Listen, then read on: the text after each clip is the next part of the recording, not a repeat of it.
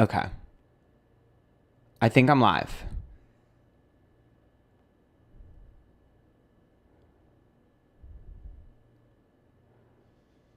Am I live now?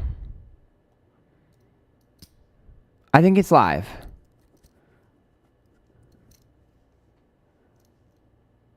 Can you guys see me?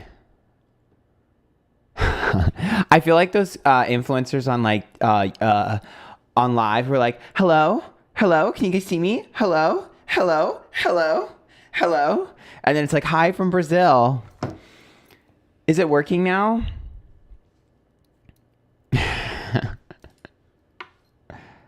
Okay, purr. It's live. Okay, purr. Okay, sorry. I don't know what happened and why it wasn't live. I thought it was live. I was talking to myself. Jogger.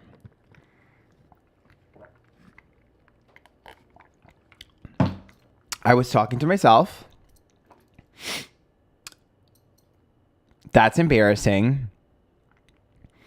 My camera is glitching and breaking. It's Mercury retrograde, so if my second camera breaks during the stream, oh wow. Like, there's not much I could do about it.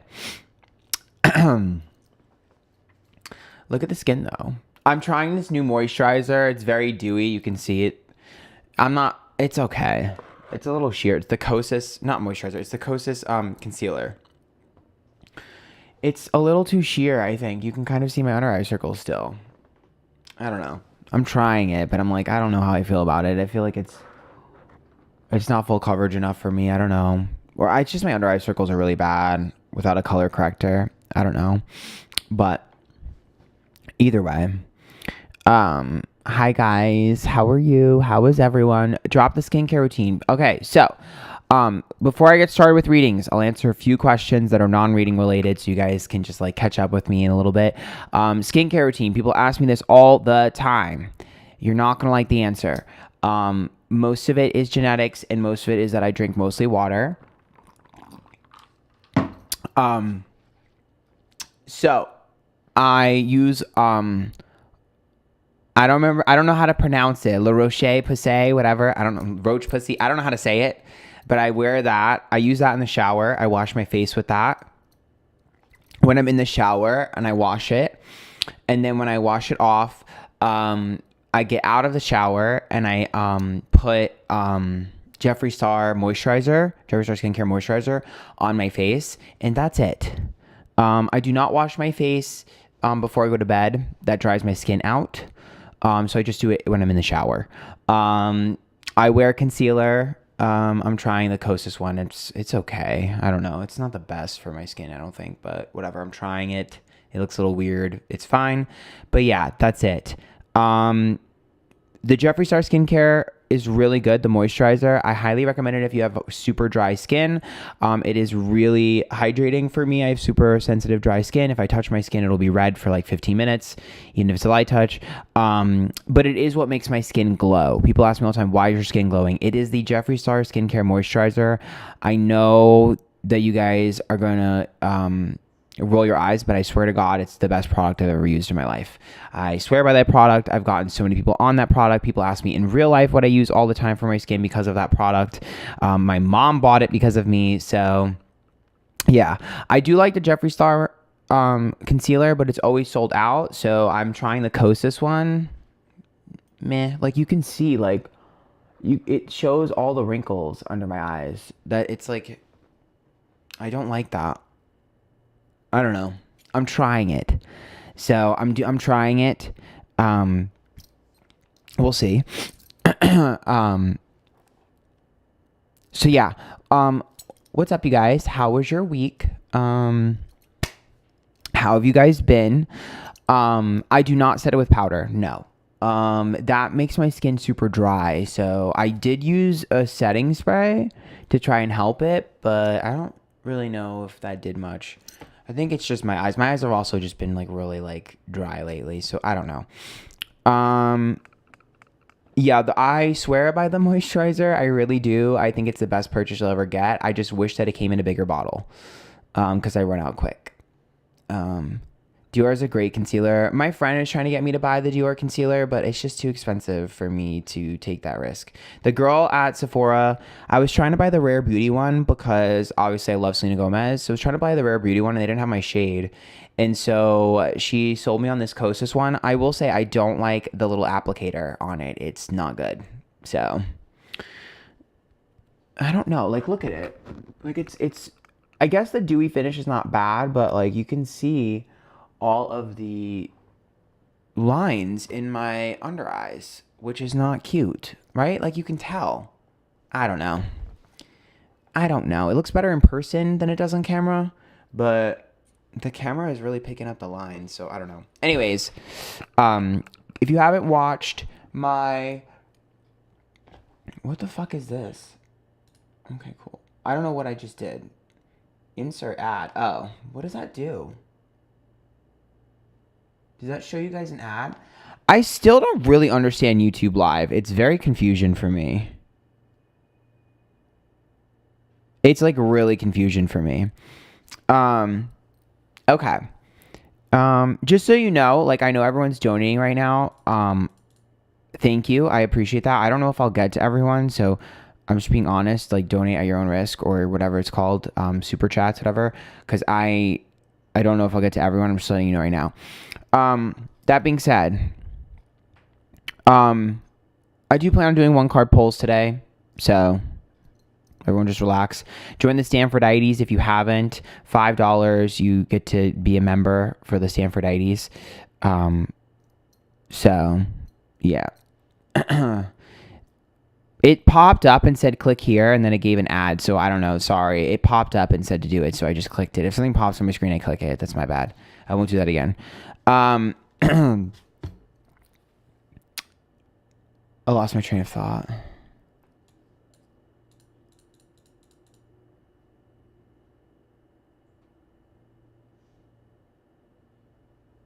Oh, well. Anyways, so yeah.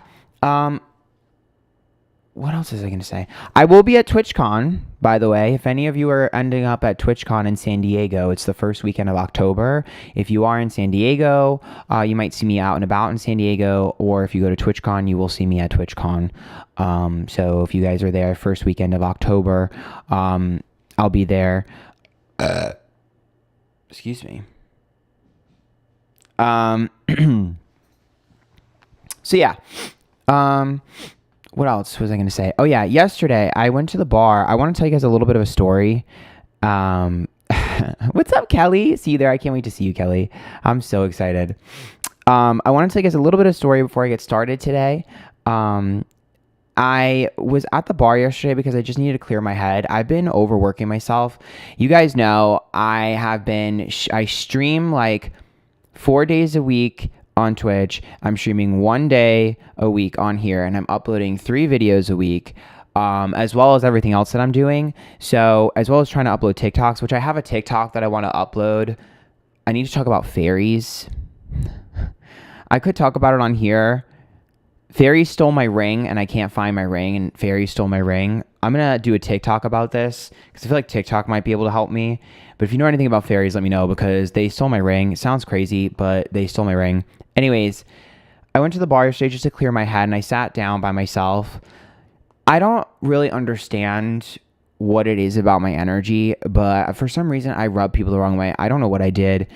I was sitting down by myself, and this guy was staring at me smoking a cigarette, and I was like, why is he staring? And I just ignored him. And then he came back 20 minutes later and sat down next to me and started talking to me.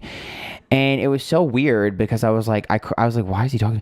He basically was just telling me that he was ex-Navy, and he was in the water, whatever the fuck, and he was a straight dude, and he was telling me his life story, and I was just like, is he hitting on me? What the fuck? So I just thought it was weird. It was gay night, so I was just like, I don't really understand what he's talking about. I don't really care. He was kind of short, not my type, so I was just like, I don't know what you're doing. I don't care, right? So it was just entertaining him, whatever. He told me he's a Leo. I told him I was a Gemini. He's like, oh, you guys are crazy. My ex was a Gemini. She's crazy. I was like, cool. So I didn't care. I'm on the dance floor by myself after an hour, just dancing, because I'm stressed out. I just want to forget for 5 minutes. You know what I mean? That's all I wanted to do is just forget. So I'm on the dance floor and I'm just dancing by myself. And someone I know came up to me, we talked for a little bit. And then this guy just like walks over to me and starts dancing with me. And he's like cute or whatever, not really my type, but he's cute. And he's like kind of aggressive about it. And it's like, whatever, like I don't really mind. And he was respectful, but I just thought it was like so strange that he was so aggressive. And then he's like trying to buy me a drink. And I was like, no, I don't really want to drink tonight. And then he's like, oh, you look 20. Are you 20 years old? And I was like, no. Which was sweet, but I was like 20. So it was just weird. And then I'm dancing with him, and the other guy, the straight guy from earlier, like walks over and like gets angry. And is like angry at me and is like pushes me, whatever. And I was like, what the fuck? I was like, that's so weird. He's like, who's that guy? I was like, I don't know. So that guy like walks away. Finally, he gets the hint that I'm like not gonna kiss him or do anything. He tried to kiss me. I was like, no. And then the straight guy comes back over and is like, do you want a drink? Let me buy you a drink. And I was like, no. So I'm like, well, since when does everyone want to buy me a drink? Like, what is this? So then he's like, can I buy you a drink? I was like, no. And he's like, okay. And then he's like dancing with me. He's like, I don't really know this song. I'm like, it's Beyonce. How do you not know that song? He's like, I'm straight. I was like, okay, I don't care. And then there was like some bridal girl dancing. He's like, she's hot, but she's getting married. And I was like, okay. Just didn't really care. And so I was dancing, whatever. He left to go get another drink. And then I was dancing by myself and I was talking to this guy on the dance floor because I have a problem with like talking to everyone. I'm a Gemini. And so I was talking to this guy on the dance floor and he comes back over and he grabs my shirt and he pulls my shirt and I was wearing my birth chart necklace and he pulls my birth chart necklace almost to the point of snapping it off my neck. And he goes, what are you doing? And I was like, dancing. And he's like, oh, well, I'm leaving. I was like, goodbye. And he was like, have fun in Portland. I was like, I'm not going to Portland. I was like, you have me confused with someone else. I live here. He's like, oh, you do? And he's like, okay. And then he left. What the fuck? Why did you grab me and then grab my necklace, almost break it? I don't understand. I don't understand. Like, I genuinely don't understand, and this happens to me everywhere I go. Like, I don't know. The reason I bring this up is because okay, let me explain something to you. People harass me all the time. They do. You can ask my friends. But here's what I don't understand. I have Venus, Mars, and Jupiter in Leo in the 8th house. The 8th house is death, sex, the occult, and secrets. So a lot of people who are mistresses have that placement. A lot of people who have married men all over them or have that placements. People who are taken. So people who are closet cases, whatever. And I have this happen to me all the time. And it's further proof that that placement is fucking real. Because that is all I get. All I get are these straight men who are like trying to fuck me or trying to be weird or possessive or whatever. And like something I try to explain to people. Hold on, my nose is running. Better catch it. Something I try to explain to people is like, I'm kind of selfish when it comes to stuff like that. Like, I'm not gonna hook up with a straight man. I'm sorry. Number one, most of you are women in here. You know that straight men are not good in bed. That's number one. And number two, they're selfish. They're not pleasers. Sorry, my nose is literally running, and I'm trying to tell a story. They're not pleasers. I mean, they're not pleasers, and neither am I. Like, I'm not gonna do stuff for you. Like, I'm not gonna go down on you or do anything with you. Do you know what I mean? It's like I'm not interested in that. Like, I have my Venus and Mars in Leo. So it's like I don't know if people understand this, but it's like, treat me like a king, treat me like the best, do everything for me, worship me. Do you know what I mean? So it's like, I don't like degradation. Don't call me any names. Do you know what I mean? Venus, Mars, and Jupiter are all in Leo in the 8th house. So for me, it's like that doesn't do anything for me at all. Like, you wanting me doesn't do anything for me. I had a straight guy last week. He got so annoyed that I wasn't interested in him that he admitted that he's like, well, I'm technically bi. I was like, technically, I don't care. It was a whole nother story. Like, I don't even want to go into that again. I talked about it on my Twitch stream. I do not want to go into it again. He was so annoying. He was so annoying and so main character syndrome, and everybody wanted him except for me, and he was mad about it. And he was insulting a guy that I was next to because he thought I was dating the guy next to me. It was just a mess. Anyways, I need to be catered to. I'm not going to lie. So, and I need to find someone who pleases others because I'm kind of selfish, and I'm going to be honest about it. So, yeah, that's kind of what I think, and that's kind of how I feel. So yeah. That's just it. I just wanted to rant about that, especially because like I want a relationship, and every gay guy that I tried to connect with, it doesn't work. Like, I really don't know what I'm doing wrong. Like, I've tried so hard, but it just doesn't work. Like, also, like, you guys have to understand something. I don't really like masculinity like that. Like, it's not that I don't like masculine energy, but if you're like a macho man, I'm not going to be into you. I like my men a little, you know what I mean? Just a little bit, not like super, but a little bit. You know what I mean? We're gay. Like, I'm not really interested in like the guy who's like chopping wood and wearing flannel and has a beard and is like super masculine. Like, that's not really what I'm into. I'm kind of more into someone who is just themselves. So like, that doesn't work on me. I just don't care. On top of the fact that like, if you're short, it really doesn't matter. So it just doesn't make any sense to me. So anyways, yeah, all the men that I'm into, and it's funny too, because all the men that I've been into, everyone tells me that they're not attractive, which I think they're attractive, but everyone yells at me like, you could do better. And I'm like, okay. Anyways, that's my rant. I want to talk about the Venus in the 8th house, and the Mars in the 8th house, and Jupiter in the 8th house. If any of you have that placement, let me know if you have the same experiences, because I genuinely feel like it's like, married men are obsessed with me, straight men are obsessed with me, and it's like, it doesn't work. Like, I'm also not 21, you know what I mean? I'm 31. I'm trying to look for something serious. I'm not interested in being your experiment. I'm 31 years old. I know what I like and what I want. So that being said, I know a lot of people have given money. I don't know how to fucking check that. So I am trying to figure that. Is there a way to check your super chats? Because I can only see what's at the top and I can't see everything there.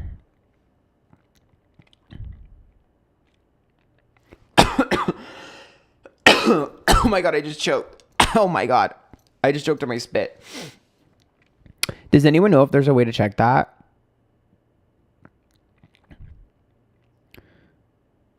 Can you look so young? Thank you.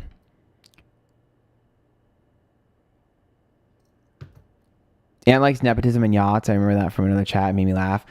I do like men who are very different than me, and I'm like completely self-made and a hard worker. So I kind of have a thing for spoiled men. Most of the men from my past are kind of spoiled.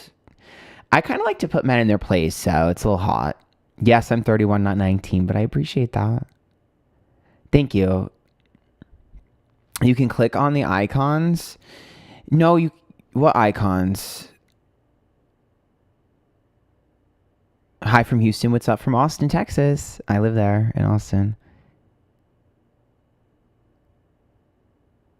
I thought you were 22. Does anyone know how to check your super chats?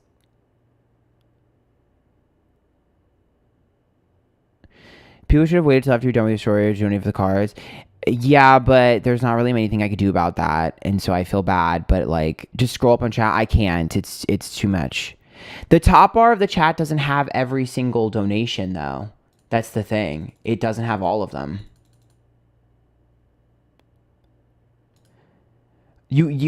I'm trying to find the donations, though. The top doesn't have all of them. I know I can click on the donations, but where do I see a list of them? I think they disappear after a while. Go to monetization on YouTube Studio. Let me see if that works. I mean, honestly, if I can't find it, there's nothing I can do. You can't scroll through. No, you guys, on the top of the top chat, it doesn't list all of them. That's not all of them. They're SOL. They should have waited. I mean, I'm going to try and check in my YouTube Studio right now. And if it's not there, then I cannot help you.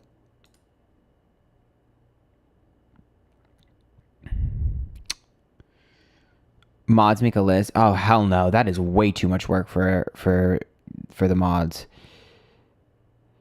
You can scroll, but it doesn't scroll all the way, you guys. It only scrolls to most of them, not all of them. They disappear if you don't star them as they come. Well, that definitely didn't happen. Also, my creator studio is not loading, so yeah. Okay, let me see here. Let's see. No, you can't see them. I'm looking right now. There's literally nothing here to see the super chats. Nope. Oh, here it is. Okay, I found it.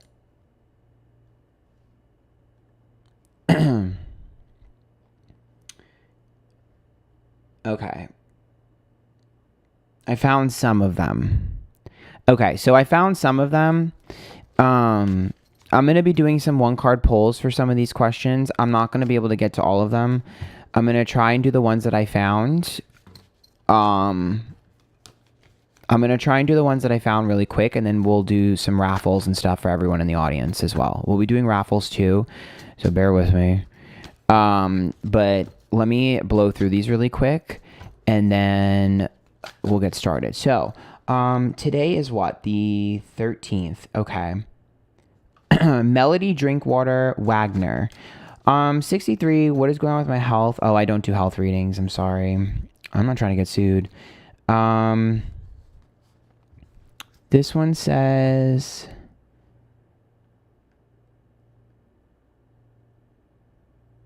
What the hell does this say? Hi, Misty L. Hi, Aunt. Love you and your channel. My question is, why does my ex Scorpio Michael still stalking me when he's currently in a relationship? Thank you so much. Uh-oh. Girl. Listen, donation is not guaranteeing you a reading. I'm letting you guys know right now. Okay. The Chariot is upright. Okay, so Chariot upright is about progress and moving on. Sometimes it's an actual vehicle for you guys trying to learn tarot. But with Chariot here, the question is literally, why does my ex stalk me when he's currently in a relationship? The Chariot is about moving on. So do I think that he wants you back? No. The Chariot usually indicates that he has moved on or is trying to move on. However, if he is keeping tabs on you, then the Chariot indicates a race. So for me, I would see it more as a race to the finish, him trying to get someone and be happier quicker than you are. So it's a competitive race more than anything.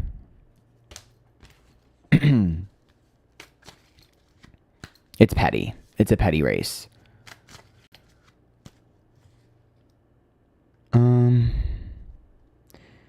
Guadalupe Mendoza, can I have a reading, please? Well, you didn't ask a question, but I'll pull one card for you and see what's going on right now. I did do a reading on Keely Rodney, and then everyone yelled at me and said I was wrong, so I don't know what else to say. I tried. I didn't get much information on that case, to be honest. I really struggled with getting information on that case, and I was really worried about everyone canceling me again because I get canceled every time I do an ongoing case. I got canceled for 3 weeks when I did Gabby Petito and got death threats for 3 weeks. So it's like, I did my best on that one. I'm sorry if it wasn't that great and it wasn't super accurate. I did my absolute best, but yeah. Maybe I'll go over it again one day, but everyone was mad at me. They're like, this isn't accurate. I'm like, okay, I literally don't know what to tell you. I tried. Okay. So, Guadalupe, the Lovers card is upright. So, Lovers is about the connection you share to other people. For me, this is a need for you to prioritize people in your life more than yourself. That doesn't mean about putting them in front of yourself, but it does mean that some decisions that you need to make sure... Some decisions that you're making, you need to make sure that you're including other people. This is about connecting with loved ones, friends, making new friends, or even finally going on that date you've been putting off. But the Lovers card always indicates your connection to other people and needing to strengthen the bonds that already exist or finding someone new that exists. Now, if you are looking for love, Lovers card does indicate a connection, but for me, a Lovers card does not always indicate true love. A lot of times a Lovers card indicates a really strong bond, which doesn't always translate. So if you're in a relationship, Lover's card is usually a good sign for your significant other and you having a really powerful healing moment between the two of you. So, okay.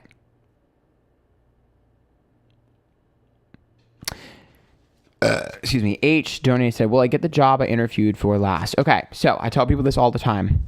Terrible question to ask for tarot because there's really no help there. So if you ever want a tarot reading and you have an interview, you always ask before you go to the interview, because I can tell you what they're looking for / what you need to focus on to get your odds up versus did I get it or did I not get it?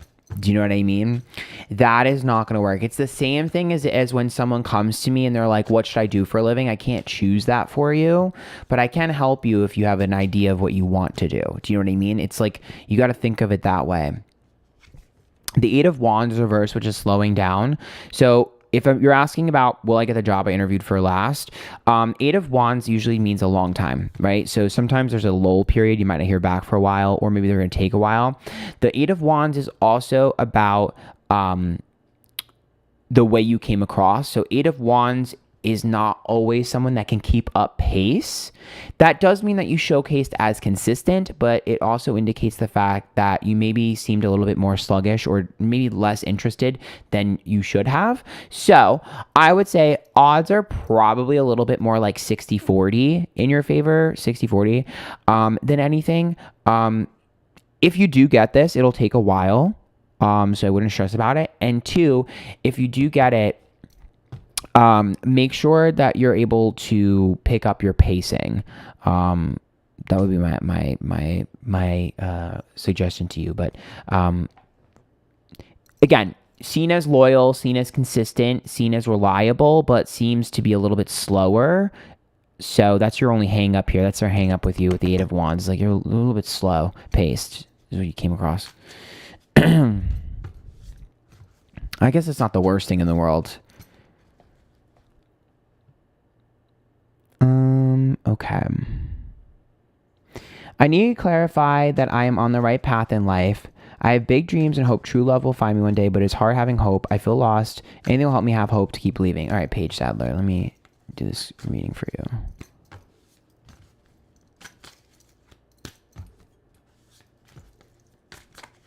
Okay. Ooh, the Fool. Okay. The Fool's about a leap of faith. The Fool is a risk worth taking and a leap of faith. It's a new beginning, obviously, but the Fool's also about being naive. So I think for you, with the Fool, you need to take some risks in your life. You have big dreams, but you're hesitant to actually try and chase them. And the Fool says to take that leap of faith and trust the universe will support those decisions. And it's also about being slightly naive, which means that, yeah, sometimes you can kind of be a little bit easy to kind of take advantage of or easy to fall into traps. But just because someone did something that they shouldn't have done doesn't mean you should stop doing what you want to do. That's the lesson here.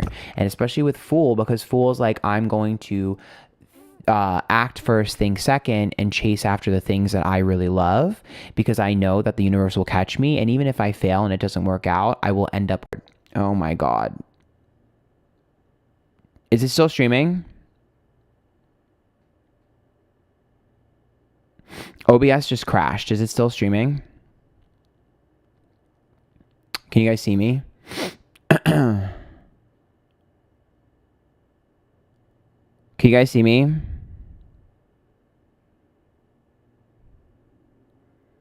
Okay, good. Dude, Mercury retrograde is so bad. Like, my Mercury retrograde experience has been so bad. My camera broke. My OBS is breaking. I don't know if you guys heard that. It was fucking OBS. Y'all, like, I have had so many issues with my electronics this year or this week. Like, nothing is working right. That's why just, like, please fucking bear with me today. Like, nothing is working right. My computer is not happy at me. Tom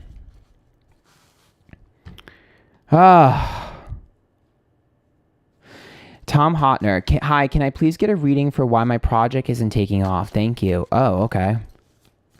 That's a fun question. Yeah, I'm sorry if there's any technical difficulties. I'm really trying.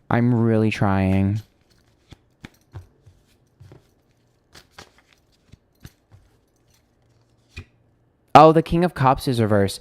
I can tell you because people aren't. There are two reasons why the King of Cups is reversed. One, people don't feel you, so they're not connecting to you as a person, which means a lot of times the narrative that you're trying to sell is not connecting. And two, the King of Cups, they're not invested. They're not getting emotionally invested. It's not eliciting emotional reaction. It's also not relatable enough with the King of Cups. So it's not something that people can pertain to themselves, or people can feel lost in, or people can feel familiarity with it.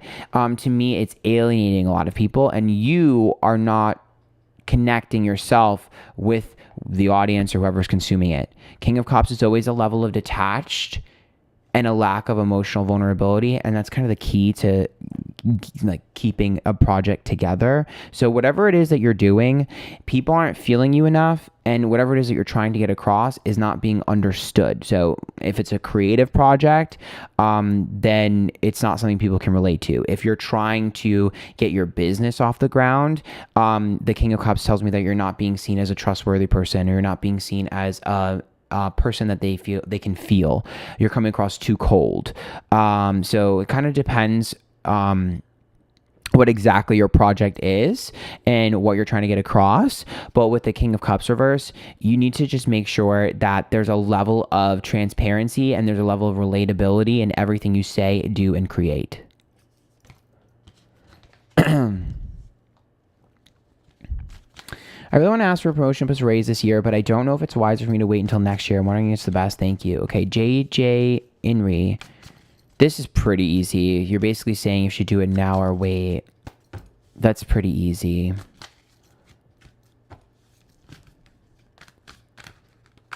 Okay.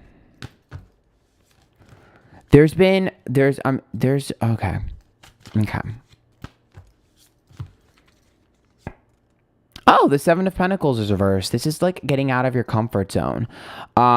So to be honest with you, oh no.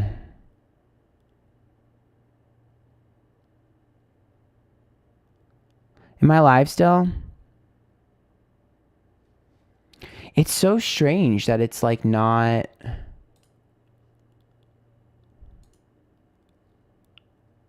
It's so strange. It's good now? Okay. It's so strange that it's doing that. It's so bizarre to me.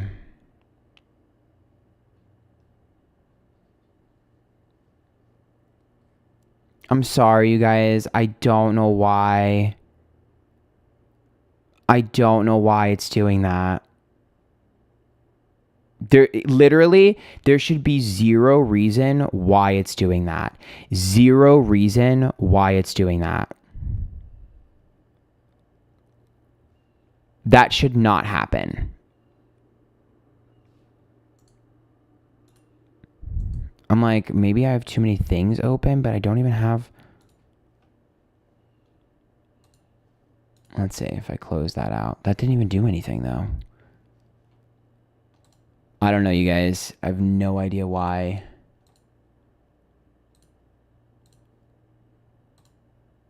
Yeah, I don't know. Let me see. Close this. That's not doing anything though. I don't know, you guys. It's Mercury retrograde, so please, Mercury retrograde is really... The fairies stole my shit. Mercury retrograde's not working. Anyways, yes, ask for your raise. In order for you to get what you want, the people around you need to be uncomfortable. So you need to kind of annoy them to get what you want, because otherwise you're never going to get it. You have to rock the boat and stir the pot in order to get what you want. It's not going to happen without you asking. Now, I never posted the live link on my Twitter.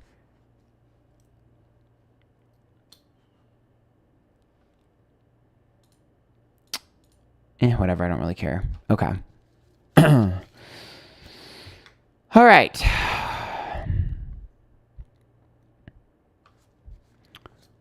Okay, Def, what's going to happen with this guy I've become involved with long distance? Okay. I'll look at the energy.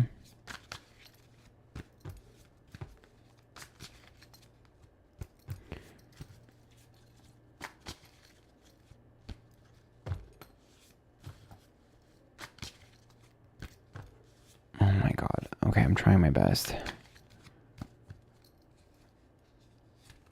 Ooh, the King of Pentacles is reversed. Okay. King of Pentacles is reversed. So, you said, what did you say? What's going to happen with this guy become involved with long distance? Okay. The King of Pentacles is a little bit of instability. Kind of makes sense because you're long distance. Here's what I will say. Okay. With the King of Pentacles, this person is adverse to routine. So, do not get freaked out if there's not some... Okay, let me word this properly. Normal relationships require some form of consistency, right? There is going to be consistency in this connection. However, with the King of Pentacles reverse, I do not think that you're going to have a typical routine. So try to understand that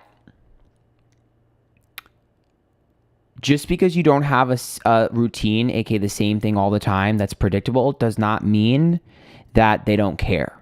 Some level inconsistency is kind of what they prefer, but it's still consistent. So consistent is consistency. It's a little confusing, but it basically just means they don't want to do the same thing every single day and have the same thing every day. They'll get bored quickly. So just keep that in mind. Everyone's saying the chat's lagged. I don't know what to do to fix that. So I don't know what to tell you. Everything is broken. It's Mercury retrograde. Okay. I am trying. Everything is broken. Okay. We're still moving along.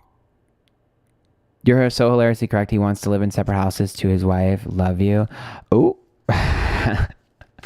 yeah. So here's the thing. Compromise is important, but letting go of your personal values, not. So keep that in mind. Fight for the things that you want that really matter, and don't fight about the things that don't. Should I give up on this connection with M? He's been acting distant lately after an argument happened between us. Not sure if he still wants me or if he's hurt or if he's moving on. Ooh. Karina, thank you for the tip just because you love me. I appreciate that. I see that. Okay. Ooh.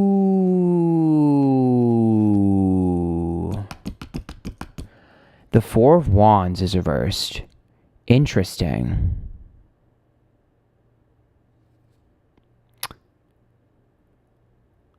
You said you had an argument. The Four of Wands says that he doesn't feel safe.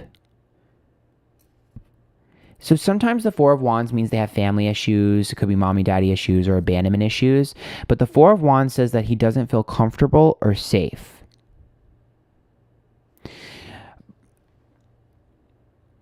It's almost like he feels like a breaching of trust. Very sensitive.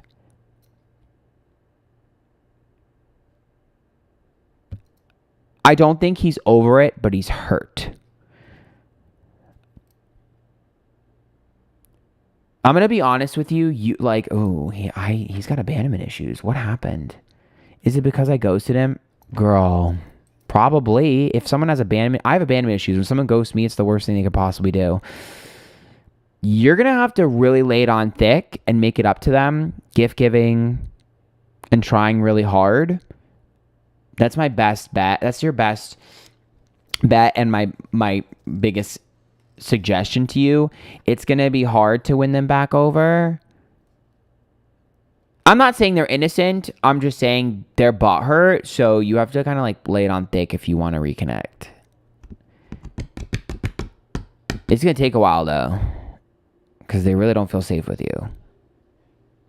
Not saying it's your fault 100%. Just saying. Okay. Am I right about the weird vibe I get from this lady on my mind? Okay, Shanique B. Or is it Shaniqua B? I can't read. I have really bad eyes and the chat is really tiny. So forgive me if I say your name wrong. I can't see anything.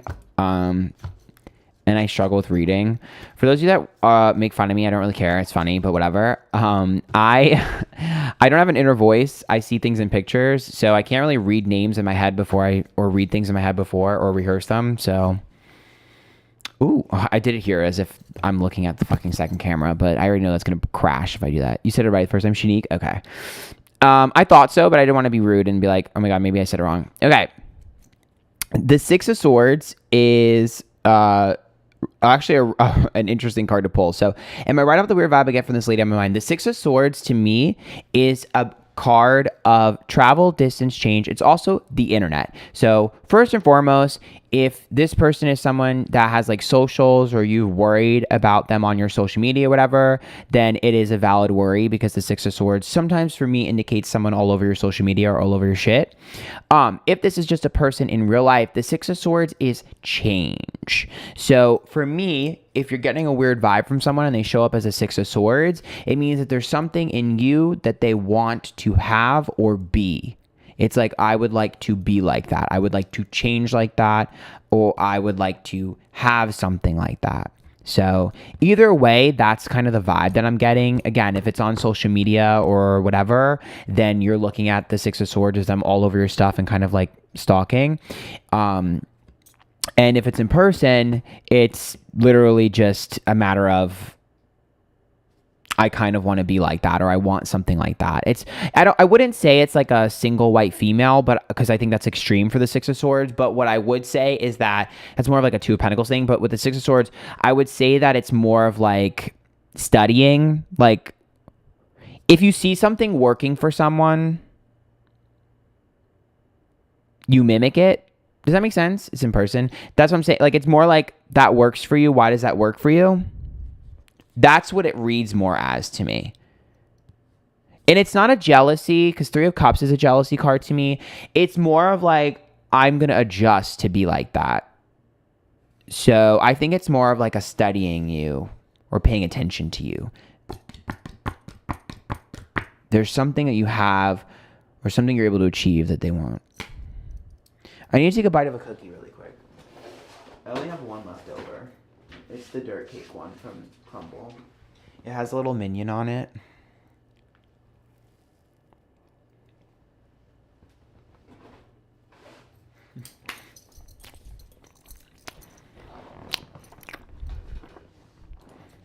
It's so good. Hopefully I don't crash again. Hopefully I do not crash again. Okay. Lindsay. Ooh. Hi, ooh, my voice just cracked.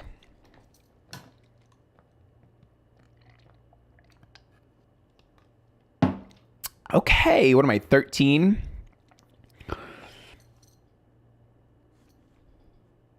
Now, come on now. Okay. Woo!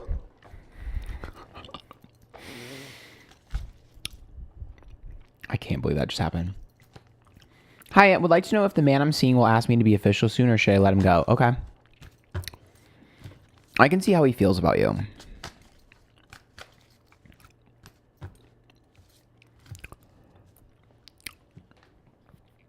I paid $20 super chat where you don't read on health. Do you see my psychic abilities open up? Okay, Melody, I can pull a card for you in a second. Let me do that in a second here. You'll be right after Lynn.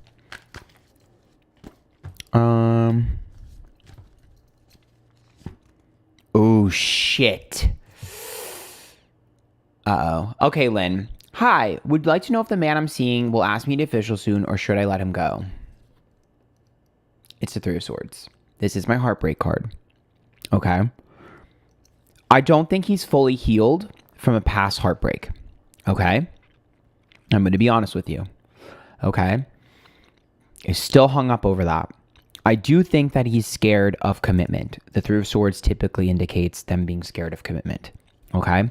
However, what I will say, okay, is that the risk of losing you would make him realize if he wanted you or not. So you really can't lose here by pulling back, because when a Three of Swords is there, if you pull back and there's a Three of Swords and they don't try and chase you, they did not want you. If you pull back and there's a Three of Swords and they wanted you, they would freak out.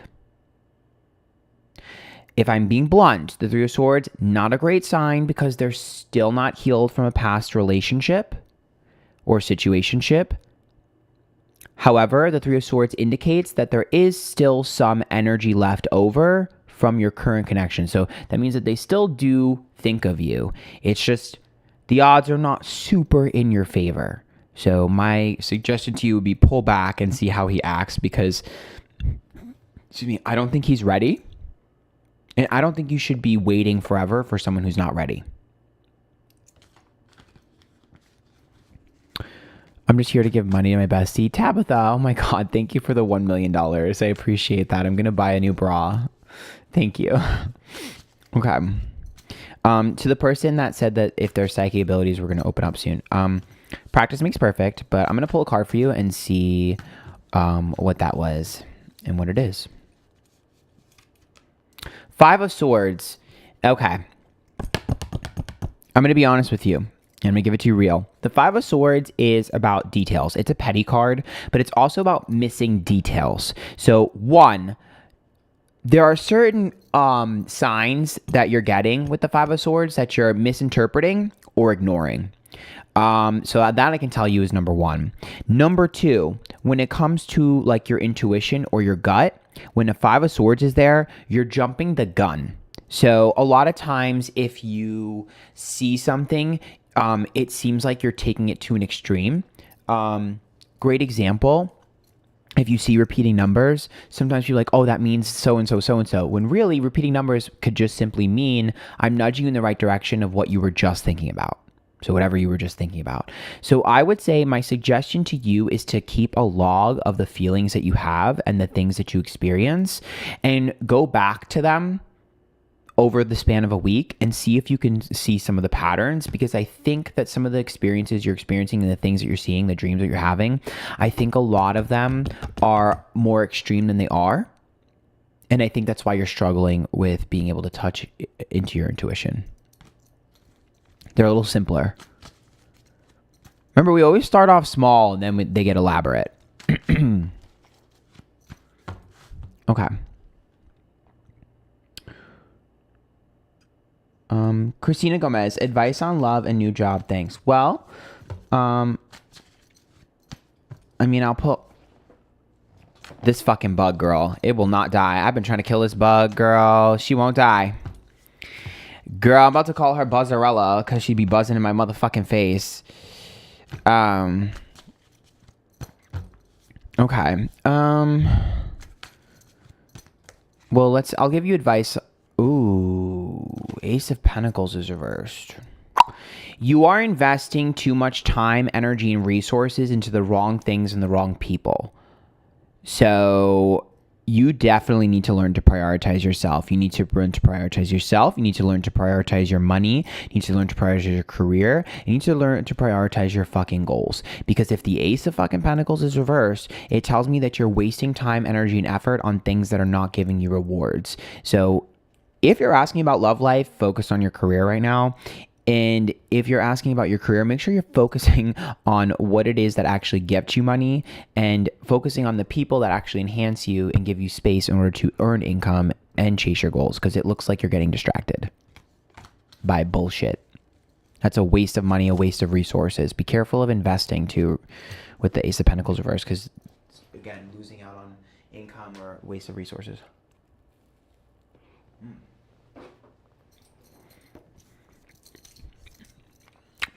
From 127 Gemini to another, would you please read advice from your career? Oh, well, thank you. I appreciate that. I'm going through the donations right now.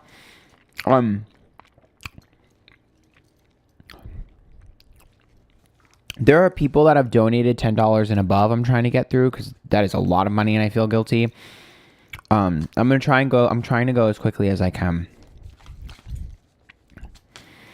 Okay. I'm telling you right now, there's no guarantee I'm going to get to everyone. So like I'm being blunt here. Okay. I had a different idea of how this was going to go, but I fucked up again. It's my bad. It's my fault if everyone's mad at me. Jennifer, hi, Aunt. My love life has been so boring lately. Do you see anything more exciting coming into my life? Okay.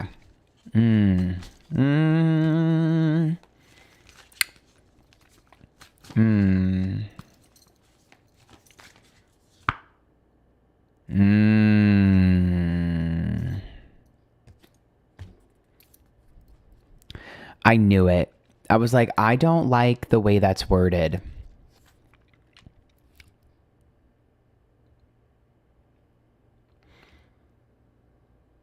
the Star is reversed. Okay. You said, hi, my love life has been boring lately. Do you see anything more exciting coming to my life? No. And I'm going to tell you why. The Star being reversed is a issue for me because the Star being reversed is about, I don't mean to roast you, okay? But Star being reversed is dramatic, okay? And it lashes out. It likes drama. It likes conflama. It likes chaos. This is not the card of someone that wants a serious relationship or wants a relationship that loves each other. This is someone that wants a relationship that's entertaining. You're going into love with the wrong mindset, okay? What you will be attracting is someone who's attractive and dramatic because that's what you're putting out. So if you're looking for something serious, no, you're going to get people that are going to starve you for attention and drama. If you're just looking for someone who's hot and will be entertaining, then sure, yeah, that's going to come. The Stars reverse. This person is going to be fun, but they're going to be kind of crazy and all over the place. So if I were you, it depends what you're looking for. I would kind of reset my approach. That being said, my one suggestion to you when it comes to manifesting love is that the world does not revolve around you, and you might not realize this, but you're coming across that way. A lot of times when we're in love and we're looking for love, we have the idea of what we're looking for. We have all of our non-negotiables, and we have our like, you need to be like this. I expect this. I expect that. But sometimes we don't realize that we don't give the same in return. You don't give the same in return. And so I want you to work on being a little bit more equal. Sometimes this happens because we've been burned in love before. Sometimes we're just guarded or we're jaded. But either way, you need to be more equal and you need to give a little bit more than you're taking. This happens to all of us. We've all been here. But I'm being honest with you. You want love. You need to be a little bit more giving than taking. Period.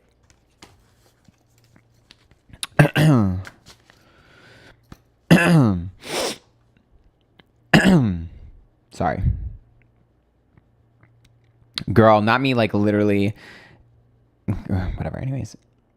Hi, Aunt. Can you please do a reading for me? Also, Flower Beauty Concealer is amazing. It's full coverage hydrating. Oh, okay. Maybe I'll give that a try next time. Can I do a reading for you? Well, there was no question, but I'll pull one card for you.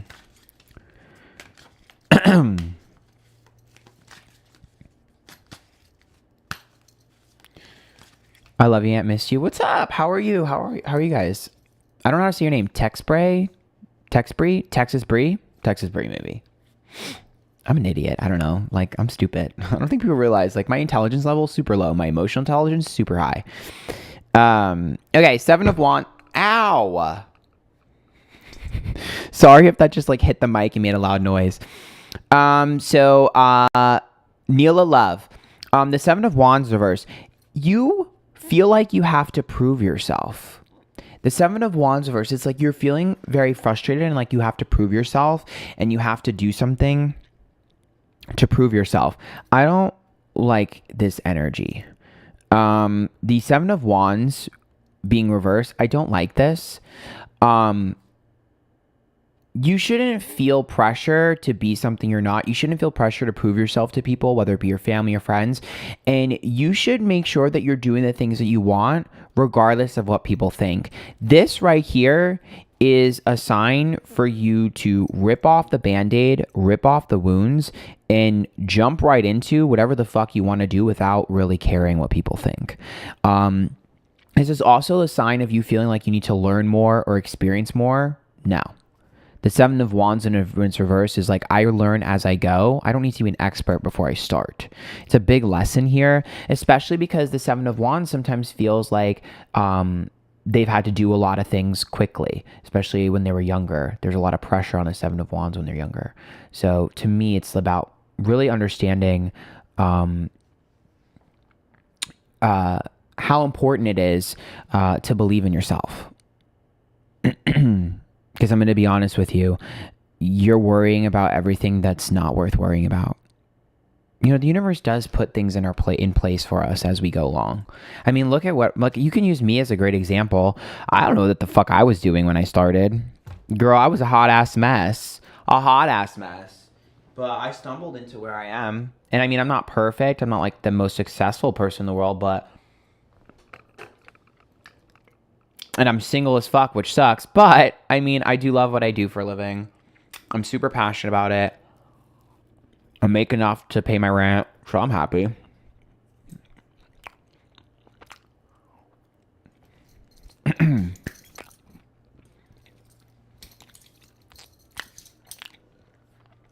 Then again, I'm not really like... Hold on, sorry.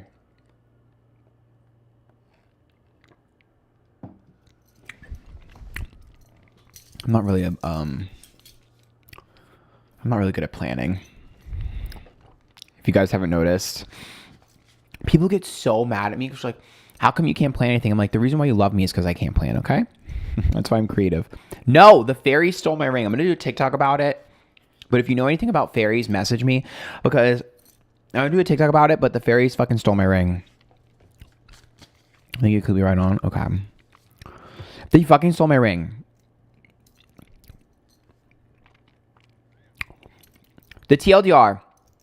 I have a ring like this that fell off the other day and vanished in thin air on stream. Vanished in thin air. I looked everywhere. It's gone. I don't know where it went. It fell off my finger and vanished. It's like this, but it's black. And people used to joke that it was a wedding band, so I used to wear it on this finger, which is the ring finger. Also my fucked up finger, if you haven't noticed, it's always bruised and fucked up. But anyways, I used to wear it on my ring finger, and it went missing. I wasn't wearing it on my ring finger that day, but it went missing. I was wearing it on my middle finger, actually, and it flew off, and it disappeared. The fairies have stolen my fucking scissors a million times. But someone told me that they think that the fairies have been fucking with me. The fairies stole my scissors. Every time they steal my scissors, I'm like going through something, and then when they return them, something really good happens. So I've said all the time that the scissors are like an omen. It's happened 3 times. And so, excuse me, someone said that they think that they stole my ring because they were doing a spell on it, and that when the ring comes back, something will happen. And someone's like, well, maybe they'll give you a commitment. Maybe someone's going to commit to you.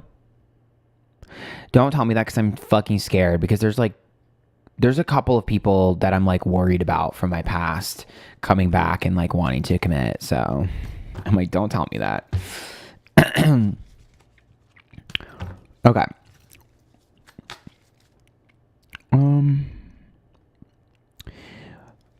Larissa, what do you see between A and I? Okay.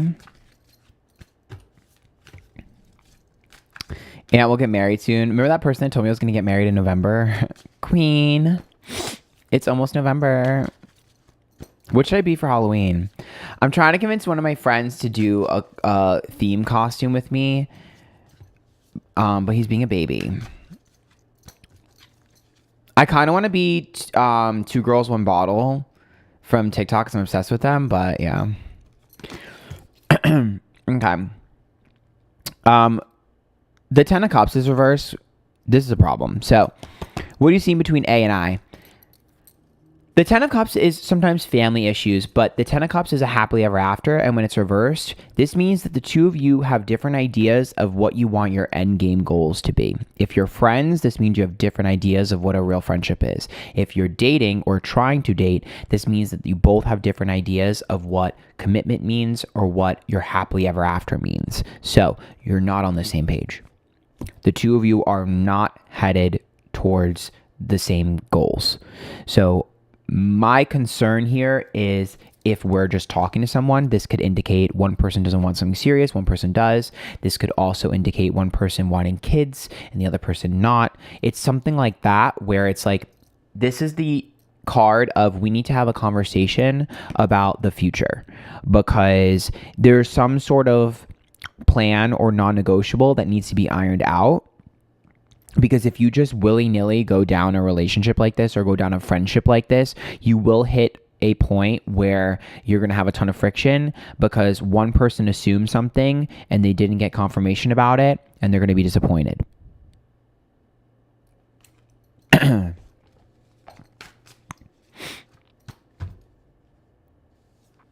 Thinking my mom passed away almost a year ago and was like in a life-altering car. So years ago, so definitely like I need to prove myself. Thinking, oh, I'm sorry. You're welcome. Trust me, I can relate. Like I lost my dad when I was 23. Definitely really shaped my life. That was like 8 years ago, I think, if I did the math right. So I get it. It's hard. But you know what? Something that I've always said is sometimes when we go through like a loss like that or a death that close to us, it really strengthens us because I don't know how you feel, but me, when I went through it so young, I am not as afraid of death. I talk about this all the time. This is a reason why I love true crime and stuff. If I ever went missing, I'd want everyone to make a million videos about it. I don't care if they make money off of it. They need to make videos about it. I want everyone to know. And if my family members were like if they thought they were murdered or something, I'd want it everywhere, because for me, death is not something that I think should be hidden from the world. I don't really think that death should be something that we should be so taboo about it. And I know I'm saying this because I have Venus, Mars, and Jupiter in the 8th house, which is the house of death. So I get that I have a little bit more of kind of like a focus on it, and a spiritual take on it. When I was younger, I thought about owning a funeral home because to me, death is a celebration of life. I don't look at death the same way you look at death. And I think it could be that it's because I lost my dad when I was younger. It could be that. But for me, I just look at death very differently than everyone. I don't like that death is taboo because it's something we all are going to experience at some point. We're all going to die at some point. We're all going to have loved ones die. I don't like I don't like the notion that you have to grieve in silence. You need to respect it. I don't think so.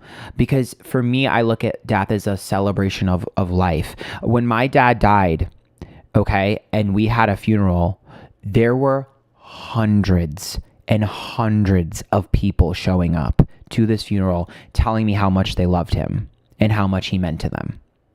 And they were posting things and they were celebrating his life. That's exactly what I wanted. You know what I mean? And if something crazy had happened to him, I'd want them to speculate. I'd want them to investigate, because that means that they cared. And that means that he mattered to them. So I very much look at death differently, and I know it's controversial and a lot of people get mad at me when I say that, but I don't really give a fuck, to be honest, and they can stay mad, because I think death is something that's inevitable, and we need to turn death into a positive, and we need to turn it into a celebration of life, and we need to look at the experiences and the emotions people are having and the reactions that they're having as a means of them showing that they care, rather than seeing it as like a disrespect to you. Because I personally feel like when someone dies, a lot of times when you get stuck in that grieving process, you make it all about you. And it's like my grieving, like I'm grieving this way. You need to respect my grieving. And families do this all the time. Like my family, the way I'm grieving is the most important because I'm the closest to them. And for me, I just don't feel that way. I feel like it should be about the person who died, and it should be about wanting to get honest answers, getting down to the truth, and celebrating their life.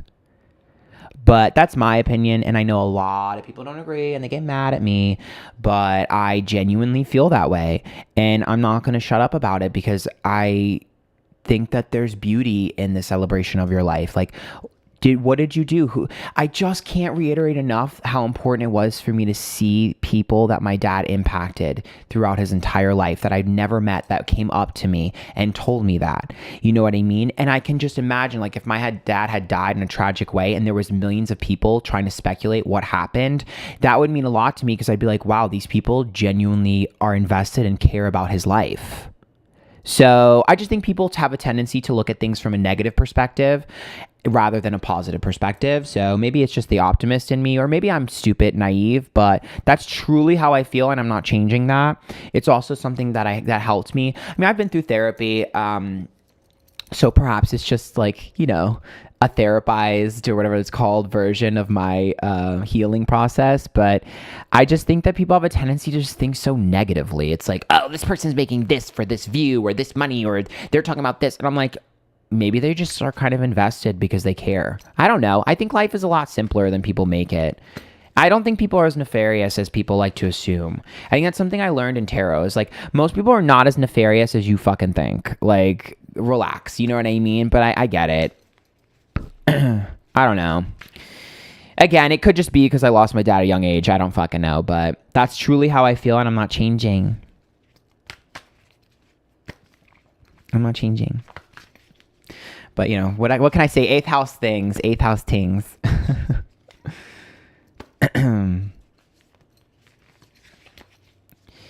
Yeah, no, I get it. It's a process. It's definitely a process, and I know everyone goes through it at different pace. But one thing I always tell people, in my opinion, and this is if you ask my opinion, I'm not telling you to do this. I'm just saying, in my opinion, when you are grieving, I think you should always understand that grieving is important, but don't make it all about you. Because you should be celebrating that person's life and how special they were.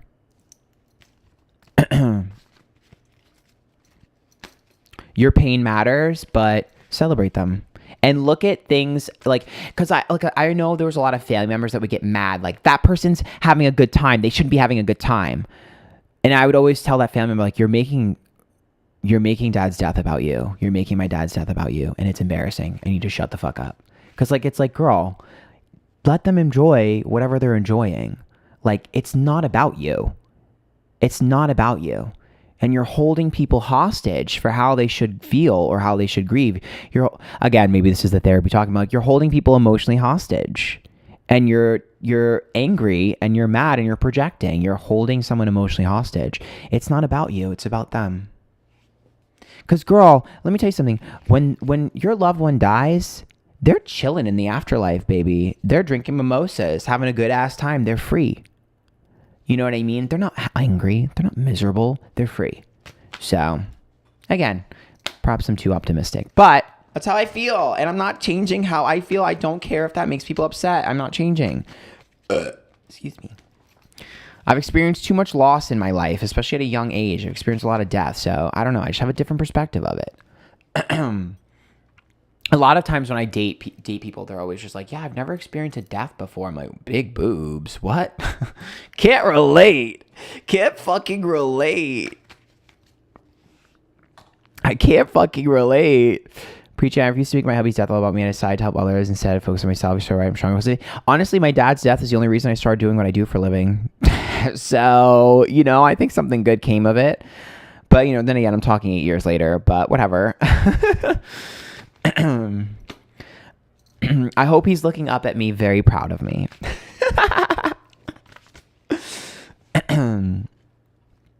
Okay. Megan Parks, you're up. Don't forget to like the stream. Oh yeah, please like the stream if you haven't. I don't know what that does, but I appreciate it. What are my strengths and weaknesses in a new career path with massage therapy? It's been life-changing, meeting new people, learning new things. Just want an idea of my strengths and blind spots. Okay. Well, the Seven of Pentacles is a good card for a strength because the Seven of Pentacles usually indicates people feeling comfortable with you. And if you're doing massage therapy, that means that, Seven of Pentacles is a comfort card. So it means you're making them feel comfortable. It means your touch is pretty good. You're good at what you do. However, the Seven of Pentacles also is the card of comfort. So when you're looking at a negative perspective of the Seven of Pentacles, I do think that you could work quicker, faster, and a little bit harder. You could pick up the pace, and you could be a little bit more passionate. So I think that'll come in time, though. I wouldn't worry too much about that. This is kind of the best card to pull for a massage therapist because it's about comfort. So I don't think you have to worry too much. Yes, I'm not currently doing private readings. I do not have enough time, but when I do them again, you will know. It'll be on all my socials. Follow all my socials: Twitter, Instagram, YouTube, Twitch, TikTok, Antphrodite. Same name everywhere. I upload on TikTok. I'm going to upload a video tonight. I stream sometimes on TikTok too. I stream on Twitch. I stream on YouTube. On Instagram, I'm always posting Instagram stories. So yeah, follow me everywhere. Just know if you follow me on Instagram, you're going to get followed by fake accounts that are going to try to scam you. It's not me. I don't DM you for readings. Okay. How long have I been streaming? An hour? Okay.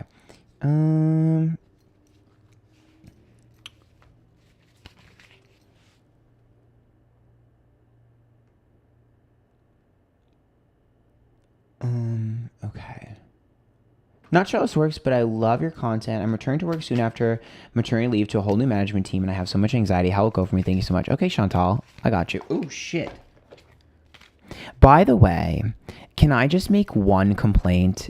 I know it's going to be annoying, and I don't mean this as shade, but tarot TikTokers knocking on the deck triggers me and sends me and makes me angry. I'm going to leave it at that. Stop knocking on your deck challenge. It's just the fact that TikTokers on YouTube all copy each other and don't actually try anything themselves. So they're all just mimicking each other.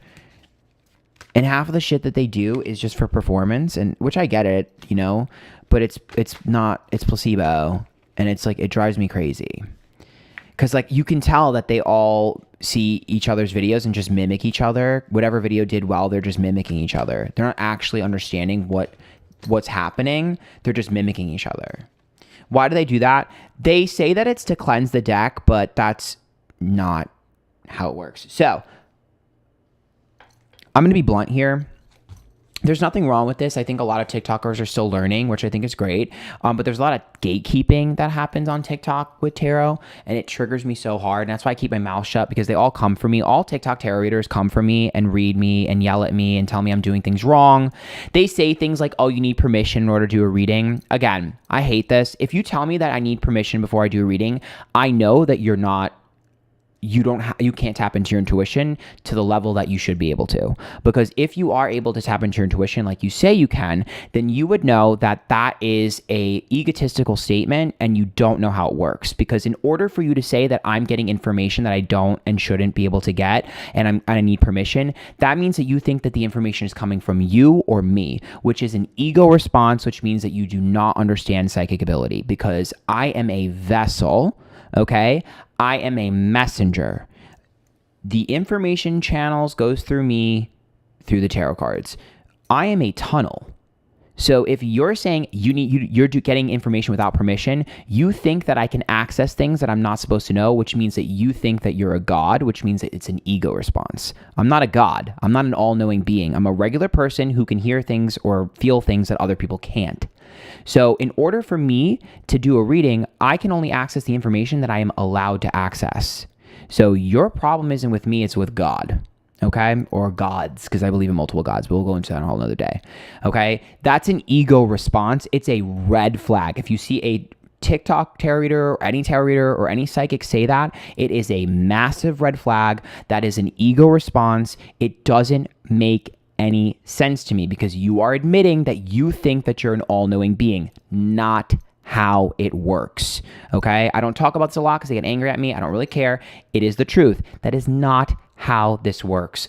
Also, celebrities put themselves in the public. That's number one. They sign up for it. And two, we learn from celebrities. They're a teaching tool. We relate to celebrities. That's the whole fucking point. Also, I can tell that these people have never worked with celebrities, because I've had so many celebrities reach out to me.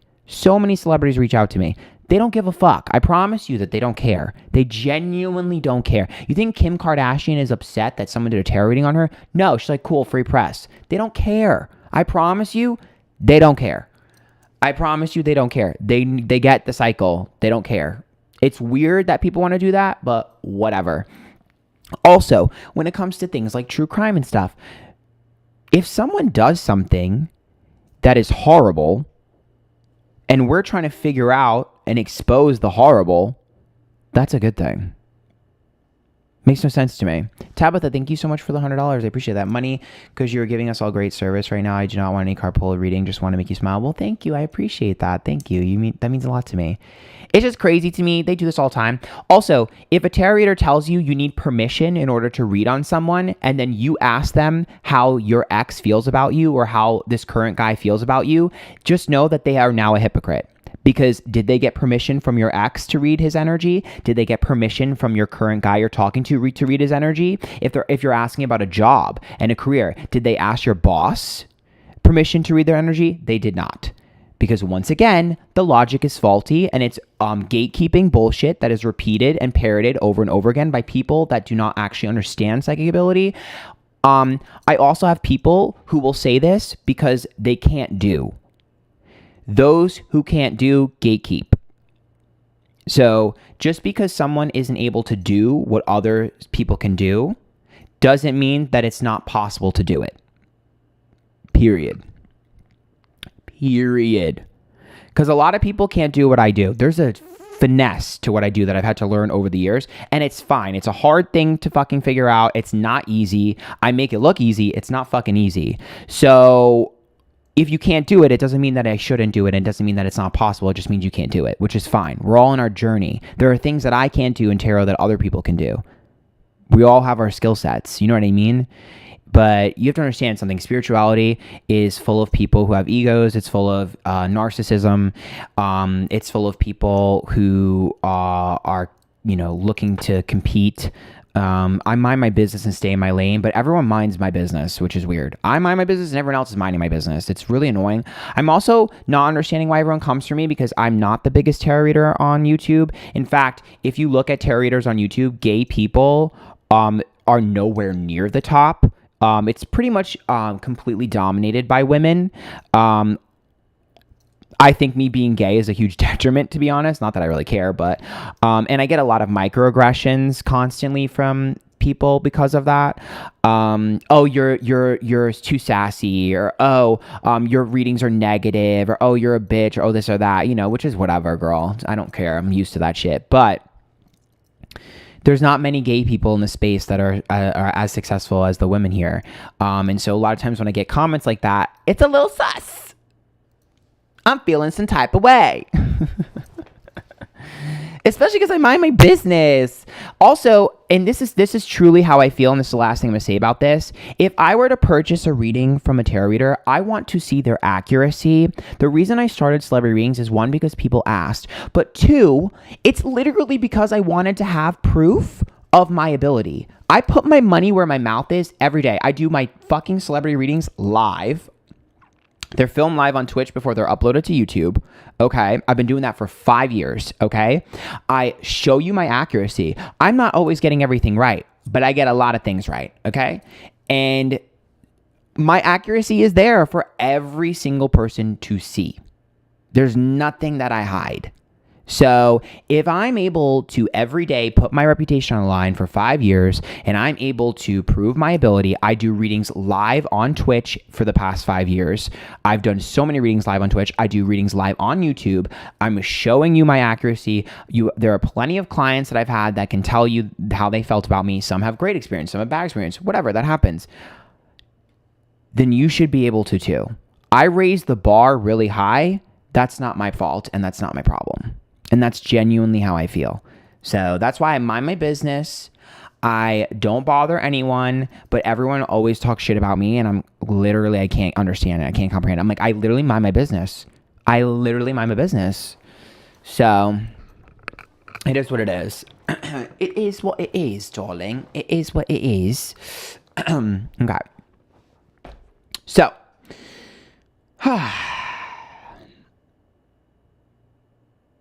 Chantal. The Temperance card is reversed. Not sure this works, but I love your content. I'm returning to work soon after maternity leave to a whole new management team, and I have so much anxiety. How will it go for me? So, Temperance card is a little bit of impatience and imbalance, which means they're going to expect you to kind of assimilate a lot quicker than you're able to. So I do think that they're going to put a shit ton of shit on your plate really quickly. And I do think that they're probably going to put you under immense pressure in the beginning. Just know that it's going to be really hard at first, but it will even out. So I do think that they're just struggling right now for people. So it looks like shit's going to be shifted onto you really quick because they need the help. Don't take it personal. It's just busy season. That's what I'm hearing. Don't take it personal. It's just busy season and it will even out. But in the beginning, you're going to be pretty overwhelmed. Don't try and outpace everyone, but just try to keep your pace. I think you'll be okay. But don't feel like people are out to get you or feel like people are pressuring you to do things on purpose. It's just busy season. That's what I'm hearing.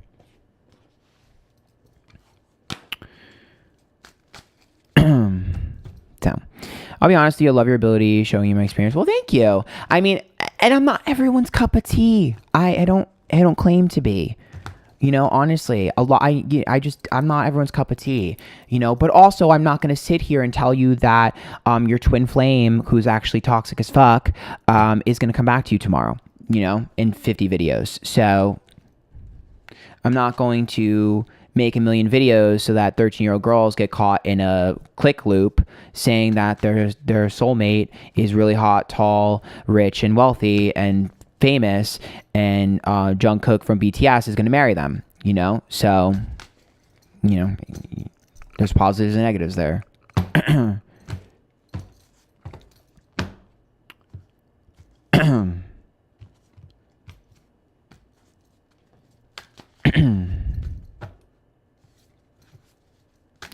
Also, I don't know how I feel about twin flames. I don't know how I feel about twin flames. I know we have multiple soulmates. So, like, twin flame is, like, a hard thing for me to understand. Like, I don't know. Me personally, when I hear the word twin flame, we always go back to each other. We can't stop thinking of each other. When I want him, he doesn't want me, and vice versa. We're always... it just sounds toxic. So, like, I energetically don't feel it as a good, it feels like toxic to me. Like, I have someone in my life that I totally could be like, oh my God, twin flame. But I'm like, no, it's more like they're an avoidant. And, I have issues. I'm a disorganized attachment and they're an avoidant attachment style. That's kind of more what it is, to be honest. Like, that doesn't sound spiritual as much as it just sounds like psychology, but maybe that's just me.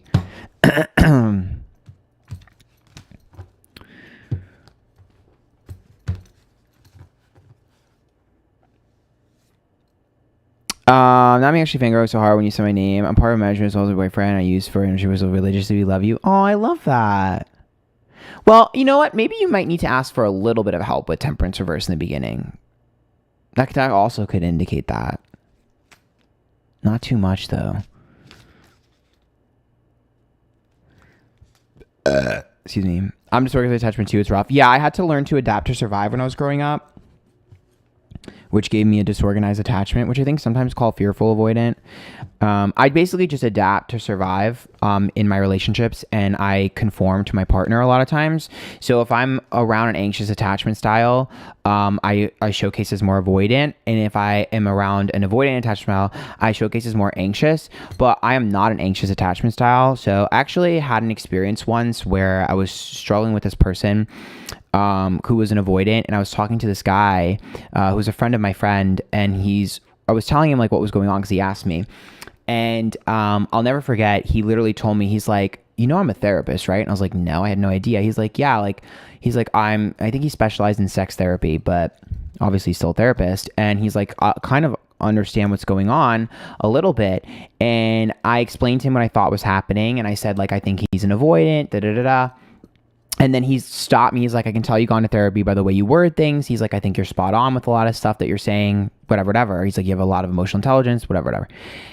And it's funny because the guy showed up.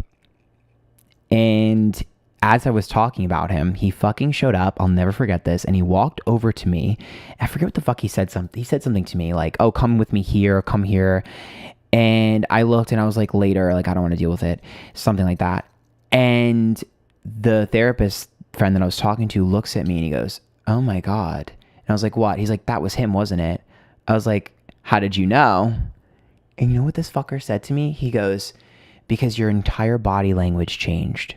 I was like, really? He's like, anxious attachment style. I was like, what? He goes, you sulked, your shoulders dropped, you looked up at him, you got really submissive. He's like, which isn't your personality. And he's like, you changed. What's up, Brittany? Nice to see you on YouTube. I'm having fun. How have you been?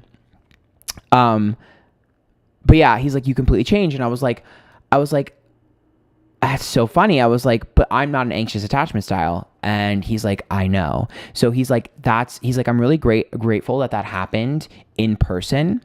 He's like, I'm really grateful that happened in person. I'm really happy to see that. He's like, because it just further proves, one, that you're not crazy, and two, that I was right about what was going on. He's like, what's happening is he's an avoidant attachment style. Okay. So and if you're just coming in now, we're talking about twin flames. How I think most twin flames are more of like avoidant attachment style and anxious attachment style clashing rather than a twin flame. Cause I'm not really sure I believe in twin flames. But anyways, so he told me, he was like, you're not an anxious attachment style, but he's avoidant, right? Avoidant attachment styles need anxious attachment styles because they won't talk to you, and the anxious attachment style is going to spam you and just want your attention all the time, and they feed off of each other. So avoidants who are trying to connect to someone that's not anxious will force them into an anxious attachment style no matter what. So it blew my mind because I was like, well, I'm not an anxious attachment style. And he goes, exactly. You're not naturally an anxious attachment style. So because you're not naturally an anxious attachment style, you get angry, you get frustrated because he's forcing you to be someone you're not, you're refusing to do it, and now you're arguing and fighting. Blew my mind. Because I was like, I would never beg to talk to someone multiple times. I would never beg to be with someone. Are you kidding me? He's like, exactly why you're fighting. That is exactly why you're fighting, because he's forcing you into an attachment style that is not natural to you, and you're upset and angry about it, and because you will not be the person he needs you to be. Blew my fucking mind, you guys. It blew my mind. Attachment theory strangely ties into astrology. I know it literally does. It literally does. Especially when I got his fucking chart. And I looked at his chart. I was like, that makes a lot of sense. I don't have his full chart. I only have like a few placements because he was being a fucking dick and wouldn't give it to me. But yeah, this is a while ago though. I don't really care anymore now, but I need that guy's therapist. Honestly, I should honestly promote his stuff. I need to find it. He's pretty fucking good. It blew my mind because it's like we were talking about it and the guy showed up and he witnessed it firsthand. And you know what's so funny is like I remember telling him, I was like, I would never date him. And he's like, I believe you. I was like, he would cheat on me. He's like, of course he would.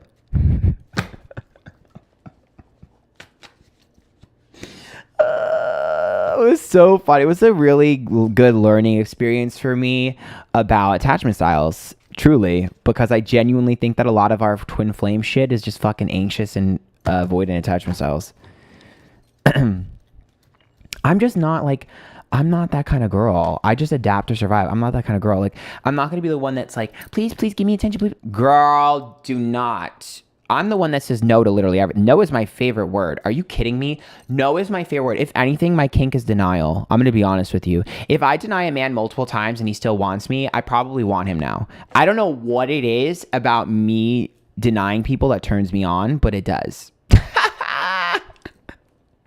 I say no to everyone. I even say no to men trying to buy me drinks. I mean, part of that is because I'm always worried. Like, if I ever get a drink from a guy, I'm always going up to the bar and watching it because I don't trust men to not put shit in my drink. But also, I don't know. I just like saying no. I went on a date one time with this guy who's like a really wealthy businessman. And he was talking about how he's never been on a date with someone who's successful before. And I was like, red flag, red flag, red flag. And when the check came, I paid for it without him knowing. I just like paid for it. Unfortunately, I pay for most things on dates. I'm always the one paying, but whatever. I paid for everything. And he goes, did you just pay? And I was like, yeah. And he was like, I've never had anyone pay in my life. And he's like, really? And I was like, I was like, really? And he was like, yeah, I've never had anyone pay for me. And he was completely weirded out by it. It turned him on super hardcore because he was like, oh, that's kind of hot. But then he got turned off by it. Like, he was super turned on at first, but then I think he got threatened because, one, I don't need him, right? He's used to dating guys who need him. And two, I kind of emasculated him a little bit. I don't know. Like, fuck you. I don't know. I have a chip on my shoulder with men. What do I know? But I'm just like, fuck you. Don't do that to me. Ugh. My biggest fear in life is like waking up one day and having a man not love me anymore and then being left with nothing, which is why like I would never like put all my faith into a man or like put all of my like not have a job or anything like that. Like, no, I don't like, I have abandonment issues. Men could just literally wake up one day and never love you anymore. Like, I could never. Sorry. Look at all the entitled spammers. I mean, I think people are excited that I'm starting to stream on YouTube. So I think they're just excited. You know, I'm really trying to keep up with like the super chats and stuff, but it's really hard. So I appreciate everyone that has donated or given a super chat or joined the memberships. There's memberships. It's $5 a month. It's a little money icon on the chat bar. You can click that.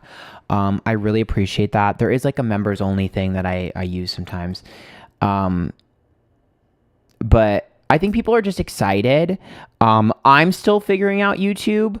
You know, I've been a Twitch streamer for years, but YouTube streaming is very different. I'm really enjoying it. I've been doing one stream a week on YouTube, which I really like. And everyone's really sweet. I don't know. I kind of just see it as people, again, maybe I'm too optimistic and maybe I'm a bit naive, but I know you guys see like that as a negative, but I just see it as people being interested in me and like wanting to talk to me, which I think is cool. I don't know. I don't think it's that bad, but maybe I'm just too nice. I don't know. But I'm just like, I think it's cool. People want to say hi to me. I don't know. Hi, everyone. I don't know. I think it's cool. I mean, I don't know. I've been doing it for 5 years now. And like, it's always cool to see that people still like want to say hi to me. I don't know. I'm like a little loner weirdo. So it's just cool that people want to say hi. And if I meet you in person, oh my God, you guys, wait, one more thing. I'm so sorry that I'm talking about myself for like 20 minutes. I feel really bad. I'm sorry. I will continue in a second, but I do want to say this. This fly. Not my ADHD. I can't focus. I don't have ADHD, but my friends are convinced. Anyways, this bug, if I meet you in person, say hi. I'm probably going to talk too much. The other day, I was walking home. I was drunk.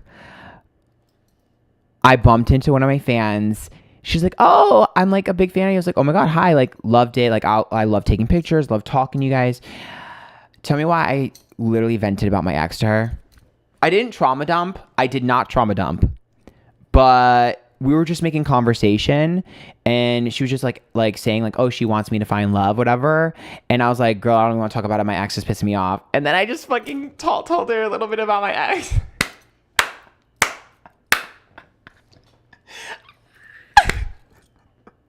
That girl got tea. It wasn't a lot of tea, but she got tea. She fucking got tea, and it's so... I swear it wasn't a trauma dump, but she asked, and I spilled. So if you meet me in person, be careful, because I might spill. I need to get better at that, but I'm like a people person, so... You already told that story? I told it on Twitch. I don't think I told it on YouTube.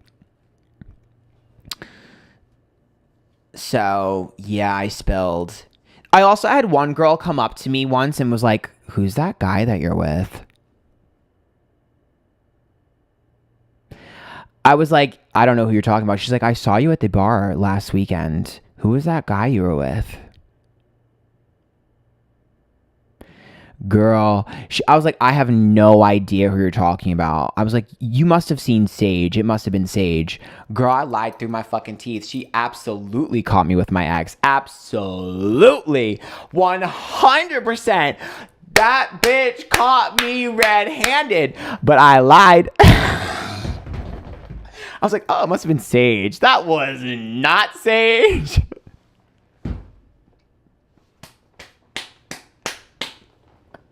It was a long time ago. It was a very long time ago, but that was not Sage. Me when I lie.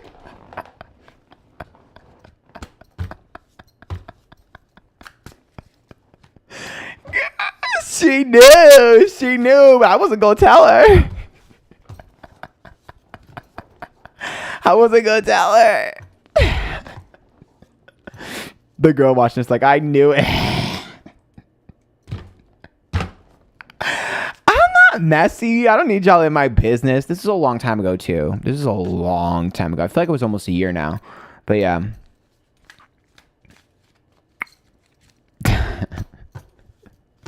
She's fuming somewhere now. It just made me laugh. It made me laugh. Me when I get caught. I'm like, girl, you are not about to get all of my tea. That is not going to happen on this here day. You are so real. I think I'm just crazy. I genuinely think I'm just crazy. My life is a movie. I wish I could tell you the shit that happens to me. Oh my God, I wish I could tell you. One day I'm going to have an amazing book. The shit that I've experienced with men, my life's a movie. It's a movie. It's a movie. The stuff that happens to me, I can't explain it to you. You couldn't script it. You can't script my life. It's insane. It's insane. Okay. Let me catch up. I'm sorry. Let me catch up. I'm shutting up now. Stephanie Garcia. Hi, Aunt. Sending love. Virgo here. My husband and I have a baby in the near future. PCOS girl here. Anything you tell me about my future? Any tips? I've had it hard almost 30 years. Oh, I'm sorry. Pregnancy is really difficult to predict, just so you're aware. Like, not really easy to do. I feel you. Yeah. Girl, oh my God. I have so many problems with men. I've given up though. I told you guys I'm burnt out in love. I'm in my asexual era. Like, I am just burnt out with men. But yeah. And the universe script is too on the nose. It's actually really scary, to be honest. Sometimes I'm kind of just like, are we in a simulation? I'm like, my character, I need her to work harder. Like, she's not doing it right.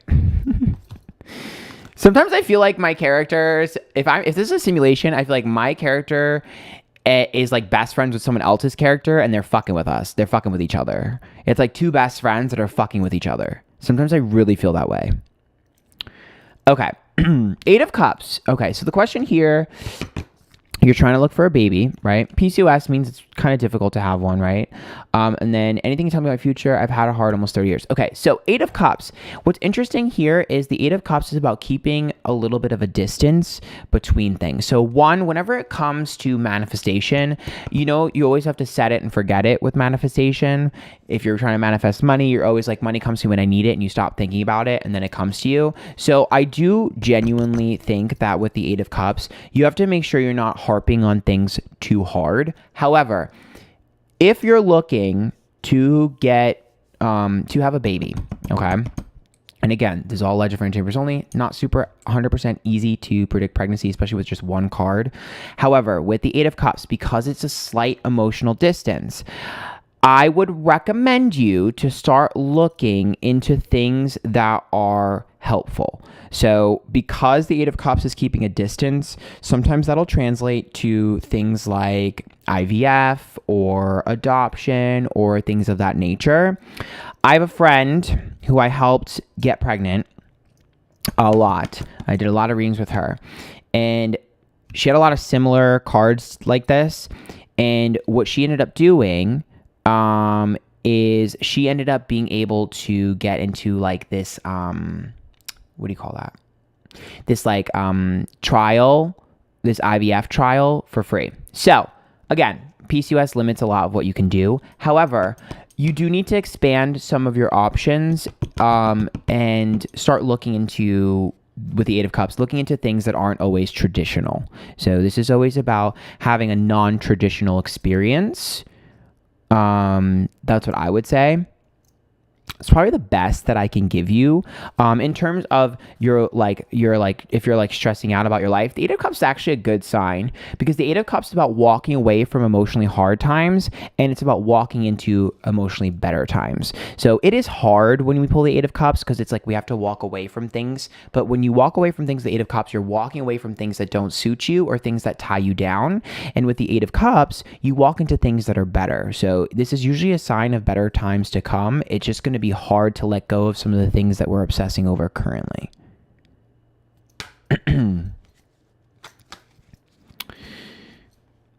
It's hard because 8 of Cups is really rough at the start, but then once you remove yourself from that situation, you're like, wait a minute, I was so tunnel visioned on this idea or this person or this thing that I didn't even fucking realize that it wasn't really all that great. You know what I mean? And may I read for you? I'm still learning cards, but I've heard I'm on point, very intuitive. If you need feedback, no charge, it's an email to connect. Sure, you can always DM me somewhere or anything like that. Also, like, I put myself on YouTube and I do readings on YouTubers and stuff. So if you wanted to do a YouTube reading on me, it's fair game, girl. people have done readings on me before. Some of them are not super accurate. Some of them were somewhat accurate. I have a video of like people doing readings on me on my channel. It's called like You Guys Read Me or Viewers Read My Tarot or whatever. But if you guys ever wanted to make a video about me, I'll watch it. You know, so like it's free game. It's fair game, you know. If you want to talk shit, you can talk shit. It's fair game. I put myself out there, so I can't say anything. Tabitha, holy crap. Thank you for the $100. I appreciate that. For the asexual era, please read The Cosmic Serpent, a life-changing book about Ayu I can't say that. You must read. I do not want a card pull reading. Well, thank you. Cosmic Serpent. I'll keep that in mind. I'm very scared of drugs. Not because I'm like judgmental, because I don't really like what's whatever if you want to do drugs on you. You guys have seen my video about my experience on weed. On weed. That sounds so dramatic. Smoking weed. On the weed, the reefer. No, sounds like a mom. But when I got high with just weed, I was able to see people's soulmates and just kind of been able to contact the dead before. I know it sounds dramatic, but I was. So it's like I have a very fucking stressful experience with weed. So I'm really scared of something stronger, because if I have that experience on weed, I'm really scared of other things. So yeah, I met Butters. I don't know why I saw Butters when I saw my soulmate, but I feel like I got trolled. I definitely feel like I got trolled. So okay, wait, let me see some of the other people. Again, I'm not gonna be able to get to everyone. I'm gonna try and get as many as I can though. Okay, let me scroll down here because there's a lot of messages.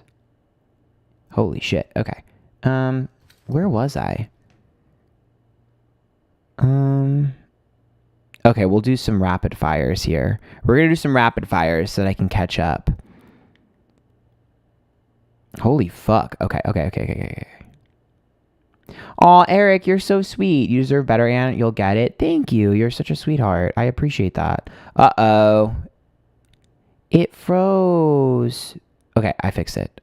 Okay, everyone, hold on. I'm scrolling through the donations, and I'm almost where I was. Okay, I'm at where I was. Okay.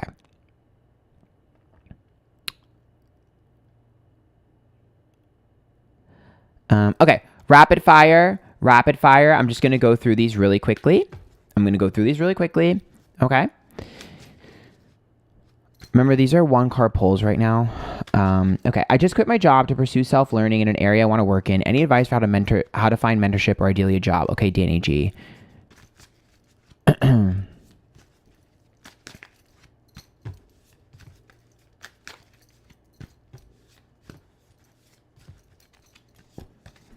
The Two of Swords is reversed. Actually, good. Oh, fuck. The Two of Swords being reversed is about a decision that we made that we can't go back from. So you literally said that you changed you quit your job and you changed your path. Usually a good sign, because the Two of Swords is a decision we make we can't go back from, and it's one that is permanent, and it's usually a good indicator of that decision being the smart decision. However, if you're looking for advice to find a job or a mentorship, my Two of Swords usually indicates an all or nothing type of energy. So this to me is something that usually requires some sort of application process that's slightly competitive, or something competitive in order to achieve it.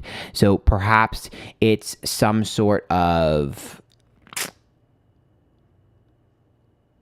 how do I word this? Like, it could be a competition. It could be a submission process. It could be a panel of some sorts where there is a feedback loop. But all it is it's something that requires an all or nothing energy, and it requires you to be picked from a crowd. So it requires you to win over something or someone. It's probably the best way I can give you an answer with just one card and limited information. And it is something that's competitive, because you got to remember the Two of Swords means that you're chosen over other people. It's like you have to prove yourself. So it's someone you have to prove yourself to.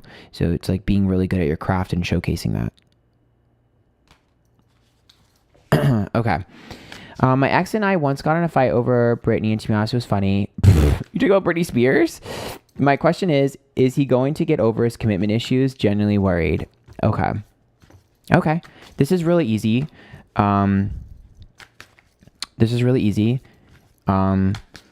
Pretty much every guy from my past had commitment issues, and none of them were able to get over it. So hopefully yours experience is different.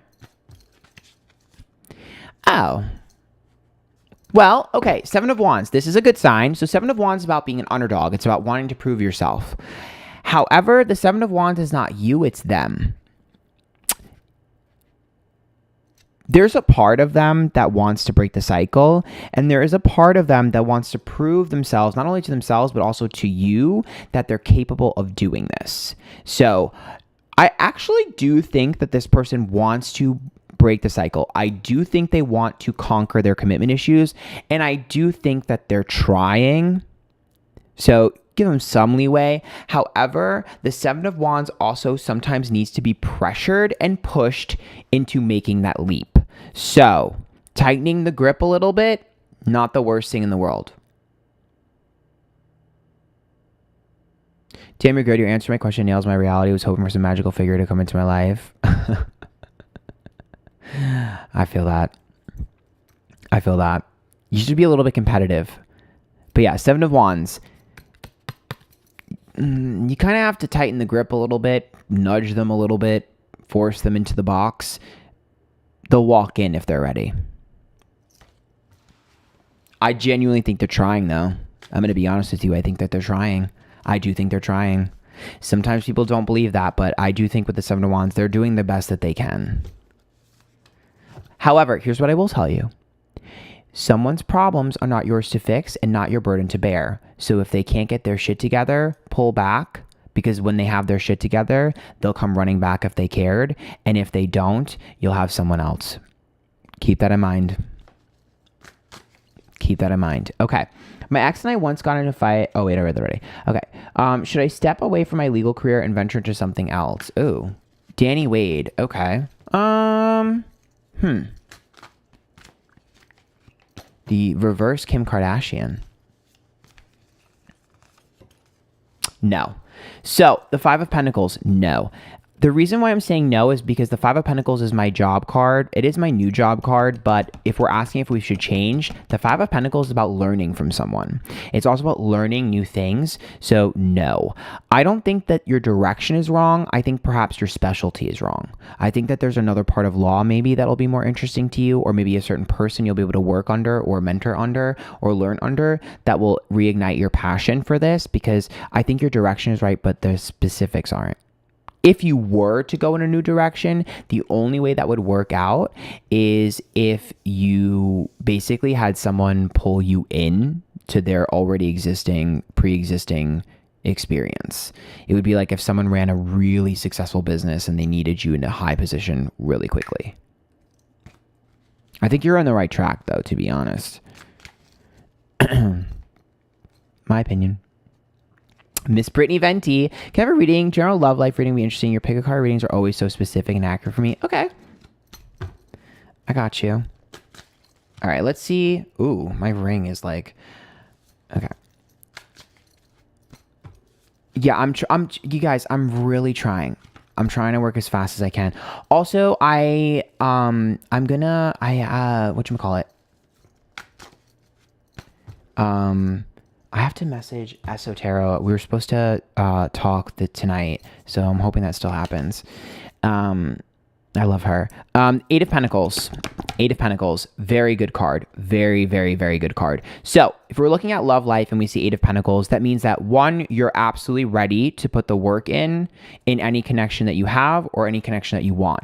This is very good because a lot of times people are kind of lazy, or they don't want to put the work in, or they don't want to try, or they don't care or whatever. But I actually think you're in a position where you're not going to waste your time. That's a good thing. However, with the Eight of Pentacles, okay, it does also mean that sometimes you're treating love a little bit too methodical. So I don't hate this card. I think it is a good card. But when it comes to dating and when it comes to love, emotions need to be present And it's not that you're not emotional, but it's that sometimes your communication and the way you communicate your emotions is coming across more as like an exchange or like business rather than interest. So one thing I want you to make sure that you do when looking for love and when connecting with people is soften yourself a little bit. That doesn't mean to be subservient. A lot of people are like, oh my God, you have to dumb yourself down. No, it means you need to make sure that you're asking questions or sharing stuff about yourself that is emotional in nature, more than just, let's go here, let's do this, what do you think about this? You know what I mean? The vulnerability, I want it a little bit higher. Especially because, and I pulled a little extra here because I wanted clarification, with the Page of Cups and the Six of Swords, this to me is a fear of having people use things against us. Having people use our sensitivity against us, having people use our vulnerability against us. And it's also not a great energy when it comes to Eight of Pentacles and Six of Swords, especially because I know you create stuff on the internet. That right there is an intimidating thing. Like, you're going to intimidate people. Anyone that does anything on the internet intimidates people, especially when it comes to dating. And one thing I want you to be conscious of is there's a fine line between making people feel, I want to word this, I'm going to be specific about my word choice here. There's a fine line between people being insecure and you making people feel insecure. And I want you to know that your feelings about people are not wrong, but I don't want you to jump the gun, because a lot of times, and I can relate to this, these cards mean that you could jump the gun with people and you could assume or presume things, that are, and perceive things in a way that are more negative and nefarious than they are. And I don't think it's bad to be skeptical, and I do think it's important to be guarded, but I want you to make sure that people show themselves to you rather than you try and predict what they're going to do. Because I think a lot of times the issues you're going to have is you jumping the gun with people that you're connecting to, jumping the gun with people that you're friends with people that you're trying to date, with people that you are currently dating. You can jump the gun there. And you might be right. You could absolutely be right. Your intuition could be absolutely right about these people. But if you don't allow them to misstep, then you look like the crazy one or the bad one, because usually it's an indication of you having a very strong intuition. And you need to, this is something that I say all the time, you need to learn to let people lie, because when you catch them in that lie is when you can get them. Do you know what I'm saying? So I want you to rest a little bit easier, let your walls down a little bit, and breathe a little bit more in love, because once you do that, you know that if you feel like energy from someone that's not that great, or you think something is off, table it, compartmentalize it, and wait. Because you don't have to react, but you can adjust. So like a great example I can give you is if I meet a guy and I don't trust him, I'm not going to say anything to him. I'm not going to change how I am to him. But what I am going to do is keep in the back of my mind that I don't feel like he's super trustworthy. So I'm going to make sure that the things that I tell him are not super, oh my God, everywhere. So that if he does end up being the way that I think that he is, which he almost always is, I'm like, oh, actually, I'm not really feeling this. I told you so and so and so and so, and you went and did that. Not cool. Not into it. It's a lot easier rather than being like, I don't trust you. I don't like you. You have a bad vibe, or I'm not feeling this, or even just like acting weird right off the bat. Give them time to show you how they are. And if you're currently talking to someone or currently connecting with them, it's the same thing. Let them show you who they are, because you genuinely have a strong intuition, but you're jumping the gun. I really feel that super strongly. Okay. And I don't think you're wrong about people being intimidated, not being able to handle that. But I think that you need to allow people to make that misstep rather than jump the gun. Because sometimes people will feel that when they first meet you, or feel something when they first meet you, and then it changes over time. Just because you felt in the beginning does not mean that they acted on it. That's another thing for those of you that are like learning your intuition. Just because you feel something doesn't mean they're going to act on it. Remember, you're picking up on their feelings, but just because you feel something doesn't mean you're going to do it. So that's something that I've also had to learn in my own journey, is like when it comes to meeting people and connecting with people, sometimes I can feel something weird in the beginning, but then they get over it. So it's like if I would have reacted to it, think of it like pulling a thought from their brain. You don't act on every thought. When it comes to love, though, I will tell you the person you're going to end up with is someone who's very successful and very hardworking, and very career oriented. Eight of Pentacles always indicates someone that is extremely career oriented, very hardworking, and cares very deeply about their career. Like, very important to them. Like, it's a priority to them. It's a super priority to them to earn and provide. Sorry. That was long-winded, but like, I don't know. Stuff like that really, like, I get super passionate about. Yeah, Esotero. Yeah, her and I are friends. I love her. She's so sweet.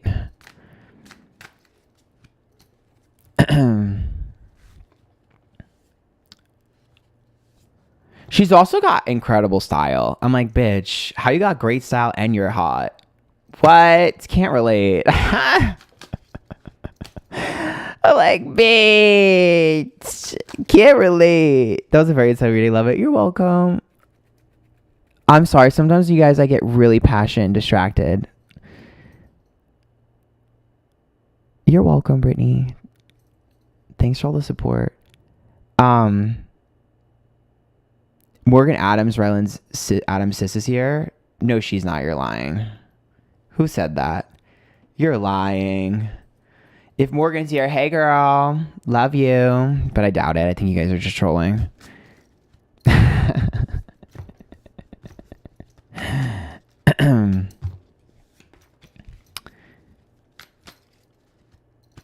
Oh my God, this. Okay, it's working now. I was like, what the hell? It stopped working. Okay. I'm sorry. I'm checking super chats. I'm sorry. There's a lot. I really appreciate everyone that super chatted. I'm trying. Fuck, I'm really trying. Okay, here it is. All right. Me literally losing my train of thought. Okay.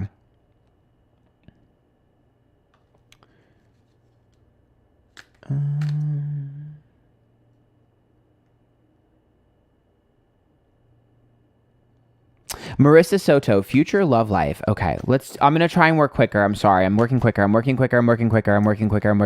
Sorry. Morgan Adams is my legal name. No, not the YouTube, babe.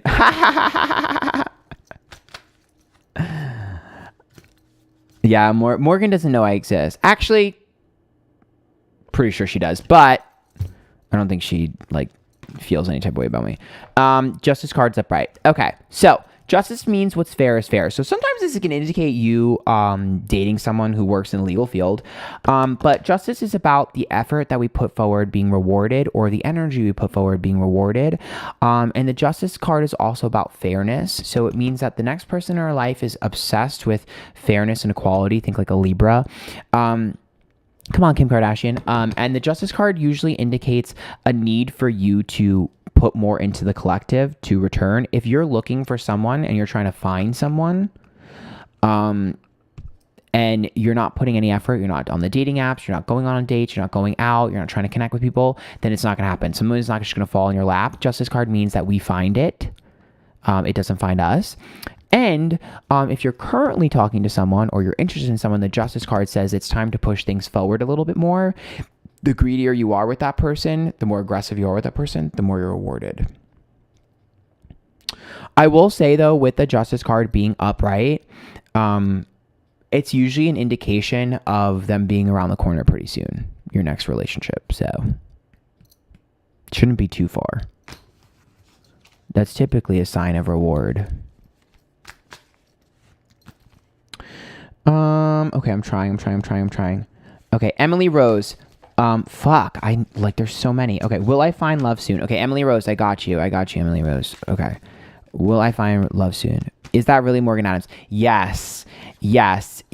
Morgan and Ryland, they're just watching my stream right now. No, it's not that.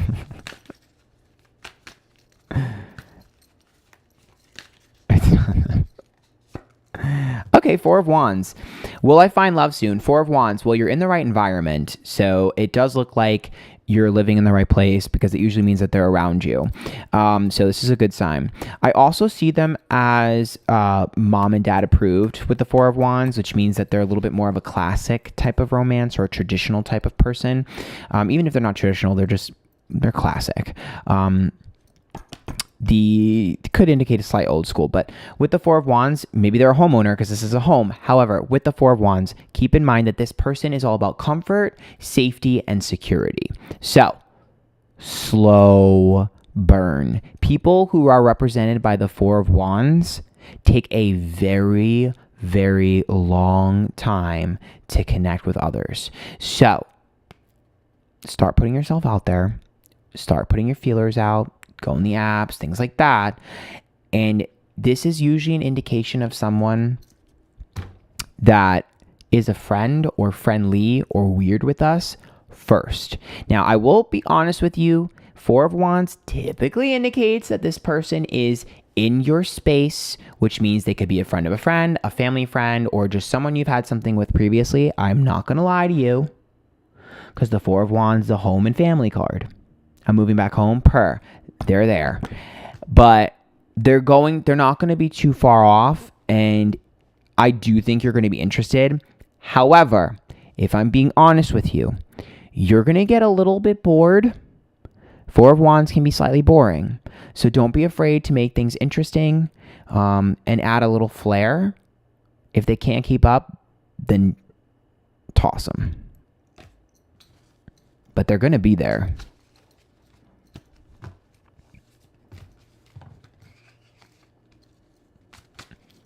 To me, it feels like it's like a Cancer. Like they just want to hug you and like chill and vibe. I feel like quality time is their love language. Let's go do this. I'm going to pick you up. Let's go here. Let's go do that. Like it just feels very much like that.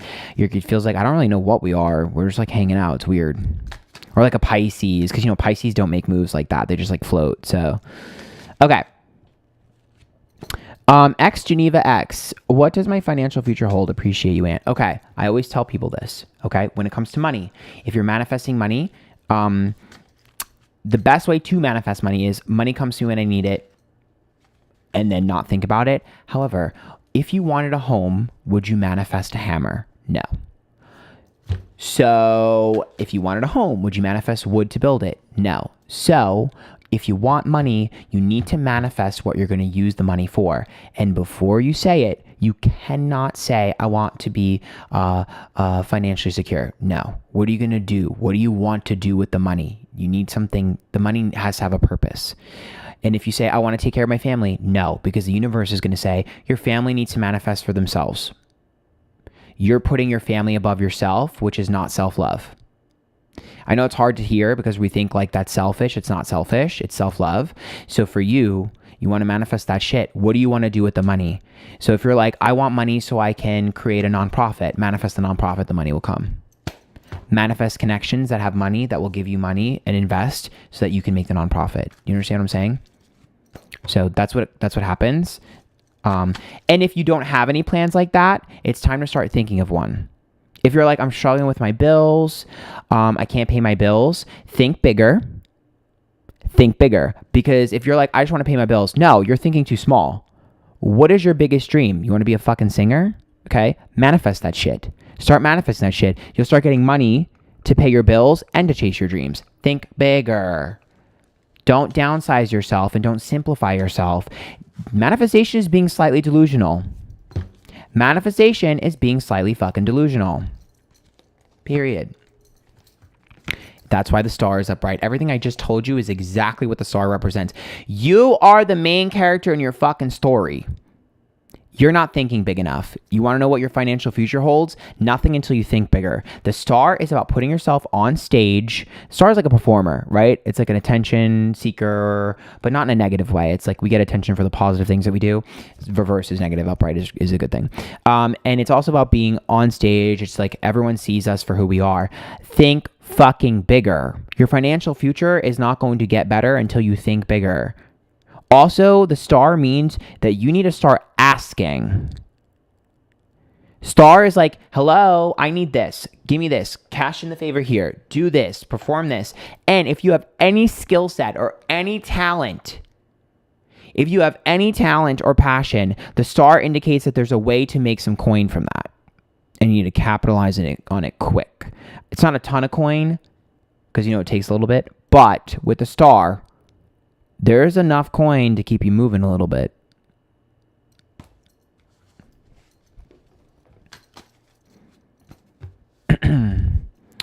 Okay.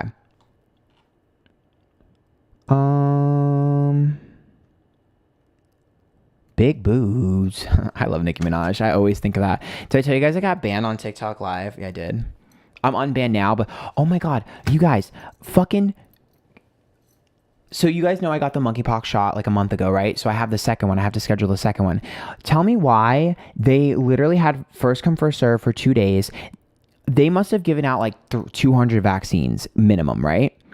Tell me why they text me today and they're like, hey, like you need to book your appointment for your second shot. You won't get in without an appointment. First of all, that makes no sense because they told us all to just show up and there's like 200 people that they fucking vaccinated. So I'm like, there's no way you can make 200 appointments. That doesn't make any sense.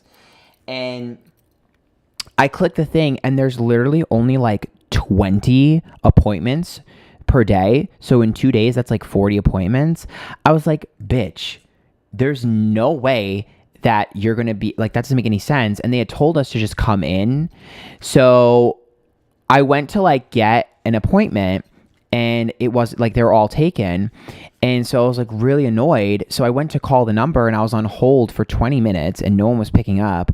And I was just spamming refresh. I ended up getting an appointment after refreshing because I guess someone didn't follow through with their appointment. And it's at like 9 a.m. on a fucking Sunday. I'm gonna have to go to the fucking clinic thing at 9 a.m. on a Sunday. I'm gonna be hungover. Whatever. I'm gonna do it anyways. But I'm like, I'm pretty sure we can all just show up. Like, if you've ever gotten a vaccine before, it's like wham bam, thank you, ma'am. They just shoot you up and you just go in there. It takes like literally 5 minutes. So I was like, I was just gonna show up anyways. What are they gonna do? I have the little thing that says I'm supposed to come back on that date. I have the thing that says I'm supposed to come back on that date. So I'm like, what are they gonna do? Deny me? Fuck out of here. You're not gonna deny me. So yeah, I made my little appointment.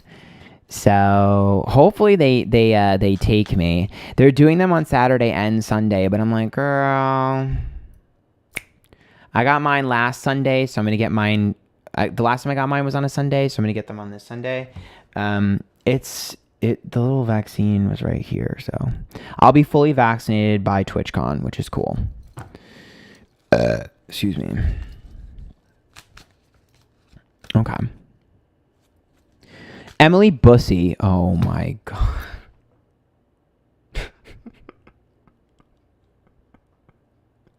I totally don't think that's how you pronounce that.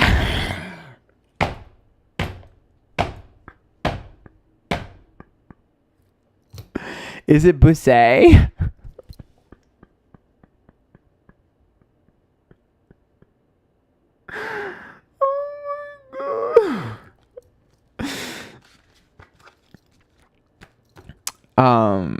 It's Bussey. How am I supposed to read that? How am I supposed to read that? Will I be able to move forward in my love life, be open to commitment, connect with my SM soulmate? Oh, okay. Okay, let's see what's going on. And can you read some of your super chats? They sent you 3 and have been really patient on spamming chat or anything. I will. They're on the list. They're actually the next one.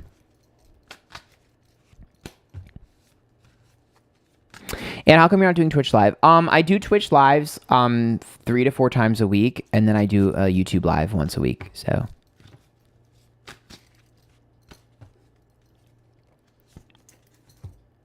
ooh, the 8 of Cups. It's popular today. So, actually, remember what I told you about the 8 of Cups? This is actually the perfect card for you because the question is, will I be able to move forward in my love life, be open to connect with my soulmate? Yes. The 8 of Cups is about walking away from really hard emotional times, and it sucks and it hurts, but you're walking into a better emotional experience. 1, if you have an ex, get rid of them. gone. Not for you. 2, if you're worried about removing yourself from X or them removing themselves from you, it will happen. 3, with the 8 of Cups, that's about keeping a slight emotional distance from people. This is what happens when we're wounded. It's normal. This storm will be passing.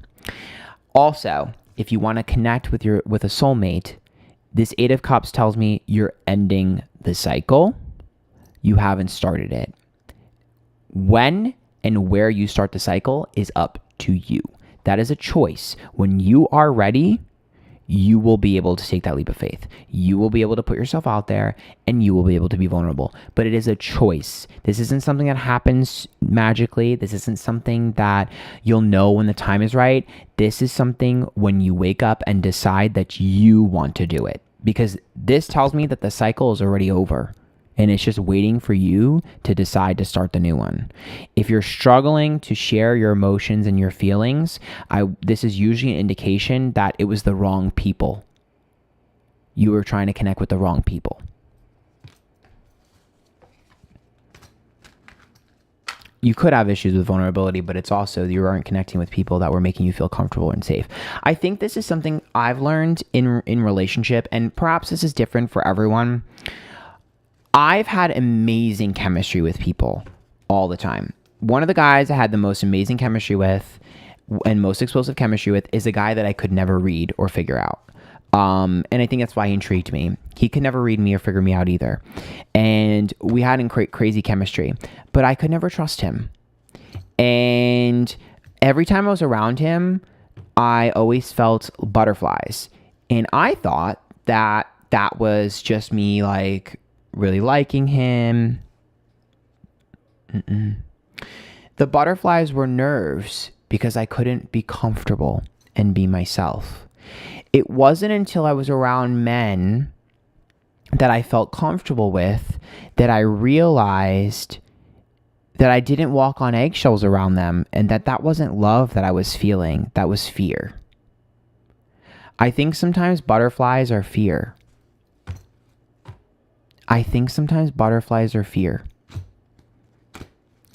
And I think sometimes we get fearful of new relationships, but if you're feeling butterflies and fear for a long time, that might be a warning. And it's not a warning that person is bad. It could be a warning that they're not ready, or maybe you're not ready. Because it wasn't until I connected with people that I didn't feel that with, and I looked at them and I was like, I feel really comfortable with you.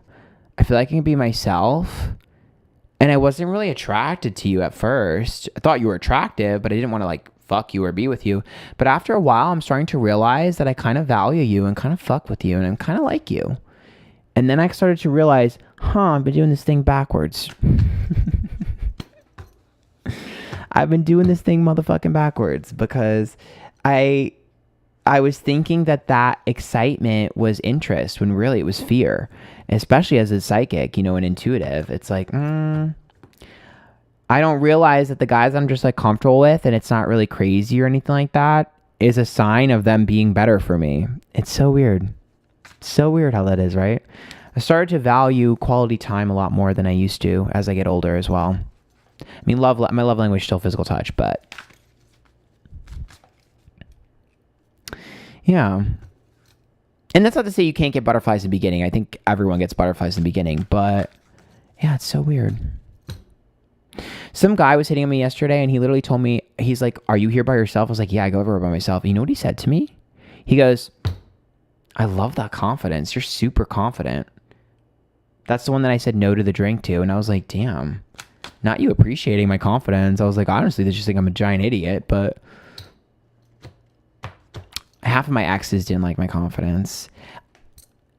I don't know. I told you guys, like, I struggle because I genuinely, from the bottom of my heart, and I don't really care who gets angry over this because I genuinely, men tell me this, women tell me this. Sometimes I really feel like I'm a straight woman in a gay man's body. And I genuinely get frustrated about it because, like, I feel like I don't think like most gay men. And so, like, I struggle to fit in. I feel like I think like most straight women. Straight men tell me all the time, "You act like a girl." And I'm like, I don't even know what the fuck that means. And I don't know. I just don't think like a typical gay man. I don't know. I don't know. So it's like for me, I don't know. I'm weird. I don't know. Something's wrong with me. Anyways, moving on. I don't really care. Okay, Samira, you're up. Okay. Hi, Aunt. I want to know if I'll find love. I'm 37. I started dating at 31. I got into a 6-year relationship with a man, emotionally abusive for 6 years. I love him, but I moved to another city because I'm tired. Wondering if I'll find love and get to be a mom. Okay. Okay, I got you.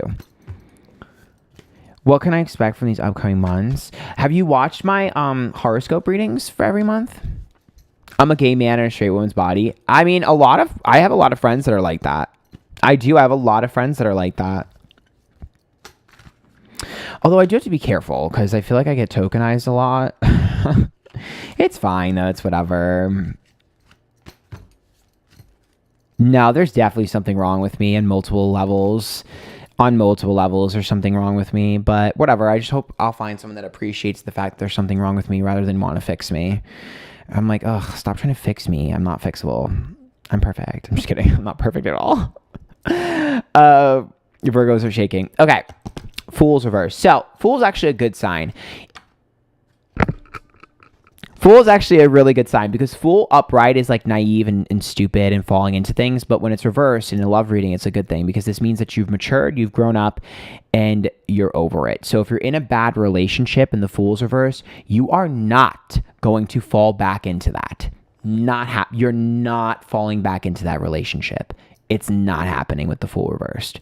So it's over. And you've matured from it and you've moved on from it. That's a really good sign. However, the Fool's also about you needing to understand that you are not attracted to serious people and you need to work on that. You are attracted to the Peter Pan syndrome, the person that doesn't want to grow up, the person that's fun and vibrant and doesn't want rules and responsibility. You're not attracted to the person who's serious, who's mature, and who's methodical. You like the big ups and the big downs. You don't like the consistency. You think if that a relationship is consistent, that it's boring. It's not. You're the one that likes that chaos. So it's not to say that it's your fault because it's not your fault. But moving forward, now that we're separating from that, you've been conditioned to like that roller coaster. Think about it this way, right? It's like the mouse and the cheese, right? You've been conditioned to go through all this maze to get the cheese. So when someone is willing to give you the cheese without you having to go through the hoops and the maze, you're not going to even want it. So you have to unwean yourself and uncondition yourself. This is going to take some time. It's going to take a lot of time for you to get into that place. So you need to start going on dates and you need to start dating different types of guys and different types of people so that you can get a taste of different flavors, because the first couple people, it's going to be a little bit messy. That's okay. You got to get your training wheels off and you got to try. Okay, because I actually don't think that you've ever experienced a normal connection. I pulled a little bit of clarification, the Page of Wands reverse. I don't think you've ever experienced a normal connection where someone is following through with what they say, someone is interesting. I think you've only experienced people that try to provoke to make things interesting or try to cause problems to make things interesting rather than people who are actually interesting. So I think you kind of are starting over in love and you're starting over in life, and you're going to have to learn backwards. It's through a process of elimination. So you're think of your life as like a sculpture. It starts off as a block and we chip away at all the shit that we don't like and all the people we don't like to find the beauty underneath and the sculpture underneath. That's how your love life is going to be, chipping away at shit until you find the beauty underneath and the perfect person. So it's a process of elimination. You're working backwards. I would suggest to you, date someone who's older or the exact same age. I would not go for younger with the Fool reverse. Typically, you want to go a little bit older. You're also going to be looking at someone who's extremely mature, but is not super emotive. It's not to say they don't have emotions. It means that they are not a reactive person. They hold themselves very well. Think of it like a stoic Taurus or something that doesn't showcase that they're shaking, or a Capricorn. They do not falter and they do very well under pressure. That's what you're looking for. If you're looking for kids and stuff, the Fool is reversed, which sometimes indicates dating someone who already has a kid. That doesn't mean that you can't have one, but it does sometimes indicate that they may have one themselves.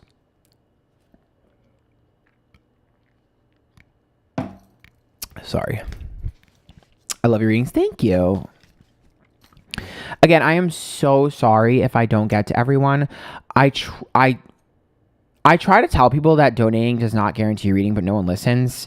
So what I'm trying to do is go off of the people that gave the most money so that they are guaranteed something. Well, not guaranteed, but I try to give them something and then go out for the people after that. I'm doing my best. No one listens to me, so it's like nothing I can do about it. And I can't refund people, so it's like nothing I can do about it. And I am only one person. Why don't you ever do pick cards for us? Can you please do pick a card? I actually did. The first live that I did, there's a pick a card in there.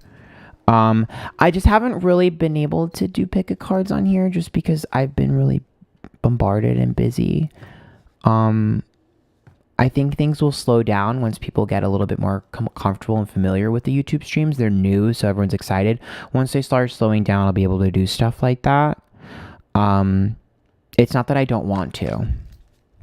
It's just I'm one person. I've been streaming for 2.5 hours. And how's the boyfriend hunt going? Terribly. I'm still single. Not really hooking up with anyone. Although I'm not really a hooker-upper, so whatever. Like I can tell you I've had sexual... I don't even know if you can... I don't even know you can consider that sex, but I've had sexual encounters with 2 people this year in total. Only 2. Only 2. So that just goes to show, literally. One of them, the other one was like a one-off thing. So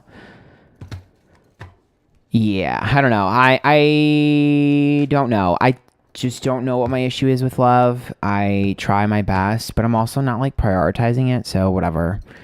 I don't know, I just feel like if it's meant to be, it'll happen. And I'm like sick and tired of men and burnt out. So it's like, I don't know, put effort in and then I'll mimic it. I'm like, I'll mimic your energy. So if you don't care, I don't care. If you're going to put effort, I'll put effort. That's just genuinely how I feel. And again, my only requirement is for them to be tall. I don't really care what they do for a living. I don't really care if they love their mother. I don't really care if they care about humanity. I don't care if they're a good person. Ask half the men from my past. I don't really care about anything else. Everything else is a negotiable for me. The only non-negotiable I have is that they need to be tall. That is through a process of elimination. I've tried short men my whole life and I didn't realize that I couldn't connect or respect a man who was shorter. Trust me, I tried. So yeah, for me, you're looking at like 6'1" and up. That's my only requirement. I literally don't care about anything else. If you ask me what my preference is, I have a preference for blondes right now. That's about it. That's about it. If you ask my friends, they tell me that I'm the least pickiest person and that I need higher standards. So I don't know what to tell you. The internet loves to say I'm picky, but I don't get that because all of my friends tell me the opposite. And so I just think that the internet projects onto me because my friends literally yell at me and say that they say that I deserve better and that I aim low and I need to be pickier, if anything. So it's kind of funny. Okay.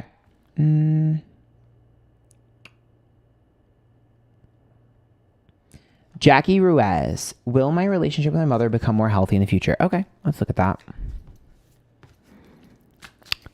Does Brooke Candy have a new song? I didn't hear it.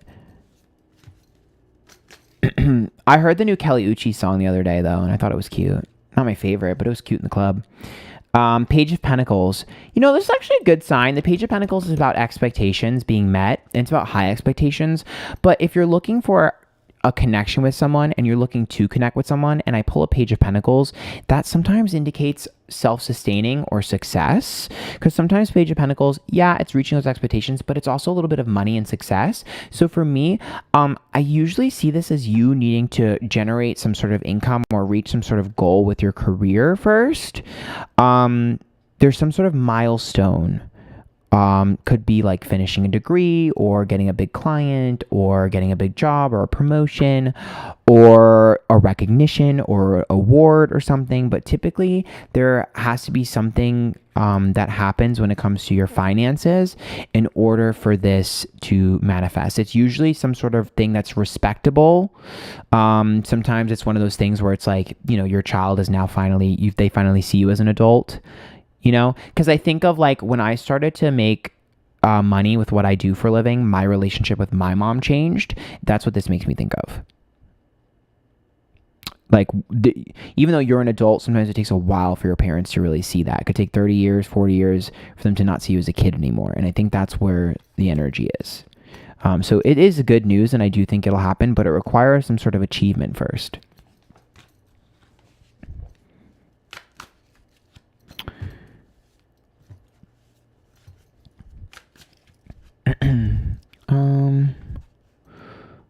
Let's see. Jackie Gladney, you didn't have a question, but you made a generous tip, so I'm going to pull one card for you.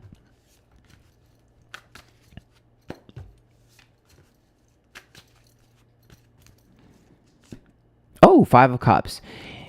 Here's my one card pull for you, Jackie Gladney. The 5 of Cups is about emotional disappointment. And it sucks whenever you are disappointed by someone or something. But I'm a little bit concerned about this card because this means that you're stuck in it. This is about getting stuck in a disappointment, a failure, or something that just didn't work out. It's okay to be upset about that. It's okay to let your feelings out. It's okay to grieve. What's not okay is to not get past it or move forward. I'm a little bit worried about you feeling like you did something wrong or you missed out on something or the universe didn't support something, when you should be looking at this person or this situation as this wasn't meant for me, pick myself up and do it again. This to me doesn't mean that you did the wrong thing. This means that you had the wrong energy around you. So try again, because the first time might fail, but the second time succeeds.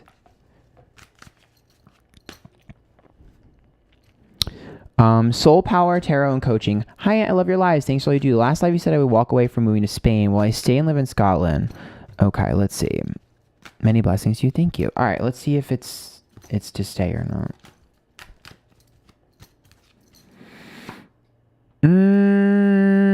The 9 of Wands is upright. This is about things getting worse before they get better. Do I think that you'll be there forever? No. But the 9 of Wands is a sense of urgency. If we're looking about moving or we're looking about changing and I pull of 9 of Wands, it means that through circumstance and through hardship, an opportunity presents itself that we have no choice but to take. You're not going to get a direct answer for a reason, but what I can say is, for now, yes, but not for long. The 9 of Wands is about having to jump ship, so to speak, but it's about going somewhere because I have to. Either because the opportunity is too amazing to pass up, or because where I'm at is uncomfortable or not suiting me. You're not going to get an answer direct. This usually indicates some sort of soul journey. It could technically be a soul contract, but you're not going to get a direct answer.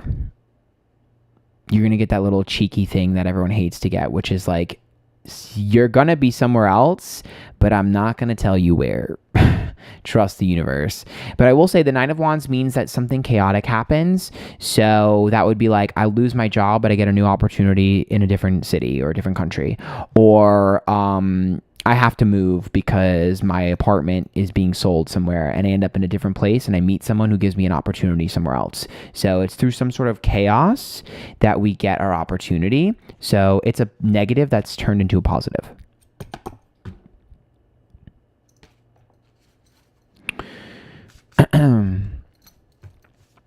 Okay. Marissa Soto. Wait, I already did that one. I could have sworn I've already done that one, I think. Pretty sure I did. I'm like 99% sure I did that one.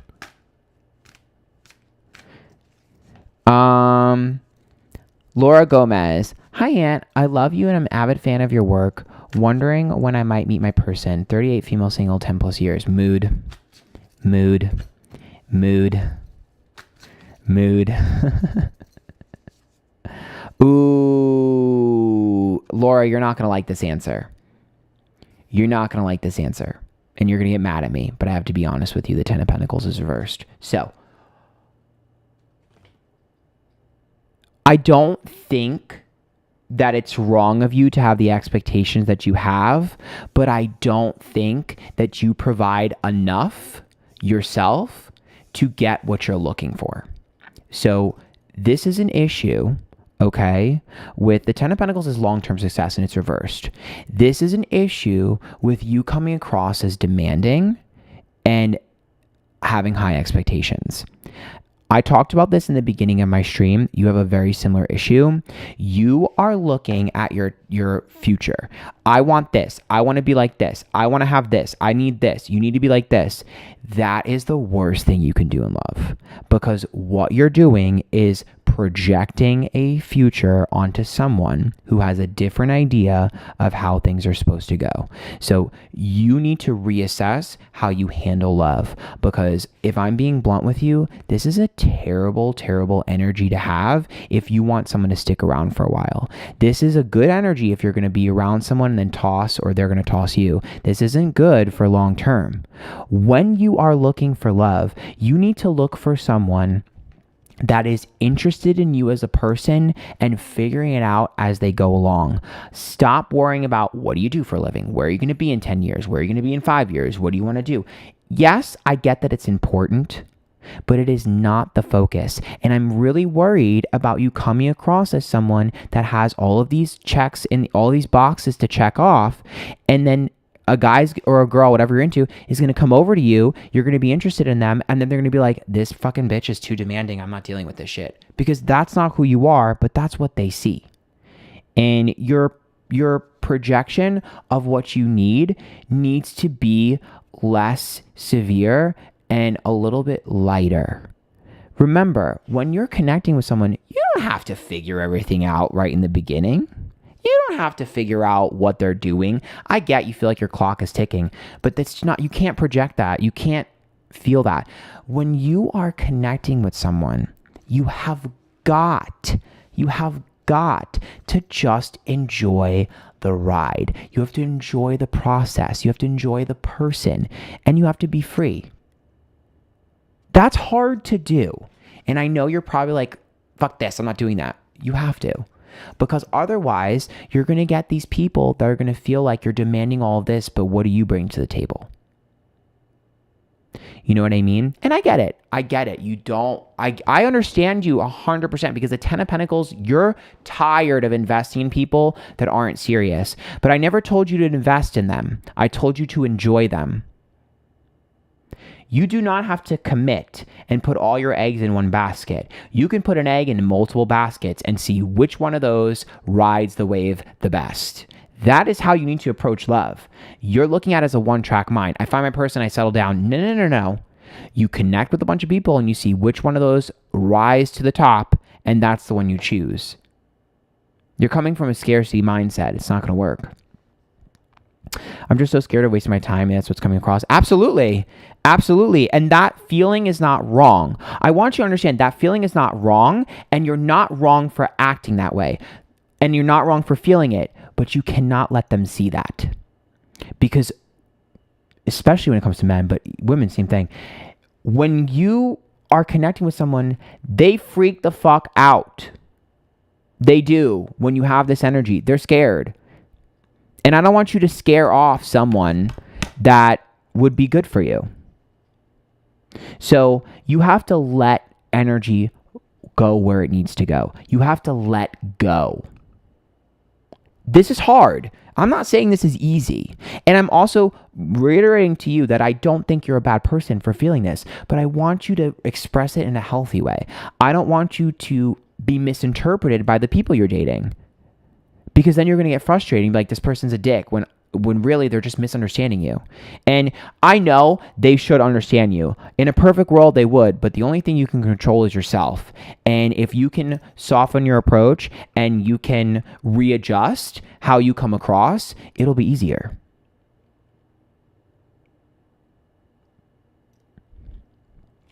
So It is what it is. And also 10 of Pentacles to me means that the person that you're going to be with is someone that has built themselves up from a failure. So there's someone that either came from nothing and built something, or they had something, it fell apart and they rebuilt, because they're not unsuccessful. They just were struggling at some point and now they're successful. So I would look for someone here. I feel like they might be a business person, but even if they're not, they might have their own business. But if they don't, the 10 of Pentacles tells me that they went through a period of having nothing, or at least failing miserably at something. And then they created success from that. So they're an interesting person. They're also simple. I keep hearing simple. So, need to hear that. Thank you. You're welcome. I know some people get very angry when I say that because they're like, how dare you? Like, you know, whatever. But I don't want people to think that they have to change who they are. I want them to understand that it's the way that you express your feelings that is so important to adjust. Because if you're trying to manifest and you're trying to connect with someone, unfortunately, people do sometimes get ahead of themselves. And in order to have the best shot at what you're looking for, you have to adjust yourself accordingly. I miss being able to have combos. It's just entitled spammers. I mean, I'm able to read the chat. It's just I'm doing so many readings that I've been a little preoccupied. Also, I have a hard time doing like a quick reading, if you haven't noticed, because I like love what I do and I want to help the person so much. It's like I know realistically I should be going quicker because it's only one card and it's not that like they're like a lot of them are not like super big donations, but like yeah, I don't know. I have a problem. This happens when I have a booth too. Like so I don't do booths in real life very often because I'll just sit there with the person and help their whole entire life. And like, they'll be like, okay, here's $5. I just get so passionate. I tell people all the time, don't ask me stuff about shit. Cause like my friends, if they ask me about astrology or tarot, I'll just start talking for an hour. I just don't do it. I'm like, let's change the subject. Cause I can't just have like a simple conversation. I'm too passionate about it. It's really nerdy and annoying. I annoy myself. I just tell myself, shut up, stop talking.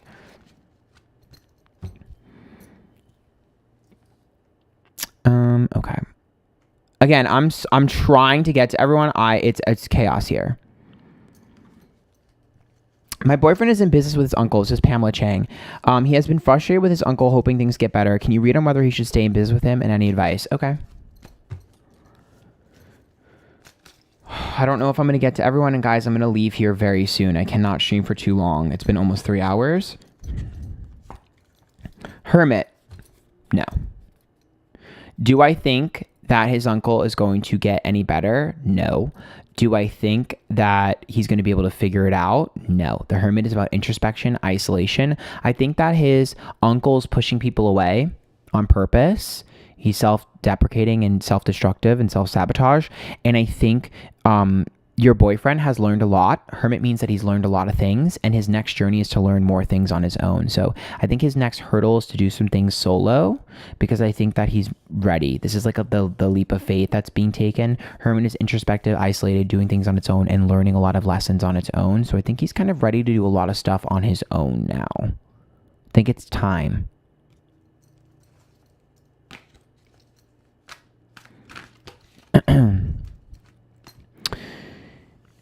Whew. Chris Elizabeth, will I be successful as a permanent makeup artist? I haven't started yet, but I'm scared to take the leap. Okay.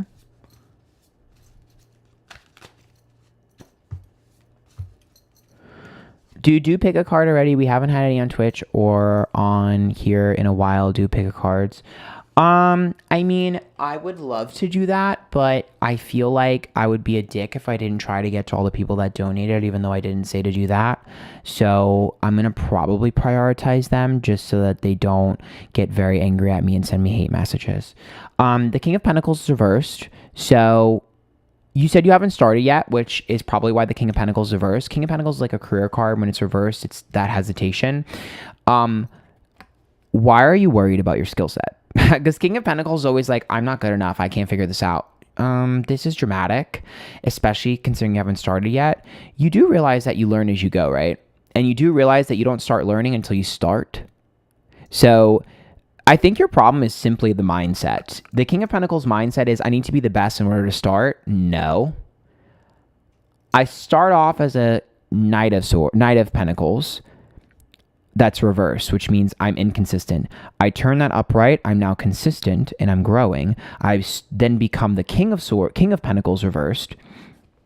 The King of Pentacles reversed is someone who lacks experience but is interested, and then you become the King of Pentacles upright, who's the expert. So to me, you're just in the position of starting. You're not going to be perfect until you practice. Listen, when I did what I did for a living, when I started, I just fucking threw myself into it. I didn't really know what the fuck, how it was going to happen or what was going to happen. I just started doing it, and then I figured it out as I went along. You need to think about that, because the King of Pentacles means that the energy there for a serious career, the energy is there for that serious career and that monetization, but you're not going to be perfect until you start. And people are really invested in people that are learning.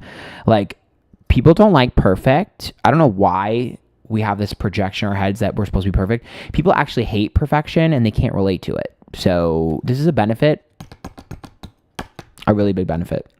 Also, people love practicing. Like, if you, like, when I first started, I was doing free readings all the time. I didn't make a single dollar. Well, I made like a little bit, not enough though, girl. Like, I was making like a couple bucks a month, really. But when I first started, I made like almost no money for 2 years. And I was giving away so much for free. You could get free readings from me every day, multiple times a day. Like, it was so hard. But I was like, you know what? Like, I'm building interest. I'm getting better, doing the free stuff. And now, I mean, 5 years later, you know, things are much different. And I think that's important to see. You know what I mean? You build up your reputation that way in your repertoire.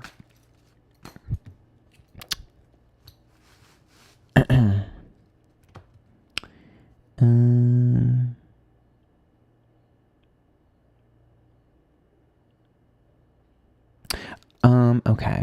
Oh, Jackie, I think I did your reading. I think. I'm pretty sure I pulled a card for you. Jackie Gladney, I think I did. Okay. Lou, can you do a reading on my schooling? Is nursing the right path for me? Sure. That's pretty easy to see. You're looking for some of the career cards. Or the happiness cards, really. I mean. Well, I mean, I would prefer everyone to like stop donating because I'm gonna leave soon and I would like to catch up. So if you are to donate now, the odds of you getting a reading pretty slim to none, just because like I've been here for 3 hours. Oh, this is actually a really good sign. So, death. People are scared of this card. That's because they're idiots. Death is a death and a rebirth. It means the old you is dying for the new you to be reborn, and you're becoming the person you're supposed to be. You're shedding the new skin. Death upright is a choice that we make that results in a positive transformation. So, if you're going down a new route, you're trying to go down nursing, yes. Shedding your old skin, becoming a new, it's a choice that you make, because reversed is a choice that's made for you. Upright is a choice that you make. So it's a good decision, yes. Also, technically, I mean, since it is nursing, death is a part of the medical field, so that's usually sometimes an indicator of the medical field for me, the death card. I know sometimes it's literal, sometimes a little morbid, but technically, if you're looking at tarot that way, death is a part of the health field. You know, death, life, saving lives, you know, preventing death, things like that. So technically, it does fall into the medical field.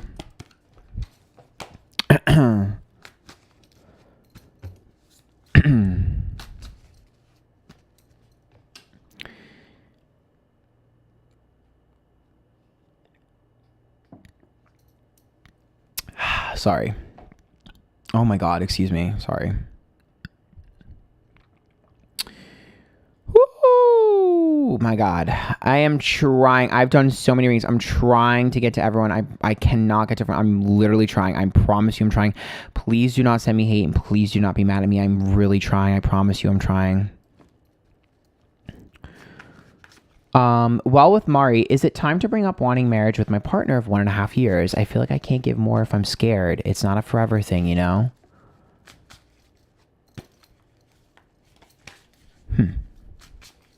Is it time?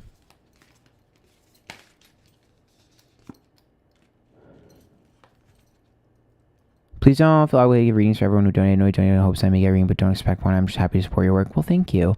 The Page of Swords is reversed. Okay. Is it time to bring up wanting marriage with my partner of 1.5 years? I feel like I can't give more if I'm scared. It's not a forever thing, you know? I don't think it's bad to bring it up, but it's bad to force it because you're not ready. Neither of you are ready. The Page of Swords is the carrot on the stick. The Page of Swords is the opportunity worth fighting for. And it's reverse, which says you're not bringing up marriage for the right reasons. You're bringing up marriage because you're someone that needs a goal to achieve. So here's what's going to happen. You're going to bring up marriage. You're going to be obsessed about it. You get married. You're going to bring up babies. You're going to be obsessed about it. You're going to bring up the next thing, the next thing, the next thing. You're not embracing what's in front of you. You're looking too far into the future. So my concern is this Page of Swords should not be reversed. Because there's almost a part of you that feels like my relationship isn't worth it unless I have something that that's worth fighting for, that carrot on the stick. That means that you're not enjoying your partner's company for them. You're enjoying your partner because you have a goal to achieve. It's backwards. You need to realize why you like your partner in the first place. You need to realize why you appreciate your partner and vice versa. And I need you to remember what love is really about. I do genuinely believe that this is a good connection, but I don't want you to jump the gun for the wrong reasons, because you're going to pressure the fuck out of your partner and you're going to regret it.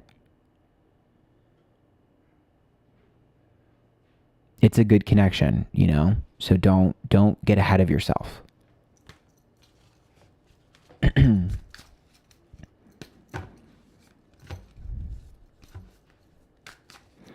I'm definitely a person with goals to achieve. And I think that's a good thing. But I want you to understand that there are other goals that you can set that aren't pressuring your partner into doing something. Do you know what I mean? And we look at love, especially, as this like end game thing. That's not how it works. There's someone that enhances us and we enhance them, and we help each other and we give each other what we need. But I don't want you to look at you guys as an entity, and I don't want you to look at each other as a business. Look at each other as human individuals. It's hard to do.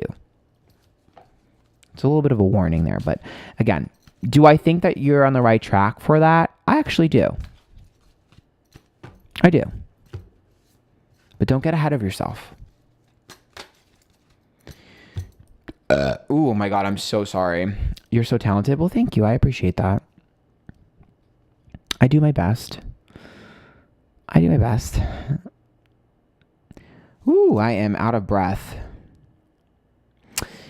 Sun Kisses, you're up. I have applied for different job positions. I passed tests, go to job interviews, and I'm still the same job. I feel stuck. Do not know what else to do. Oh, I can easily tell you what you're doing wrong. Super easy.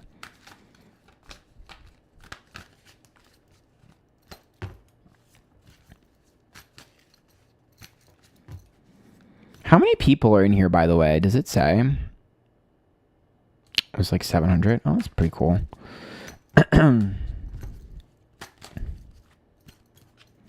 Everyone relax. It's been a long stream. Relax. Ooh. You're not going to like this answer. So, Temperance, when it's reversed, is impatience and imbalance, which means, unfortunately, it's not time yet. You're going to hate that. You're going to hate that. It's not time yet. So it's not really you as much as it's just timing. You're hating that, but it's the truth. And Temperance reverse tells me you're showcasing as impatient and too eager. So when it comes to your interview process and your application process, you're coming across as too eager, too energetic, not desperate, but too much. When it's reversed, it tells me like, you're just impatient. Like, let's do it. Let's get it done. Let's get it done. You need to be a little bit more calm and a little bit more of a calming energy. This is too eager for your own good. So I want you to come across a little bit more secure and a little bit more calm. Because that's like wanting to impress someone versus being an impressing person. Does that make sense? It's a perspective switch. If I know I'm the shit, I don't come across as I'm trying to prove to you I'm the shit. I know I'm the shit. That's the mentality switch that needs to happen. I'm good at this. I know how to do this. Versus I'm eager to learn. I'm eager to figure it out. No, there needs to be a switch. I'm good at this. This is in my wheelhouse. I can handle this. That's something new. I would love to learn it. I've had experience with this, which is very similar, and I'm pretty good at that. There's a switch in the way you communicate there. Okay.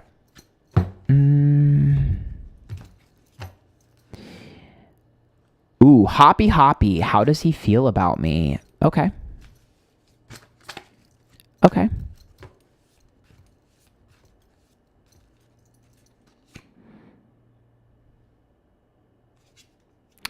The Page of Wands is about speaking your truth and expression.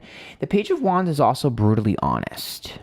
So whatever this person says they mean, however they act is what they mean. They're a straightforward person. This wouldn't be someone that's subliminal, and this also wouldn't be someone that, not that they don't play games, but this wouldn't be someone that would hesitate. So if they tell you that you're cute, they're being honest. If they don't talk to you, they're not interested. If they ask you to hang out, they're interested. If they don't ask you to hang out, they're not interested. This person is transparent. When the Page of Wands is upright, they're not see-through. Think of it like a Sagittarius that's straight shooting. That's what this is. The only way you could possibly turn this card into them being mysterious would be if they were slightly aloof and oblivious to your interest. However, if they were interested in you, you would still know. This is an honesty card, which means that this person is pretty forward and honest with what they're expecting and with their time. They don't waste time. So if they're not being obvious about it, then it's not where you would like it to be.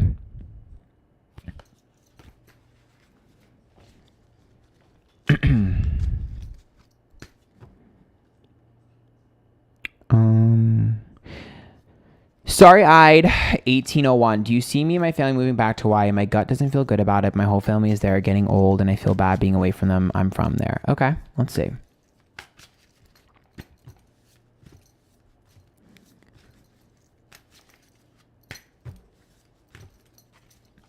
No. The Seven of Wands reversed. No. No. The Seven of Wands is reversed. This is the loudest no I've received tonight, just because the Seven of Wands, when it's reversed, is having an issue proving ourselves.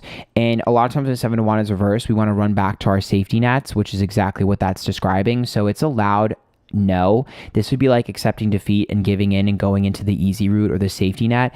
Absolutely not. You need to fight for what you want and fight harder. No. To me, this just means that you're not chasing your passions hard enough and you're allowing burnout or fear take control over you. No. You're running back to your safety net, your security blanket. No. It's a no. It's a very loud no. That's a very loud no. That's about you making sure you really put the pedal to the metal and light a fire under your own ass. It's a no. You should not be doing that. That's accepting defeat. That's giving up. Ice latte. I've been having mixed feelings with my job. At times, I don't really feel supported by my manager and peers. Am I reading too much into things, or is it time to move on and quit? Okay.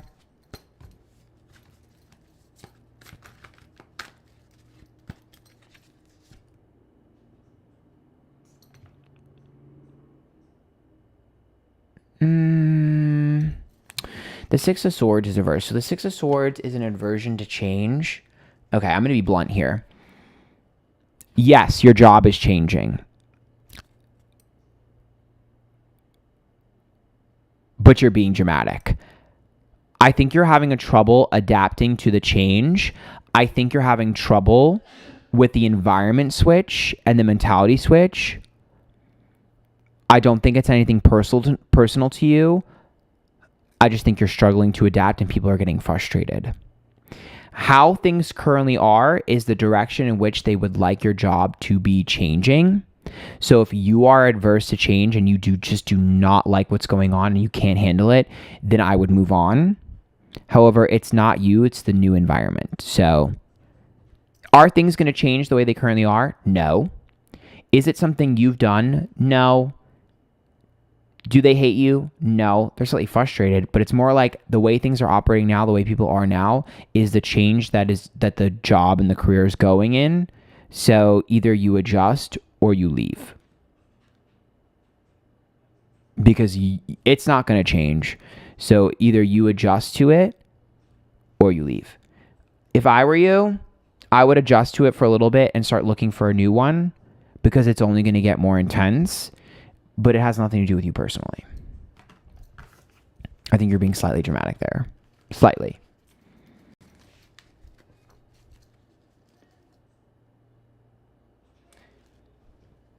Girl, what the hell was that? Bethany Schmidt, am I spinning my wheels on pursuing my dream job? Spinning your wheels, does that mean like wasting your time? Oh shit, this card flew out. No, the King of Cups is upright. No. The King of Cups is about your emotional investment and attachment to what you're doing, and it's still there. But sometimes the King of Cups indicates you getting too emotionally invested in what you're doing to the point of taking things personally when it's just business. So if anything, I think you need to enact a little bit of a business mindset. However, with the King of Cups, this is always about comparing yourself to other people sometimes too, because it's about getting sensitive. And so here's my suggestion to you. Being detached does not mean you care less. Sometimes it means you care more because you know that other things need to get done in order for your dreams to come true. So things like networking, things like making connections, things like building up your following if you're doing something like that, things like finding out what's trending, things like succumbing to a fad or doing something to get eyes on your stuff, or maybe causing a problem or controversy, whatever it is that you decide to do to get eyes on your shit. That's a part of the process. So for me, I just think you have too much of a tunnel vision on, I love this thing, I'm invested in it, it's going to work. And you're forgetting that there's still business attached to your dreams and you have to play the game.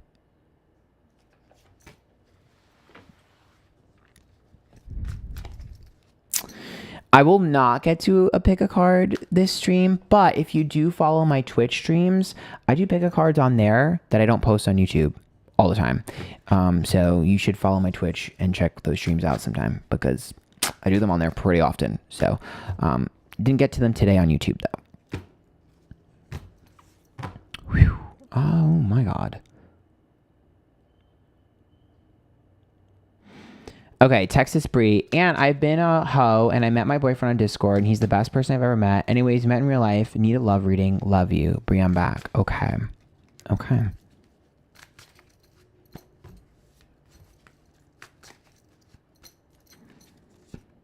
Temperance card. This is pretty good. This means that the effort you give to him is the effort that he gives to you. The time you spend on him is the time he spends on you. This is about patience and balance. So both of you have patience with each other. It seems equal. It seems fair. This is really good for new experiences. I don't think he's experienced someone like you before. I don't think you've experienced someone like him before. And this is about an indication for you to take it slow. So my only suggestion is take it slower and try not to demand too much. Give him some space. And I like the start. Temperance to me also tells me that he's extremely patient and very sensitive. So just be a little bit careful with his emotions, because I do think that he can sometimes get upset at some of the way you speak to him. He just seems a little bit quick to upset. Like, he's a little sensitive. He's a sensitive being. So sometimes I think your communication could upset him, but other than that, and it's Bree, what's up, bitch? But yeah, I like this. This is a good card. It also tells me that he matches your energy. So whatever you give to him, he'll give to you, which is good. Don't fuck this one up. I'm just kidding. But just try not to stir the pot a little bit. He seems like a little bit of a sensitive soul. So yeah, a sensitive, sweet soul. I'm just a little bit worried because I pulled Page of Swords for clarification, which I'm a little bit worried because that you guys could fight if you're not careful, because he's kind of overtly sensitive, which could be an issue. He's bipolar. Oh, well, there it is. So I guess that makes the Page of Swords make sense. And that's probably why he matches energy. Just be careful of that. I know bipolar can have mood swings, so that makes sense. Just be careful about that.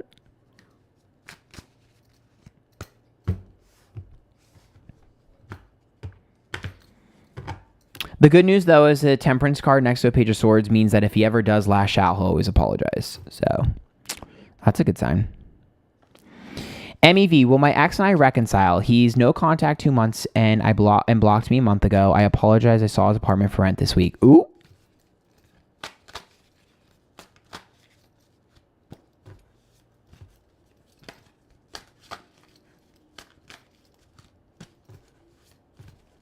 Not the apartment for rent, girl.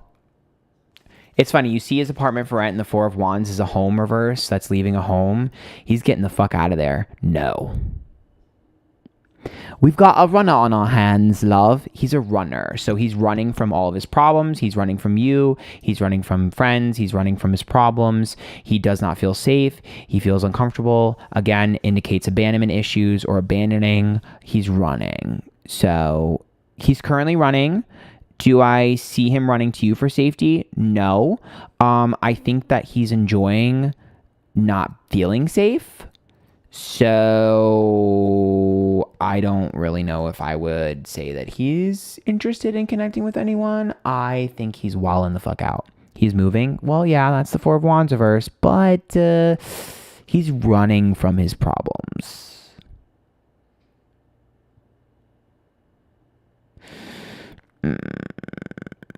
Do you really want to put your running shoes on and chase him?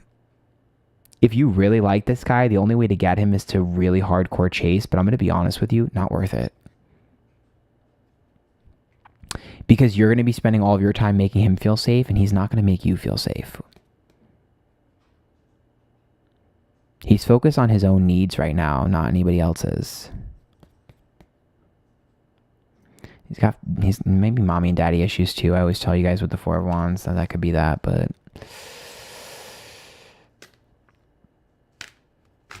I've been there before, so I get you. I just know what you're getting yourself into if you stay stuck on that, because it's like he's not going to make you feel comfortable. You're going to be making him feel comfortable. He's running from his problems. If I were you, I would ignore it. Leave him alone. He needs to grow up. If it's meant to be, he'll boomerang back himself. It's been 3 years. Yeah, he has daddy issues. He's 48. Girl, the Peter Pan syndrome. I fucking knew it. I recognize the Peter Pan. Dated too many of them. I don't think it's worth it with the Four of Wands reversed, especially if he's that old. A 40-year-old should not be making you feel unsafe.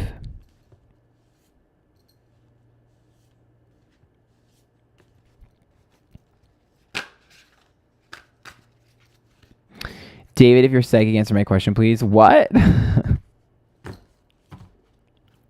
You guys are funny.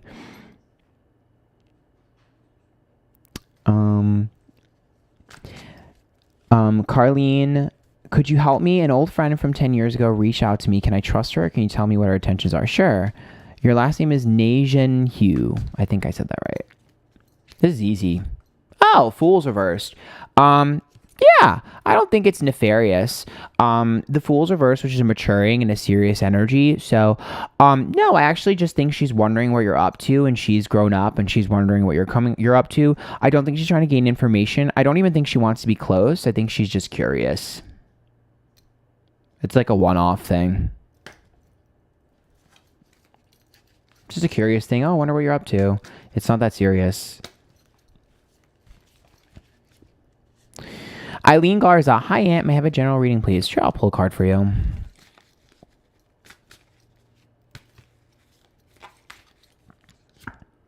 Oh, Ace of Swords. Ooh, there's a new opportunity that's coming to you that you've been waiting for. Ace of Swords is an opportunity that we need to take, and it's at the detriment to other people. I'm not going to lie. So to me, this is the indication of there being an opportunity on a table, and there's 3 of you, and the first one to the table grabs the sword and gets it. There's a competitive opportunity that you need to run after. Remember that closed mouths do not get fed. Asking for things gets you what you want. Demanding things gets you what you need. The Ace of Swords tells me it's time to be a little bit selfish and a little bit aggressive to go after the opportunities that you want, because an opportunity will be presented to you and you are going to have to fight other people out of the way to get it. It could be a person, a place, or thing. All I know is that this opportunity is coming extremely quickly, very soon, and you are going to have to fight other people out of the way to get it. It is worth it. It is a big deal, and it'll bring you happiness or success. I'm not sure which direction that'll go, but get ready because it's worth it. So push bitches out the way to get what you deserve. The Ace of Swords is there. Don't feel bad if another person misses out or if another person gets screwed over. Prioritize yourself. I promise you it'll rule in your favor. That doesn't mean that you destroy other people to get what you want. It means that if other people suffer because you got it instead of them, that's on them, not you. Suffer's a big word. More like lose out. What one person sees as opportunistic, another person sees as being smart. Okay? And oftentimes, Ace of Swords means there's a competition or something competitive attached to it. So, do what you got to do to get what you want. It's a big opportunity, though, and it's about putting yourself in a position where you're best succeeding. Like, I see you being able to position yourself perfectly to gain success. Basically, let me give you a great example of an Ace of Swords. You're at a party, you're at an event, you're talking to 3 girls who are all beautiful. A guy walks in, he's the CEO of a company. All 3 of them like, oh, he's cute. Oh, he's cute. The girl next to you goes, I think he's the CEO of the company. You immediately walk over and start talking to him before any of the other girls could. You get his number. Bam, you get an interview. That's an Ace of Swords. You snooze, you lose. The other girls accidentally spilled the tea. You beat them to the punch. That's an Ace of Swords. That's an Ace of Swords. So you have to keep that in mind. That energy brings you success. I also do pageants, so I'm super competitive. It could be you meeting someone at a pageant. That's very similar to what I just said about you at a party, dressed nice. Girl, you might find an opportunity through there. I saw the Nicki Minaj thing, Gloria. I did. Early bird catches the worm. That's why bitches need to move in silence. It's me on bitches.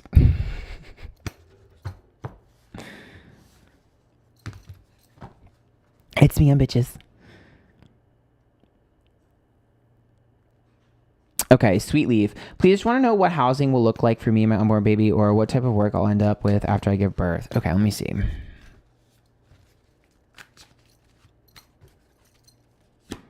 Oh, Queen of Pentacles. Queen of Pentacles is usually a good sign of career or money or status or job. However, Queen of Pentacles gains their money or their success or whatever through someone else. If you're struggling with your direction, then you're looking for the Queen of Pentacles. So that usually indicates someone being able to offer us an opportunity to either work with them or work in something that they do. So to me, it's about the people you know that are going to be able to give you the opportunity rather than you doing it on your own. So I would call in favors if I were you, or ask around, put the flyers out, so to speak, because the Queen of Pentacles brings you into her world. It's also really good for someone helping you with housing too. If you're struggling with housing, the Queen of Pentacles can sometimes do that, especially if you're looking for something like a program or something to help you. If you're like a single mom or something, could be like a shelter and things like that. And how are you still alive? You're so amazing. I love you. Thank you. I'm a workaholic. Yeah, I have a lot of things to do, but oops, I never get anything done that I need to get done because I'm always doing other things. It's whatever. I'm also like really anxiety ridden because I need to plan my outfits for TwitchCon. I haven't done that, and it's like literally around the corner. Like, ugh. I have boy problems that I'm struggling with right now really hard. So I'm just like, let me just work more so I don't have to think about boys anymore. I hate my life sometimes, but whatever. Glowy Nectarine Manifest. Do you see me and this guy becoming serious at any point? We're long distance, but haven't spoken in a couple weeks after a fight. Ooh.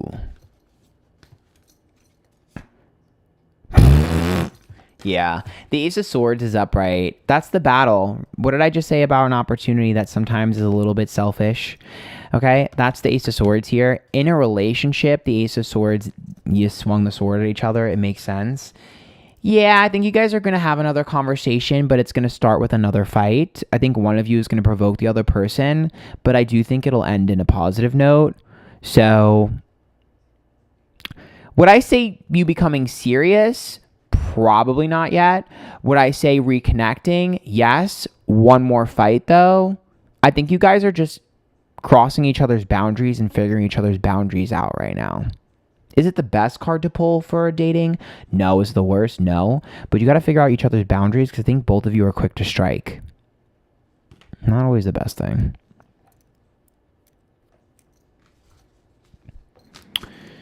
Whew. All right, Sandy B. Will I eventually get out of this funk I'm in? I'm still grieving my husband, but I feel so lost and I trust easily. A person came into my life, but I'm very confused about him. I could see what their intentions are. I'm sorry for your loss.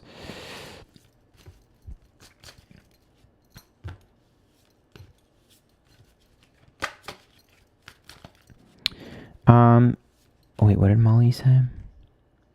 Hi, I know you said you were prioritizing people who donate over $10. I super chat over $30 over the 2 streams. Would it be okay if I get a single card reading? Yes, Molly. I'll do yours right after. Sure. Ooh, 2 of Wands. Interesting. I can tell you that the person that you're talking to is attracted to you because sometimes 2 of Wands is sexual attraction, but 2 of Wands can also be friction. So I get it. You're struggling to move on, which could sometimes cause friction. But I'm going to be honest with you. I don't think the person you're connecting with is necessarily a terrible person. Do I think that they're the best person in the world? No. However, I don't think you're giving anything a chance right now because I think you're coming across as guarded and combative. So my suggestion to you is let people show you who they are. Let people act the way they want to act. Don't prevent something from happening out of fear. Because this 2 of Wands tells me that you're just struggling with recognizing passion again because you've been numb and you've been desensitized. So you forgot what passion feels like. And sometimes passion burns hot and is a little crazy. That scares you, but I do think that's normal. So I just think you're not used to passion anymore. It's like foreign to you.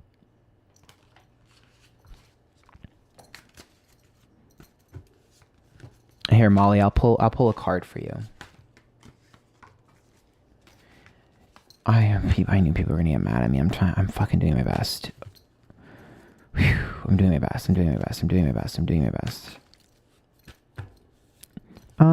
Well, I do YouTube live streams once a week, and I do Twitch live streams like 3 or 4 times a week. So make sure you follow me on both.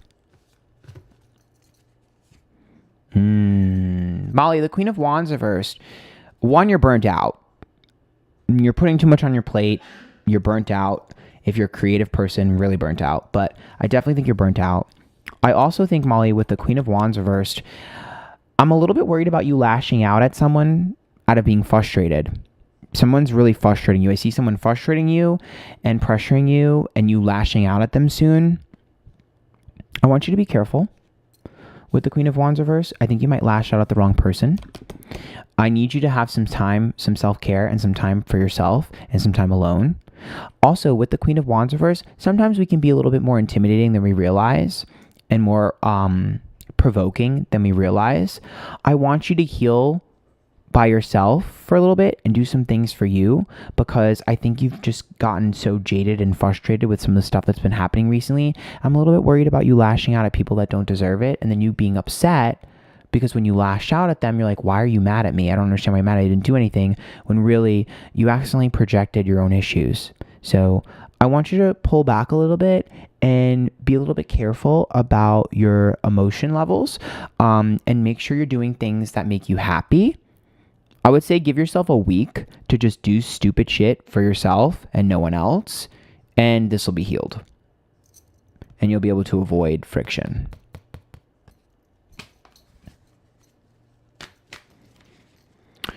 Okay. Samantha Martinez. Hi, I need to know my best friend's cousin, who I used to have a huge crush on, hates me or likes me. Oh my God. Okay. I saw the book recently and got a reading for you back in Tuesday. I'm wondering if the book I sold will do well. Well, I mean, if I pulled the Queen of Wands for you reverse, I would tell you that that's a creative burnout. So my concern wouldn't really be about your success. It would be about your longevity. And I also am really concerned about you lashing out at someone still. So if you're frustrated about a situation, you need to just be to yourself for a little bit. But Queen of Wands is burnt out creatively. So I'm not really worried about your success. I'm worried about you continuing that success. Don't burn yourself out. That's burnout. That is creative burnout. That's what I said to you. Queen of Wands versus creative fucking burnout. Be careful. Because you're on the ropes. Eight of Wands. I need to know if my best friend's cousin, who I used to have a huge crush on, hates me or likes me.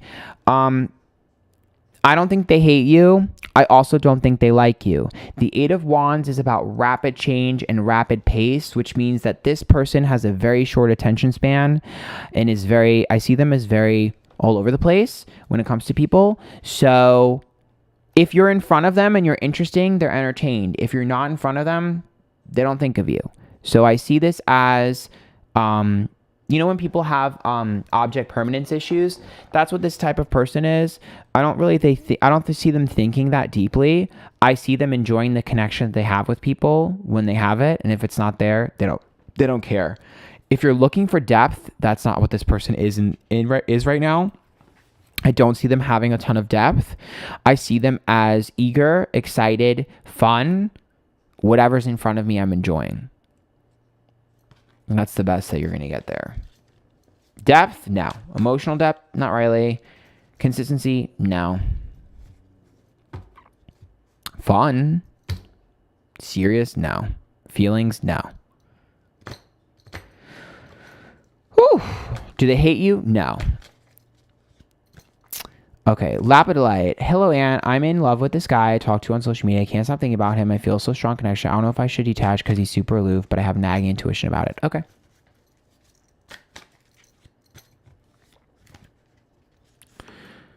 Ooh, Ace of Cups. I need clarification. Ooh. I knew it. Okay, Three of Swords. That's why I didn't feel the Ace of Cups very right. Okay. So Ace of Cups is a very, very, very strong card, right? Ace of Cups is a loving bond. It is a very strong bond. When I pulled that, it felt off to me. The reason it feels off is this Three of Swords, heartbreak. I don't think you're in love with him. I think you're in love with the idea of him. Because if I'm pulling an Ace of Cups is like true love. But if I pull an Ace of Cups for someone that feels like someone is aloof, why would it be true love? That's not true love. So what that means is that you're projecting that true love onto them. You want love so bad, you're putting it onto a person just because they're there. Rather than embracing what's in front of you, you're setting yourself up for heartbreak. You are setting yourself up for heartbreak. I don't think they're a bad person. I don't think it's that they don't care at all. But you are putting this idea of love onto this person, and it's not reality, and it's not what's actually going on. And you're going to cause that relationship to snap. You're absolutely going to cause that relationship to snap. So what I need you to do is reel it in. I need you to pull back. I need you to tell yourself, am I actually enjoying what they're doing, or am I placating them because I like the idea and I like the way I feel when I'm around them? There's a difference there. Because I think you're projecting. You want so badly to want this thing that you're attaching to someone because they're there. I never felt like this before about anyone. Yeah, you're getting ahead of yourself. You are romanticizing that. I don't think this person's bad. I don't think it's bad to have a little bit of whatever. What I'm telling you though is it shouldn't be as strong as it is for you because you're setting yourself up to be heartbroken.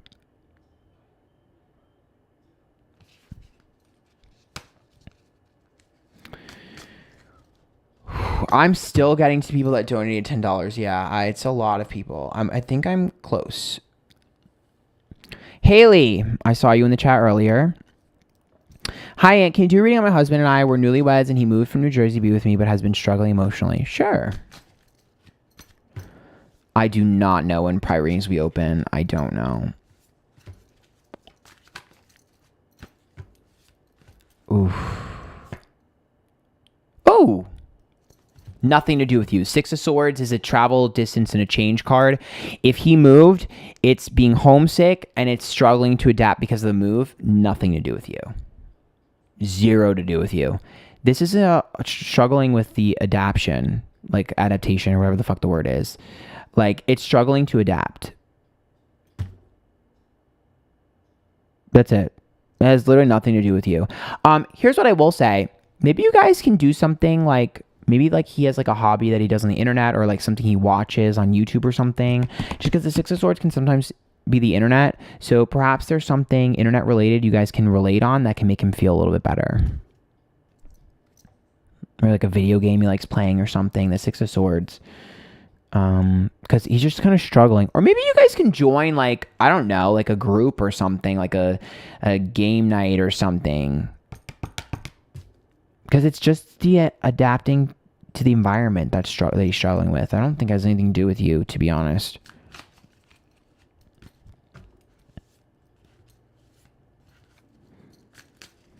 You can't refund on a super chat anyways. But I mean, everyone's telling me what to do on my YouTube stream, and everyone's telling me how to fix things, but nobody listens to me, so it doesn't really matter what I do or what I say. They're not listening anyways, so I'm not going to argue or yell at people. It's just not really my vibe. I've already said it a million times. The chat said it. They're not listening on purpose, so it's not my problem. I mean that with all due respect. It's like, no one will listen to me, so if they want to not listen, then I can't stop them. You know what I mean? No matter what I do. I've tried, but it ain't gonna work, girl. So, y'all gonna do what you want to do. You know what I mean? That's it. I'm one person. I love you guys. I appreciate you so fucking much. I've been here doing personal readings for 3.5 hours. I'm super grateful. I am doing my best. I've gotten to a lot of people. I'm trying to get to everyone, but it's not always possible.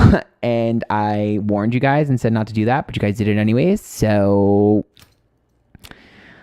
I'm doing what I can. I'm one person. I fucking love you guys. I don't take you for granted at all, but I am one person. I am one person, and I've been here longer than most people would be. So I'm doing my best, you guys. I'm trying. I'm trucking along. Okay.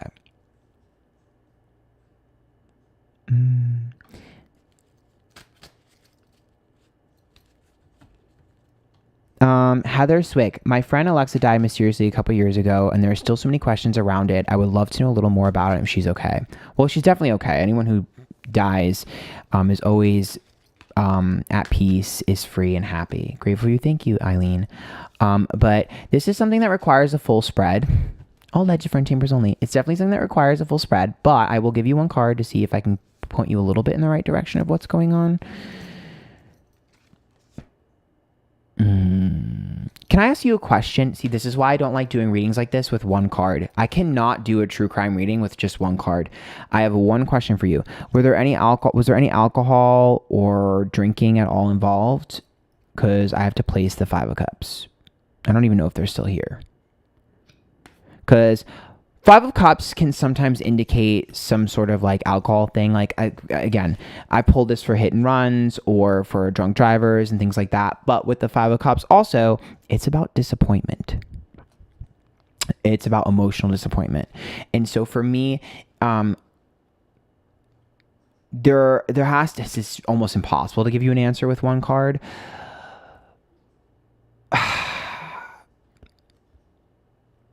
Possibly a shooting. Okay. Was she not supposed to be somewhere she was or something like that? Because the Five of Cups is like disappointing or disappointment. Was she with someone she wasn't supposed to be with, or was she doing something that she said she wouldn't do? Because the Five of Cups is about a disappointment.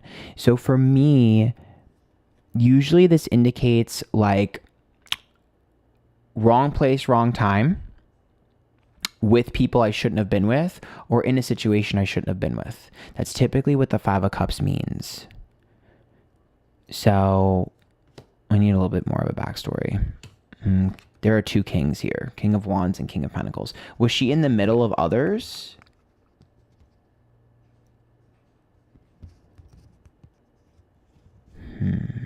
Thank you, Annie.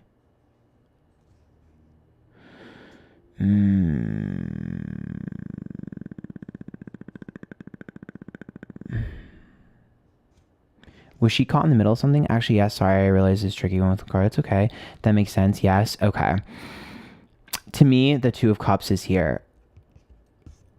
Ooh. Because this to me is like, I wrong place, wrong time. That's about her getting caught in the crossfires of two other people's issue. And the Two of Cups is upright, which usually indicates, yeah, that's exactly what that is.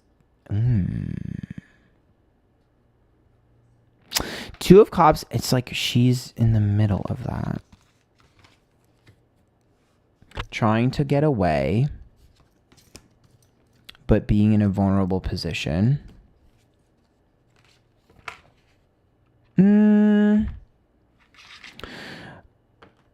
That absolutely makes sense. Okay, whoever was there, whoever the other people are, have some sort of long-term argument or long-term fight or long-term animosity. So let me describe this to you. This could be like two rivals, people who are rivals, people who are both, it could be two people who hate each other, it could be rival gangs, it could be two drug dealers who hate each other, it could be two business people that hate each other, it could be lovers or an ex and a current. These are just two people that do not get along, and then her in the middle. Sometimes the Ten of Pentacles means that money is involved, but or like someone owes someone something, but it could also be a respect thing. Pentacles sometimes translate to respect as well. So there's like a feeling of like wrong place, wrong time. Yeah, caught in the crossfires. Shouldn't have been there. Other people are involved. That's basically what I'm getting. And the Five of Cups being the first pull makes sense because it's like, fuck, I'm like disappointed. I should have realized, or fuck, that was disappointing, or I don't want to disappoint people. But I don't think that's something to be disappointed about. I think that's just literally circumstance, unfortunately.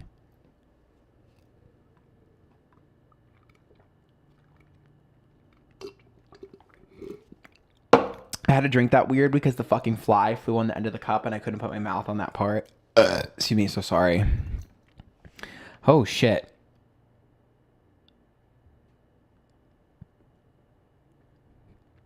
I'll deal with that later.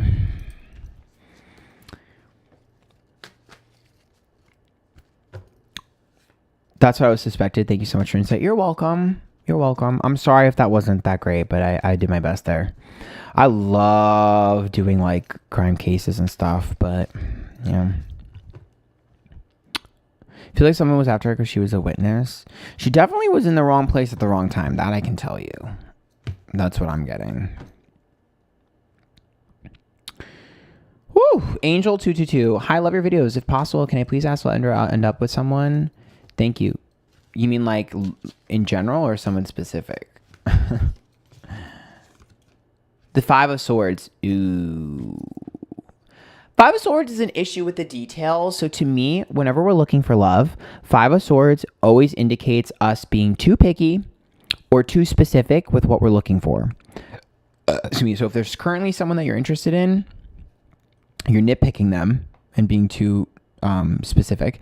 And if you're trying to find love, I would tell you broaden your horizons and remove some of your requirements, because it's important to have non-negotiables, but the list that you have in your head of what you're looking for is a little unrealistic, especially because with the Five of Swords, you have to remember when you're looking at love, it's I bring this, you bring that, we're equal. It shouldn't be you're up here and I'm down here. So that means that if you're super successful, you're not dating someone who has no job.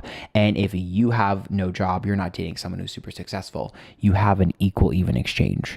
That goes for every aspect of that, whether it be you're an attractive person and you're dating someone who doesn't take care of their appearance, or vice versa, or an average person who's going after the hottest person in the room. You know what I mean? You have to make sure you're careful about what you're looking for here and make sure that it's a little bit more even, because I do think with the Five of Swords, Swords, you're trying to find the perfect person to make up for what you lack rather than looking for someone that vibes with you. Because it's easy to pick out the perfect traits in someone else, but it's not always easy to realize that we're trying to make the perfect person because we're struggling to make the perfect self.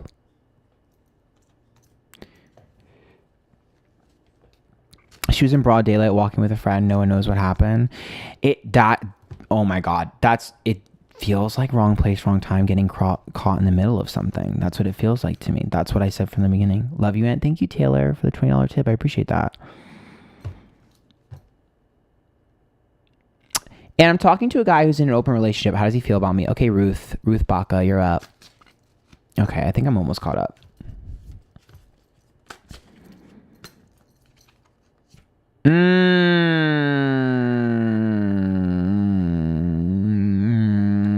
The Two of Wands is reversed. Well, there's definitely a little bit of a discrepancy about what you're looking for. I do think both of you are looking for different things. I also think that this is an indication of an issue with your sexual desires. I think what one person likes, the other person might not like. There might be an issue with that.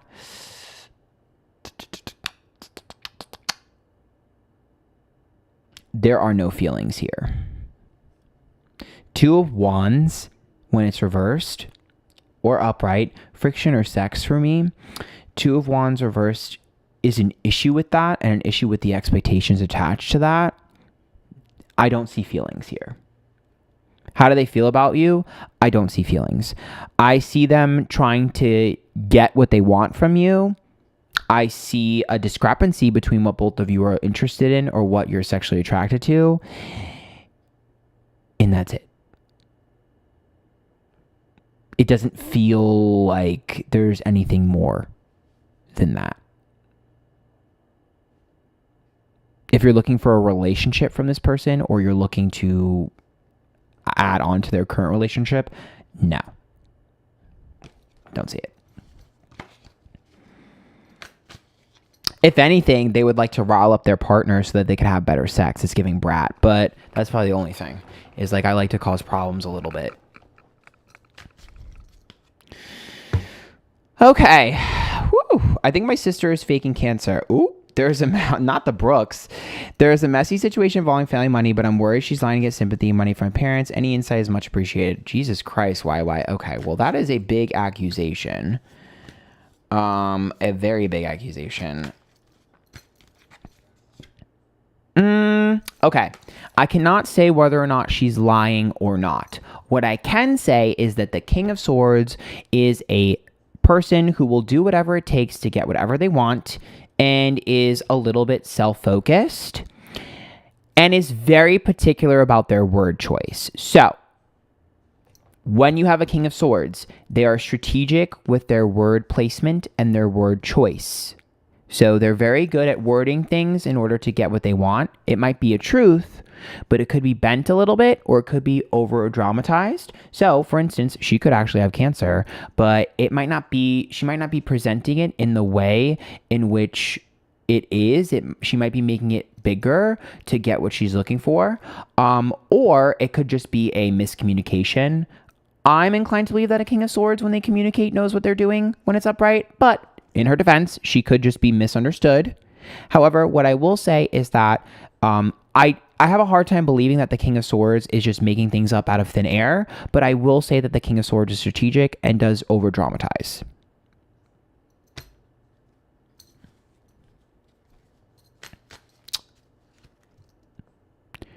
I mean, she could actually literally legitimately have Cancer, but perhaps she's making it like this big thing in order to get what she wants. So sometimes something traumatic could happen to you, but you could also use that to get what you want as well, especially if it's something like Cancer, which is really like, my dad died of cancer, so it's like a serious thing. So sometimes you could snap when you get a diagnosis like that. And then just be like, well, fuck it, I'm going to get what I want out of this. That could be too. So I would just say, I don't know if I would say she's an outright liar, but I would say that make sure you're a little bit careful, because I do think that with the King of Swords, they're willing to do whatever it takes to get what they want. So just make sure that you're careful about that. That's what I would say. Do I think it's an outright lie? No, but I think that there's some drama attached to it.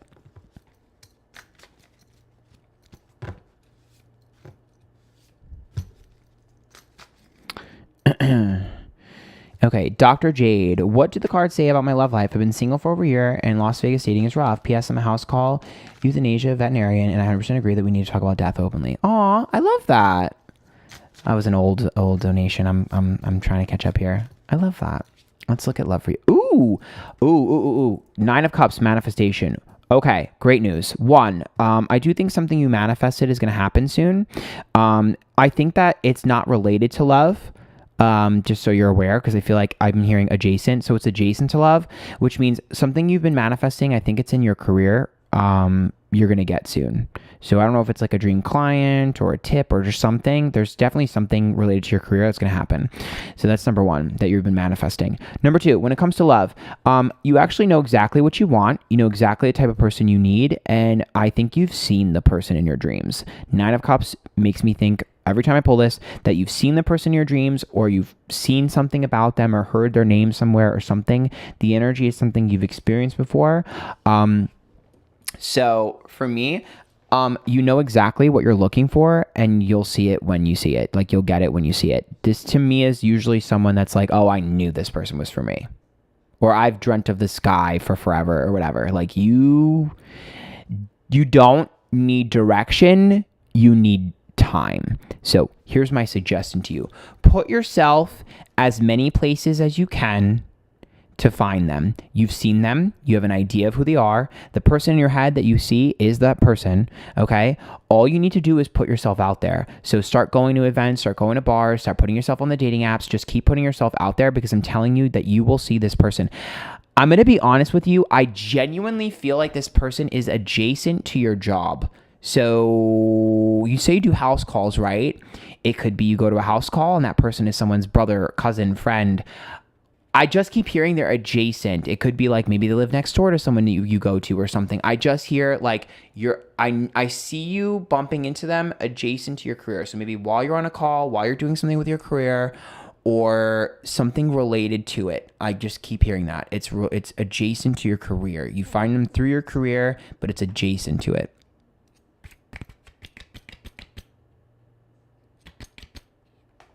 I think it might be while you're working. Good news is that they're a pleaser. 9 of Cups usually indicates that your soulmate's a pleaser. They're eager to please. So you're looking at someone that's not necessarily overly personable, but likes to please. I keep hearing gift giving and acts of service. So like do things for others. Okay. Oh my God. I cannot get to everyone. Guys. It's almost 4 hours. I can't do it. I'm trying, but I'm struggling. Pearl M. Hi, can I have some career advice? I'm behind and discouraged in taking exams. Need to apply to programs in my field next year. How will I do? Okay. Holy crap, I was going to ask if I should focus on my career or dating. Thank you so much. You're welcome. I think you're going to find them through that, to be honest. Oh, world. Girl, the world is about starting a cycle and being in the middle of it. Now, here's what I'll tell you. You don't need advice. You're looking for advice and you're looking for answers, but you're in the middle of your journey. You're not supposed to have answers. You're supposed to experience. Here's the thing. We get so obsessed with finishing things, completing things, and having answers that we sometimes don't realize that we're in the middle of the journey and we're just supposed to enjoy the ride. No, you're on the right track. You started the great divide, whatever you want to call it. You started the cycle. You're in the middle of it. You're riding the wave. You're doing everything you need to do. You're on track and you'll be fine. The world just tells me that it's taking a little bit longer to go in that circle. So you're being dramatic, honestly, which is a good thing. You're discouraged because you think you should be farther along than you should be, but that's just in your head. Because the world tells me you're on track. Look, the world is fucking literally like, it takes a while to go around the fucking world, bitch. Like, you're fine. This is where you should be. Cycles do not happen overnight. You're fine. You're literally fine. I know it's boring and people are like, that doesn't help me. Okay, well, there's nothing to change. I don't want you to change anything. I want you to just continue what you're doing. It seems like it's a long process with the world. I don't have to be exhausted. I can barely do readings for my family without getting wiped out. I am a machine. I am a machine. I am a machine. That's why I always say I'm the best at what I do, because, bitch, I am like a fucking workhorse and machine. People all the time love to shit talk me. Other tarot shit talk me. I'm like, bitch, you could not walk a mile in my shoes. Try it. Try to do the shit that I do consistently. You know how consistent I've been this entire year? I want you guys to know that I was spending my days streaming, making content. You guys know I've been consistent. 3 uploads a week, 4 or 5 streams a week. I've been doing this for 5 years. But this entire year, I've been doing that, consistent with my uploads, not missing an upload, doing all this, still keeping up on my socials, all of their stuff, trying my best to add TikToks to what I'm doing. I've been doing all of that. Do you know that 90% of the fucking days that I was doing that, I was crying myself to sleep with snot coming out of my nose because I was literally heartbroken? There were days that I literally would just work, and then get back in bed. Like, I've been struggling, but I'm a workaholic, so I'm just kind of a workhorse. Bitch, I was going to bars, sitting in the corner and crying. There was many times where I'd go to the bar. I wouldn't even drink. I would just go in the bar, sit in the corner because I didn't want to be in my house anymore. I'd sit in the corner and cry. Bitch, one time I was crying. I was wearing my booty shorts and my ball came out of my pants. I told the story the other day. I was in the corner. That time I was drunk, though. I was in the corner. I was drunk. I was wearing my booty shorts. I had my foot up and I was crying. And then I looked down and my fucking ball sack was out.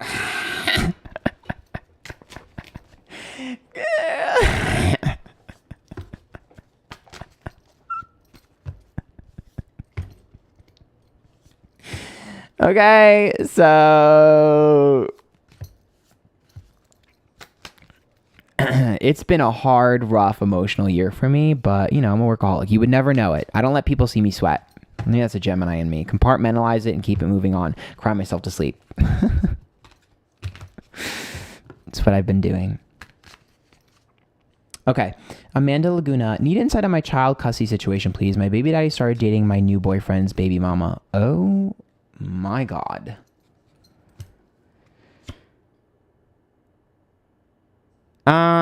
Well, as far as the child custody situation, I don't really see any change. So whatever it currently is and ever it's currently going is how it will remain. The King of Wands is just aggression and passion. So if your baby daddy started dating your new boyfriend's baby mama, I can confirm 100% that he's just trying to piss you off. The King of Wands is there. Sure, he's horny, but the King of Wands is just trying to rile you up and distract you and make you act a certain way so that he can get what he wants. So if you kind of just lay low and remain consistent, I don't think there should be any adjustment or changes into the way things are currently going. Don't fall for the bait. Also, your baby daddy still is in love with you and still wants you with the King of Wands. So, yeah. However, King of Wands is kind of possessive and controlling. So, we don't really like that. We like that, but we're going to pretend we don't like that because we're toxic. But we don't like that. And by we, I mean me.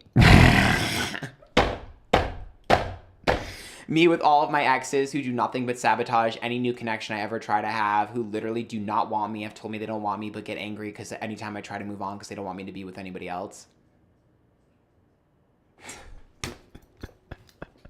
I got 3 of them hoes in my past.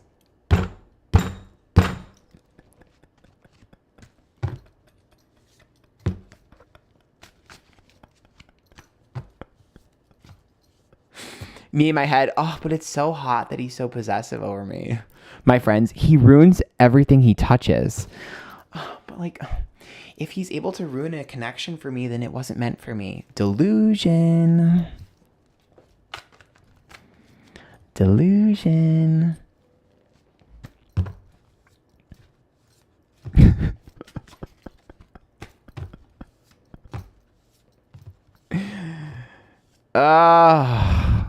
I hate my life.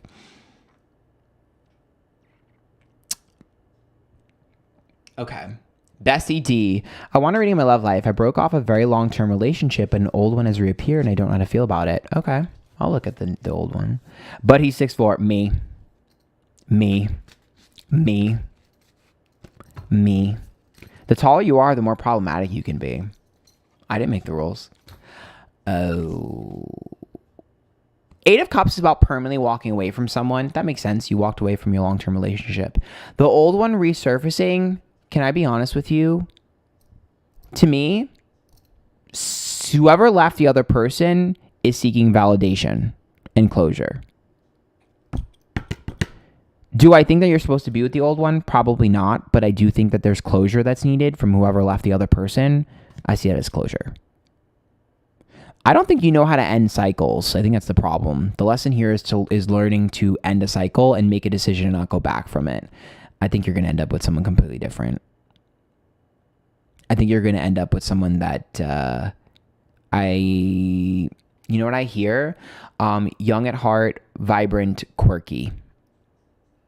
It's like a little bit nerdy. Like they have like a weird hobby that's like really weird, but they have a lot of knowledge about it. You know, like when autistic people have like that special thing that they get obsessive about. I forget what it's called. They're not autistic, but what I'm saying is it's like they have this weird thing that they're kind of like really into that's like bizarre, but quite interesting. Is he hot or is he just tall? Both. Both. I find height attractive, so the taller you are, the more attractive you are to me. I told you everything else is a negotiable for me as long as you got the height. Girl, the men from my past, only like 2, 3. Only like 3 of the men from my past have had abs. And those are the 3 that I like the least. Don't tell them that. The one I like the most is probably the most average of all of them. I find him incredibly attractive, but he was probably the most average of all of them. Also, he wasn't the shortest. He was in the middle. The tallest one pissed me off the most. The tallest one was the most attractive, and the one that pisses me off the most, and I think is a child and needs to grow up. The tallest one has abs, and he thinks I'm over him. Goodbye. You need to grow up. Salty, but I don't care. He needs to grow up. Grow up, child. Grow up, child.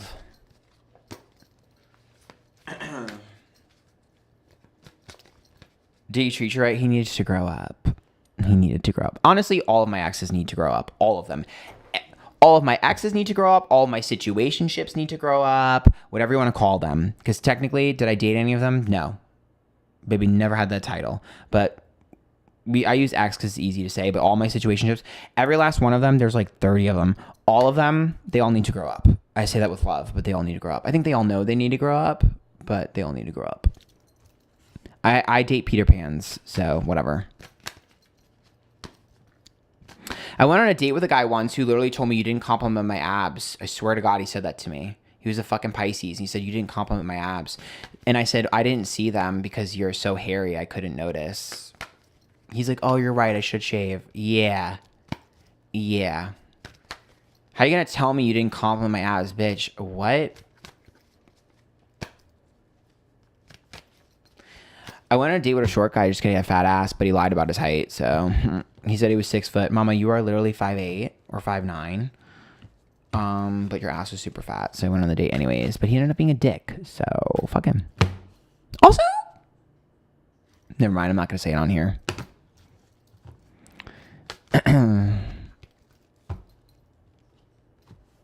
don't know. Like, I have this thing and like, never mind. I'm not going to say it on here. You guys cannot handle what I'm about to say. I'm just going to keep moving. Okay. I'm not gonna say it.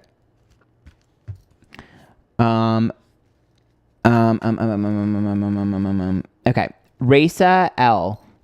Love you. Please do a reading on whether the person with the initial P is who you said thinks I'm the one who got away and will contact me. If so, when do you think he'll reach out? You're looking for clarification and you're not going to get it. I guarantee you're not going to get clarification on this. I knew it. You're not going to get clarification. See, when people do this with tarot, they don't get tarot. I get this a lot where I'll give someone information and they'll want specifics and pinpointed.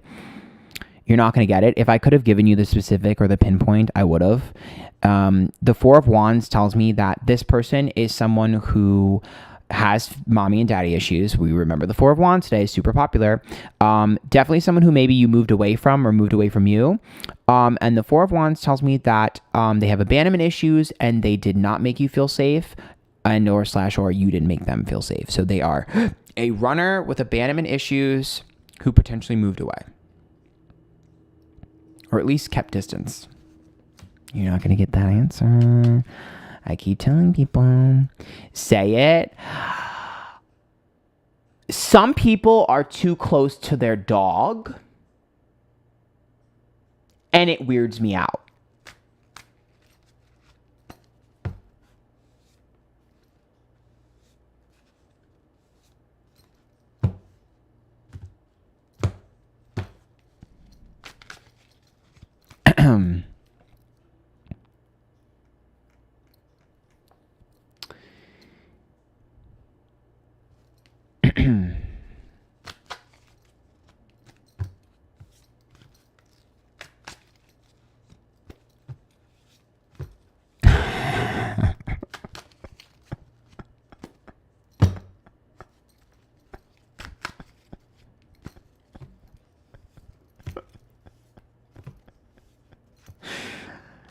You're honestly 1,000% correct. It's just he won't boomerang back. It's rare for a Four of Wands to boomerang back unless you bump into each other somehow.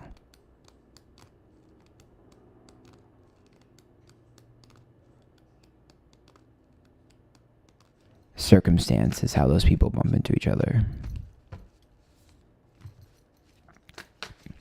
Okay. Whew. David posts, I'm in a situationship with a guy, non-mono. Ooh. And I want to know if there's a chance we become official with each other. The death card is a death and a rebirth of the connection, but it is only one that happens by choice. If they wanted to be official with you, they would tell you and they would be honest about it. If this isn't happening, then they don't want it. Death is a change and a rebirth in their direction, especially non-monogamy, that they would choose. And they would be honest about it and upfront. So, if they haven't said this, they don't want it. It's very obvious. Think of the death card here as a huge change. This would be reading slightly different if it wasn't non-monogamy. Because it's non-monogamy, that's a big decision. That's why the death card is there, because it's a huge change. Do I think they've thought about it? Yes. Do I think they're going to act on it? No. Do I think they want it? I doubt it, because if they did, they would have done it. Okay. Eli, may I get a card for my love life? I've been single my entire life. I've only gone on one date and was ghosted after, and I'd like to know if I'll ever find someone. I can tell you what to look for.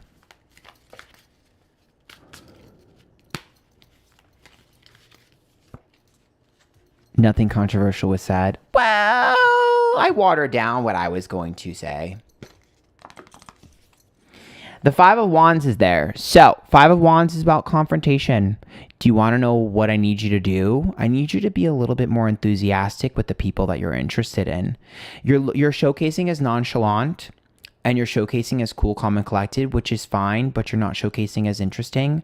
It's not that people want someone that will fight for them, but people are interested in people who are willing to fight for the things that they care or are passionate about. Share your passions and showcase as more passionate. I do think that the person that you're with or you're going to be with is going to be someone who doesn't mind a little bit of friction or debate. Think of the Five of Wands as someone that doesn't mind fighting or debating about something. They like a battle of the minds or a battle of the wits. Or they're an athlete, because sometimes Five of Wands means they like to be competitive, and it could be an athlete. Basically, don't be afraid to be passionate, because if you rub someone the wrong way, they might be the person for you. All right, Alyssa Lopez. Hi, Aunt. Please, I need your guidance. My financial situation is all over the place. I'm a Cancer, 23. My parents are semi-retired, and they both rely on me. I don't know what to do. Okay. Well, remember, other people are not your responsibility. Hard to, ooh, see? Seven of Wands. You're not going to like this answer. So I said this earlier about manifesting. Everyone needs to manifest on their own. You can't be everyone's savior. The Seven of Wands says that you're trying to prove that you're a good person. You're trying to prove yourself to other people, and you're trying to do what you think is right. You need to learn to be selfish. You need to learn to be selfish. Thank you, Roseanne. You need to learn to be selfish. You're not going to like this answer. You're not going to listen to me. The Seven of Wands is reversed. Stop proving yourself and stop trying to prove yourself to other people that aren't trying to prove themselves to you. The Seven of Wands, when it's reversed, says that you are the ultimate underdog and you are living vicariously through other people and prioritizing other people to yourself. You need to learn to cut shit off. You are not going to do this. You're not going to listen to me. I already know you're not going to listen to me, but you're going to end up in this space one way or another. And you're going to keep struggling until you do this because the universe is not going to support you doing this anymore. It's going to get harder and harder and harder because the universe is not going to support this. Other people need to learn to sink or swim on their own. That doesn't mean that you cut them off completely, but that means that you wean them off the teat. And until you start doing that, you're going to keep struggling. So here's my thing for you. What do you want to do with your life? What are you passionate about? Start fucking chasing that and start chasing it now. And that doesn't mean you get rid of everyone, but that means that you start prioritizing your own dreams and your own passions. And as that starts to grow and take off, you slowly pull back from everything else. Because as it stands right now, if you don't prioritize your own dreams, you're going to get lost in other people's failures. Antphrodite is a membership. You pay $5 a month to support me. There's a membership only thingy, but I don't really know. I'm still learning it. But yeah, it's just a way to financially support me. If you click the money button on the bottom of the screen, you'll be able to get it. It's like on the chat.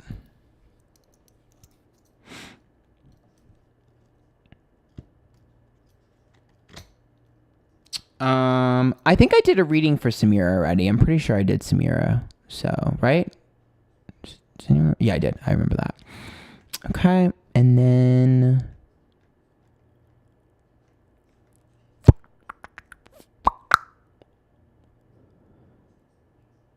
okay. We're almost done. Alina, hi Aunt, I have a lot of anxiety for my future. Can you please read on what I should do? There's 2 things I'm interested in. I really need guidance. I keep seeing 111 for months and I'm a Leo. Thank you so much. Okay.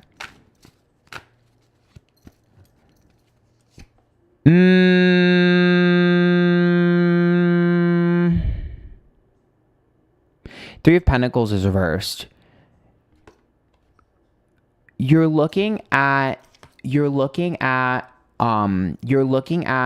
what you should be doing in life as what should my career be, when you should be looking at what do I enjoy doing. Instead of trying to find a career that fits, find something that you like that you can mold into the career. Because I'm going to be honest with you, if you don't do something that you love, you're not going to complete it. This would be starting something and not finishing it. This would be half-assing it. I don't think you're going to be able to chase something unless you genuinely love it. If I'm being blunt, the Three of Pentacles reversed in this energy makes me think of an entrepreneur. So something unconventional. And will it be possible to get to me tonight? I didn't send a question on my super chat, but I did send $50 a while ago. I don't mean to be annoying. What was your question, Miss A? Not Demi, is that you? Three of Pentacles usually carves their own niche when it's reversed. It makes me think of myself. So. Whew. Rose Arthur. Hi from Australia. Can you advise if I should finish my degree, focus on new business, or should I do both? Both. Here we go with the Seven of Wands, a very popular card today. The Seven of Wands and the Four of Wands, the 2 most popular cards today. The Seven of Wands is the underdog who's able to achieve anything they want through any means necessary whenever they're counted out. So both. I think that they're both, I think you're balancing both pretty well. I think you can handle both, and I don't want you to change a damn thing.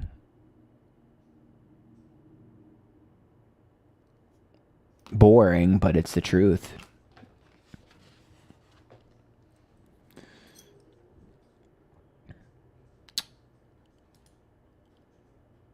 Oh my God. I feel bad, but like, I just want to receive a 1-card pull. Sure. I'm like, fuck. I'm doing the best that I can. God damn it. Fuck. Titties. Okay. I think I've gotten to most people, to be honest. Death.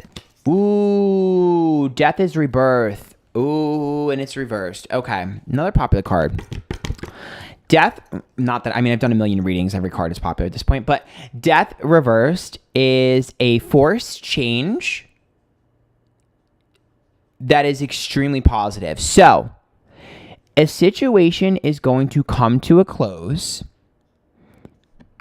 It's not through your own doing, it's through circumstance. And this door needs to close in order for you to open the new one. So something is going to be finished. There is something that is over. It's dead. It's gone. There's something in your life or someone, but as soon as that door will close, a new one will open. So this typically indicates that that's either already happened or about to happen, and a new door and a new opportunity is about to open, and you just need to walk through it. This happens to us, so you just kind of sit tight and the opportunity falls in your lap. A lot of times this happens to do with success or job or career or money or some hustle, but sometimes it could also be a person that falls into our laps that heals us. Whatever it is, it's healing though. Death is reversed, which means it's a reward that we never thought we would get, but the universe says it's time. Shed the skin, get the new. With the new skin, you get the reward. It's a really good thing. I mean, granted, you have to end something and tie up a loose end in order for that to happen, but it seems like it's already begun. I think it's my marriage. Ooh. Big boobs. What? Ciao. Anyways, so.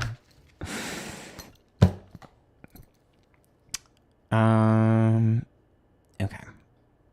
A lot of people donated after I said not to, so like most of these people are just not going to get anything because I just absolutely cannot keep going, and they definitely didn't listen to me, so yeah. Oh my God.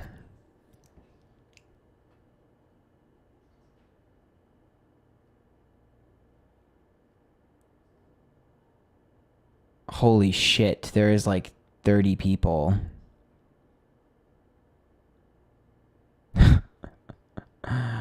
Yeah, I'm not getting to all these people. It's not happening. It's absolutely not happening.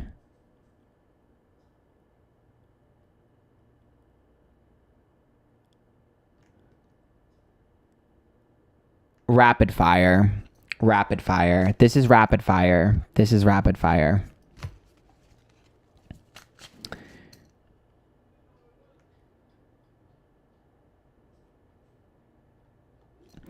Tia Cunier. Hi, Aunt. The guy I'm involved with is currently in custody battle for his daughter with his crazy baby mama. Will he win, and will that finally help us develop our relationship? We're doing rapid fire. The 9 of Wands, things are going to get worse before they get better. Is he going to win? Not the first battle. It's going to take a lot more. You better be in it for the long haul if you're going to deal with this. Things are going to get worse and slightly crazier with that baby mama and that relationship before it gets better. I would say maybe 9 months of craziness, to be honest. It is going to be a little bit more of a longer battle than you think. No, he's not going to win that easily. It's going to be long and drawn out, and it's going to be a lot of drama. If you love him, do what you got to do. If you're not ready to deal with that, then walk away. But I'm telling you right now, it's not going to be that easy. Okay. Carrie, will I meet my soulmate this month? Your pick card told me I'll be meeting someone with Emprodite energy who I have a soul contract with. Another YouTuber tarot card readings are the same. Okay. Timing, very difficult, but I will tell you what I pull for you when it comes to love. These are rapid fire. 9 of Pentacles is a single card. So do I think that you're going to meet them that quickly? Probably not. But 9 of Pentacles tells me that this is someone who is, You said Emperor, Daddy, whatever. That makes sense. Knight of Pentacles. This person is self-sufficient and self-motivated. Could be an entrepreneur. If they're not an entrepreneur, though, they have a side hustle. This person is able to generate income for themselves and is extremely successful. The Knight of Pentacles tells me that they have a talent or a skill set that makes them money. So either on the side or with their own career being a business person. So that was what I would be looking out for.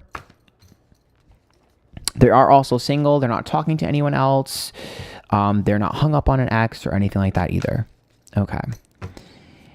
Amy, will I ever get married again and will I have any children? You're the best reader ever, Ann. Thank you. Children, really difficult to see because it's kind of more of a choice than it is anything else. Ten of Swords is self-sabotage. This is your issue with trying to find someone to get married with. The Ten of Swords is self-sabotage. You have a really bad picker. You pick the worst people.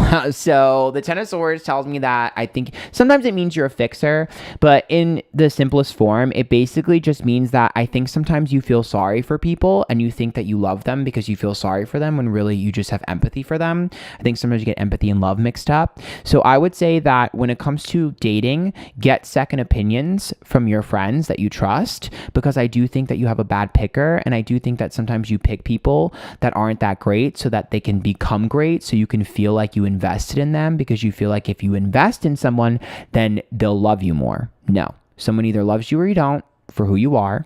Investing in them and making them better or bettering them does not make them care about you anymore or any less. And you are worthy of someone that's whole, not someone who's broken. Ten of Swords. And also don't date anyone that reminds you of any of your exes or is similar at all to any of your exes. That's a mistake. This one has no questions, so I'm just going to go to the next one.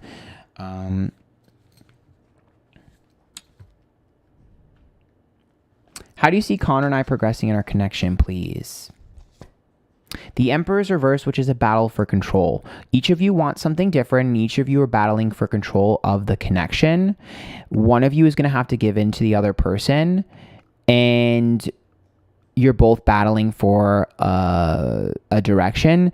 My suggestion to you is that if you like the person, then you should enjoy the direction they're going in. If they're not interested in going the same direction as you, then the two of you don't actually like each other or respect each other. Then you're just trying to force each other to fit into a box. Yes, a donation does not guarantee a reading.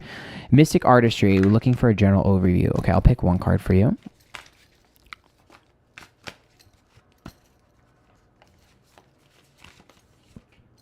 Two of Swords, you need to actually make a decision and stick with it. The Two of Swords says that it's an ultimatum card. So that to me is about going left or right. I see you hesitating to make a decision, being fearful to do something, because if you go left, you can never go right again. But you will make the right choice. It is time to make that decision, and you need to stop worrying about it and start being more confident, because to me this is like being a little bit too timid and worried about something that you can fix if it goes wrong. You need to be more decisive. Okay. Megan, yay, love both you and Esoteros. I love that you're friends. I have a question. Is my male best friend interested in me romantically? Let's see how he feels. This is rapid fire. I'm going to get to as many as I can. If I don't get to you, I tried my best.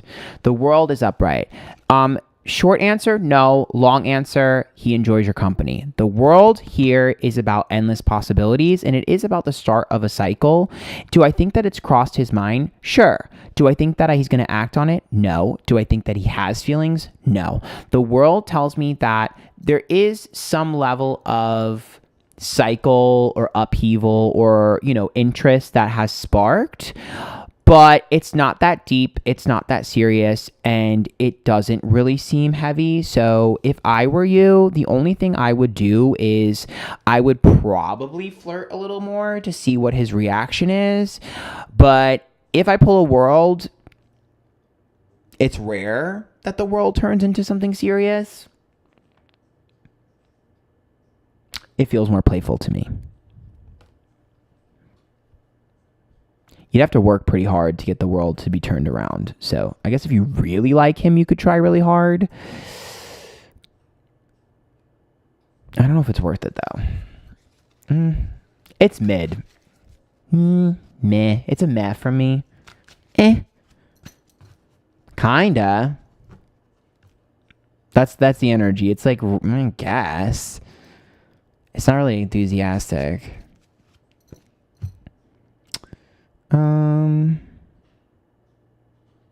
Morgan Adams, I'm looking at building to expand my business. It's a huge step and I'm nervous, Libra. I'm ready for growth, but so scared. Okay. Well, I'll tell you if it's time to do that. Yes, Two of Swords is about making a decision that we don't go back from, one that is positive and one that benefits us. It also is about putting more on your plate because we have two options here. If you are struggling to make a decision and you do have more than one direction to go down, the Two of Swords tells me that whatever one you really feel in your gut is absolutely the correct one. It also usually means whoever gave us advice is right. So if anyone gave you advice or an opinion, it's usually right.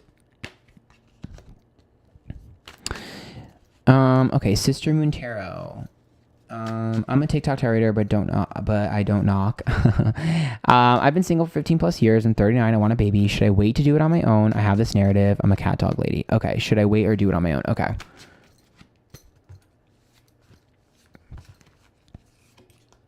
The sun is upright. The sun is about happiness. It is a relationship. I do think a relationship is coming to you. I think that this person is very happy-go-lucky. I see them as very... I don't know if I would use the word bohemian, but they're definitely not hippie, but it's like a Pisces who's just happy to be alive, and they're down for the ride. The sun is a resounding yes, and I asked if you should do it on your own.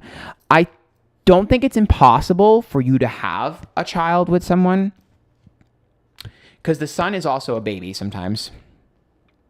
I mean, there's Chibi-Usa there. But the sun is about your happiness and it's about your own desires. So a relationship is coming, but you're not going to like this answer. But when it comes to a baby, whatever you want to do. The sun is about yes and a happiness. So if you want to do it on your own, it's time. If you want to do it with someone else, it's time. It's your choice. You're thinking that the universe hasn't given you the opportunity. You just haven't made the decision. You're a lot more in control of this decision than you think. I see you as someone who takes a back seat, who's super supportive though.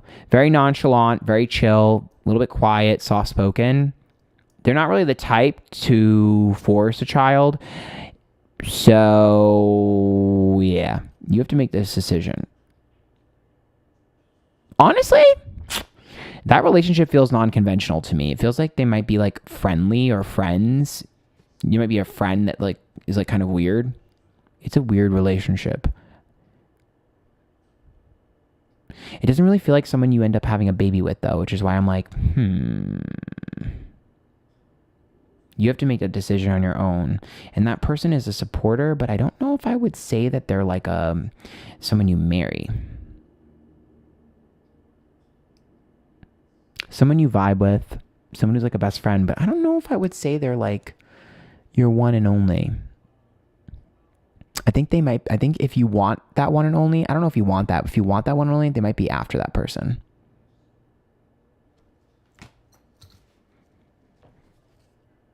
I don't know if you're ready for a kid just yet. You have to decide that on your own though. Son, you have to decide on your own. Once you make the decision about a child, once you make that decision, the universe will put your path in front of you. You have to make that decision, though. That sucks. That happens to me, too, though. They always do that to me.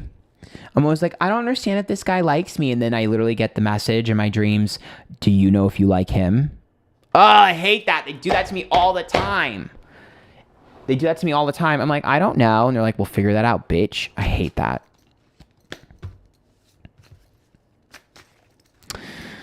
All right, Nicola Ann. Hi, Ann. Thank you for doing these lives. I had a lot of hardship in my love life, especially this year. I'm wondering if it's going to improve or you see anything positive in my future. The Knight of Pentacles is inconsistency, which means that you've been attracting a lot of inconsistent people. To me, you've had a lot of hardship in your love life, absolutely. But I also think that, unfortunately, you are not paying attention to some of the signs. you're too tolerant of inconsistencies and you're too tolerant of change. You're allowing things in your space that don't make sense because you're lonely. You need to make sure that if something or someone is not doing what they need to do, or it's not feeling the way it's supposed to feel, that you remove.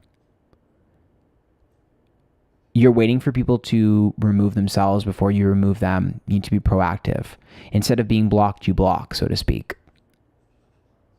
The person you're meant to be with is very consistent. So as soon as you see inconsistency, run. Potential earth sign.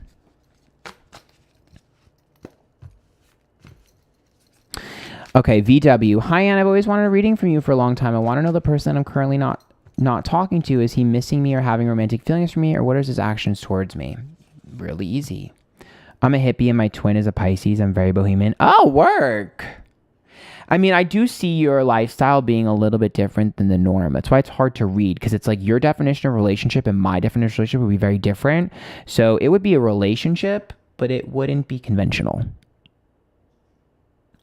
9 of Wands, no. If you're not talking to someone and you want to know if they miss you or have romantic feelings, no, and they hate you. I know that's a hard pill to swallow. I've been in this position multiple times. Sometimes they get over this. I've had guys get over this phase. But the 9 of Wands tells me right now they're mad and want to make things worse before they get better. So no. Angry, upset, pissed, don't want to see you or speak to you. Could this change? Yes. If it does change, they will reach out to you. Am I seeing that happening right now? No. So right now they're mad. Let them be mad. Focus on yourself. No, I don't think they're wanting to be with you. I think they're mad. I will tell you, I've had this happen to me, and fucking 10 months later, the bitch literally came and switched on me. So I've had this happen multiple times. Actually, might have been a little bit longer. Might have been a year. Yeah, I remember him. This was like a couple years ago. Super angry at me, super mad, throwing a tantrum, I was like, all right, fuck you then, bitch. And then I didn't speak to him for like a year. And then he came back and he was like all over me and like, I miss you, And I was like, you ghost me and you ghosted me. I don't want to deal with you anymore. And he was like, I'm not going to ghost you. So I'm like, yeah, you are. And then he was like crying to me and all this other shit. And then he ghosted me again. So bye. Be careful with that one.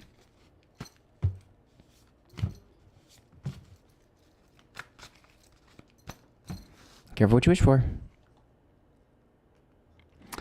Okay, Jillian L. I have a new career and it's amazing, but my spouse and I are drifting apart. I worry if we made the right decision to stay together as we lack emotional connection. I'm a Taurus and he's a Pisces. I live for your monthly readings. Okay. I think the two of you are just avoiding each other. The 5 of Wands. No. Here's the thing. The both of you are trying to avoid setbacks and failures, and you're both trying to avoid each other's emotional triggers and emotional trauma. The real problem is that you guys aren't being honest. I think if you're honest and you tell each other what you don't like about each other, it'll bring you closer together. You're actually being too nice to each other and avoiding, and it's causing you to drift further apart. If you guys just fought, got angry, and lashed out and were honest with each other, I think you'd realize that the spark is still there. So actually just need you to be brutally honest with each other and kind of piss each other off again. If you do that and you still don't want to be together, that's fine. But your issue right now is avoidance. It's not your connection.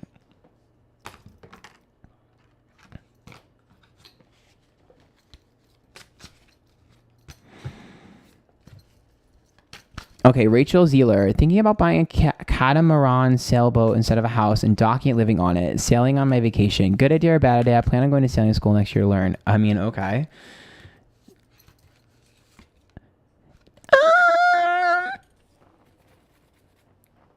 Well, the King of Pentacles is usually looking for something a little bit more stable or secure.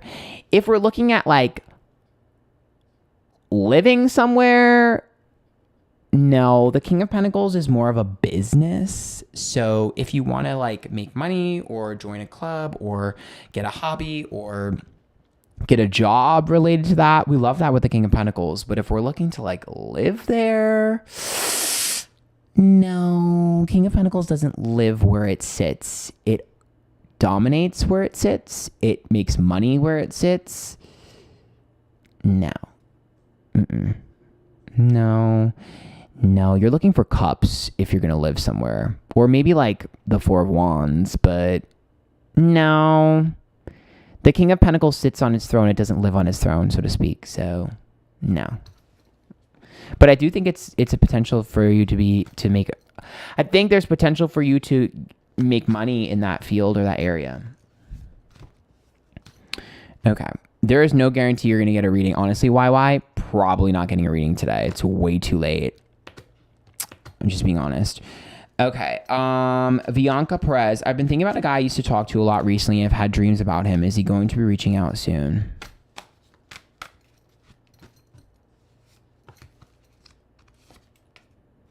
The moon is reversed. I'm going to be honest with you and brutally honest with you. And I got this direct. I literally heard it. He lied about something and he has a guilty conscience and he's been thinking about you, which is why you're thinking about him. He's been thinking about you because he wants to come clean about a lie that he told. Do I think that he misses you and like wants to get back together with you or wants to be close with you? No, I think he has a guilty conscience. He lied about something and he feels guilty about it and he thinks about coming clean every day. Girl, these streams are the worst. Bye. See you on Twitch. I hope you don't say that to me on Twitch because if I find out who you are on Twitch and you're that rude to me on here, I will ban you on Twitch too. That's nasty. Don't be nasty to me.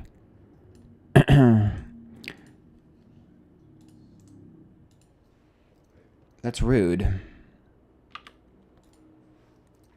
You better hope you don't have the same name on Twitch because I'll ban you on there.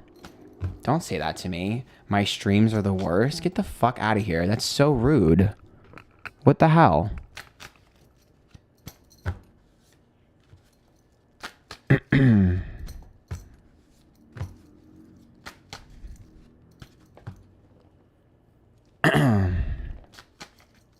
Anyways. I spent like 4.5 hours giving people readings. How is my stream the worst? What the fuck?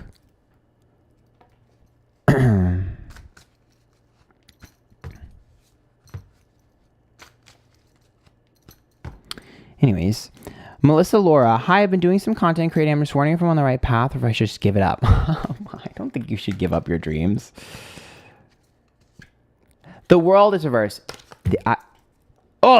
Whenever I do readings for content creators and I pull a card like this, I'm always just like, oh, the fucking content creator curse. You haven't hit your wave. The Wheel of Fortune is reversed, which is like a risk that's not paying off, right? That's how you feel. But it's also about not hitting your jackpot yet. It takes one video. It's a gamble. So to me, this is just about continuously gambling. Obviously, you don't put all your eggs in one basket, right? You obviously have another job and stuff while you do that. But with the Wheel of Fortune reverse, you just haven't hit your niche and you haven't hit your gamble moment. Or your 777 moment. I need you to be a little bit more conscious of trends. That's my suggestion with the Wheel of Fortune reverse. Be a little bit more conscious of trends. You jump on the wave, jump off, and have a body of work for them to stay. That's how it works. Be a little more conscious of the trends. Thank you, Renata. I appreciate that. I am still live, and apparently my streams are the worst. I'm butthurt about that comment. I think I'm butthurt about the comment because like, I'm going to Twitch instead. As if I'm not the same person on Twitch as I am on YouTube. As if like I'm not going to get offended because they said I had the worst YouTube stream when I'm on Twitch. I'm like, I'm still going to be offended from the YouTube stream when you see me on Twitch. I'm still going to be offended. It's not a different person. I'm still going to be offended.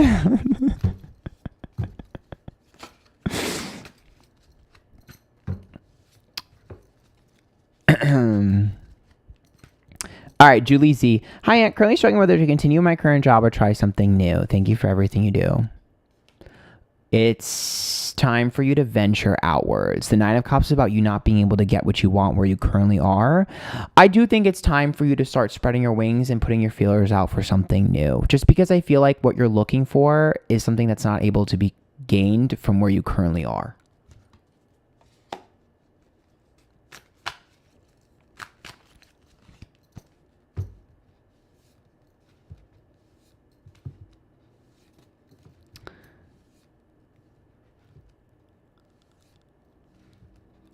Here's the thing.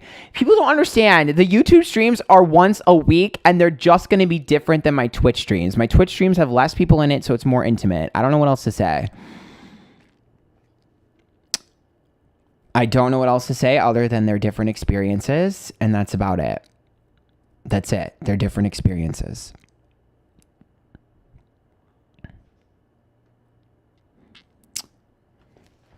Okay, we did that one. We did that one. Ace of Tarot. I want to know what happened with a longtime friend who I like. What's happening in my life?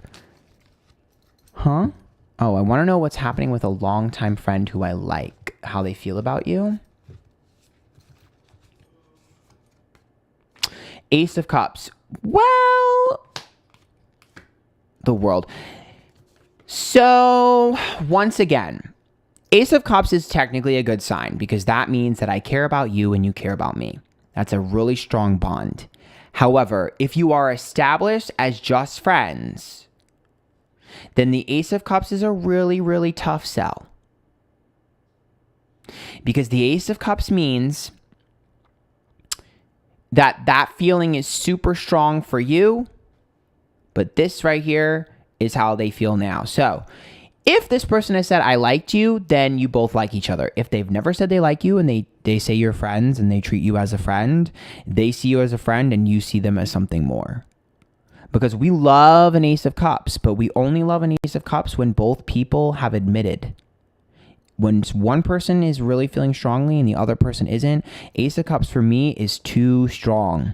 It's too strong. I've said this before. It's too strong. A Lover's card is technically better because Lovers to me is not that strong, whereas an Ace of Cups is the strongest one. This energy is heavy. So if this person hasn't admitted feelings or said anything like that, then you are gaining, your feelings are at 80% and their feelings are at 20%. So I need you to have a little bit more of a pullback.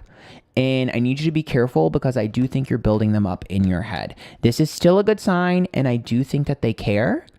Just be careful. Don't get ahead of yourself. Don't get ahead of yourself with the Ace of Cups. I like this energy. We like this energy, but we do not want this to be too heavy. Because remember that everything spills all over the place with the Ace of Cups if it's too strong.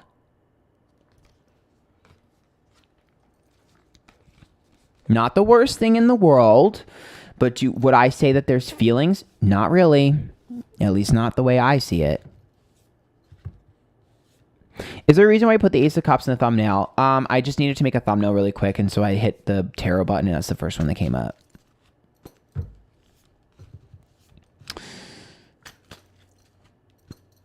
Hey, Ann, I sent a previous super chat. I just want to send this one to hopefully boost my chance of getting David Post. Oh, I did yours already. I remember you. I did Miss A's.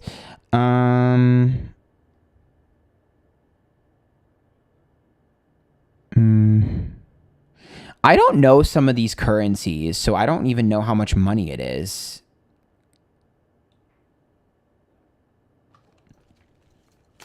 Mixed Miss. Name IFSA. Is there anything good going to happen in my life? Okay.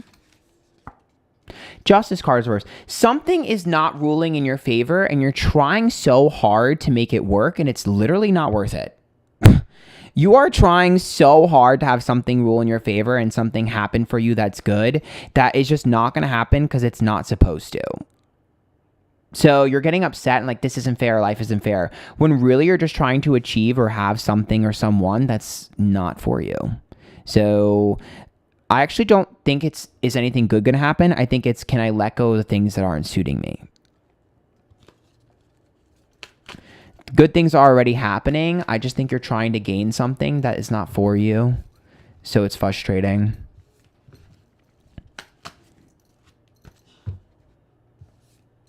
Okay, this person said my mental health. Can't do that. Okay, Becton Falco. Hi, Aunt. I've never been in a relationship before, and I really want to have that experience. Any chance that could happen soon? Okay. Aunt, your rapid fire isn't rapid at all. Going quicker, going quicker, going quicker, going quicker. I really need to go. It's almost 9 o'clock. Going quicker, going quicker, going quicker, going quicker. Ooh, Wheel of Fortune is reversed. This person donated like $70, so we need multiple cards. Let's give 3. Okay. Well, 8 of Wands is not the worst thing in the world. I do think you need to move a little bit quicker. I think you're too slow. So I do think sometimes with the King of Pentacles next to the Eight of Wands reverse, you could come across as a little bit more boring or simple than you actually are. So be a little bit more eager in the beginning, be a little bit more forward, be a little bit more passionate, be a little bit more interesting. The Wheel of Fortune is also about fear of risk. So I think sometimes you're too methodical in your approach, and I think sometimes you could get intimidated or scared of people or be worried that you're going to do that with people. You're playing it too safe. It's too simple. I think that there's a fear of people that are sort of passionate. I think sometimes you're like, oh, red flag, oh, red flag. You're being a little bit ahead of yourself with that. People are interesting and they're weird. Everyone has a quirk, and there's always something about someone that you're not going to like. They're never going to be perfect. I think that you're mistaking red flags with interesting. And I think that you need to be careful, because what's going to happen is, you're only going to attract people that are emotionally closed off with this energy. You're not going to attract an emotional person, because an emotional person is going to feel like you're not giving them anything and you're not interested in them. So 1, be a little bit more complimentary, give more compliments, be a little bit more passionate. 2, ask more questions. 3, look for someone who's a little bit more vibrant.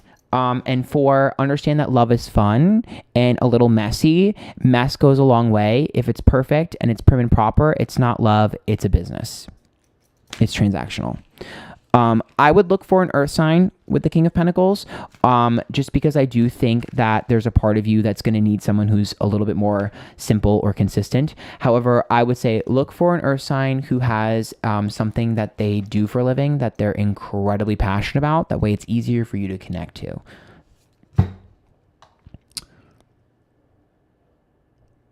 In terms of attracting love, I need you to be a little bit more confident about yourself. I need you to learn to talk about yourself more and build yourself up a little bit. It does not mean you're selfish or self-absorbed. It actually makes you a little bit funnier and interesting.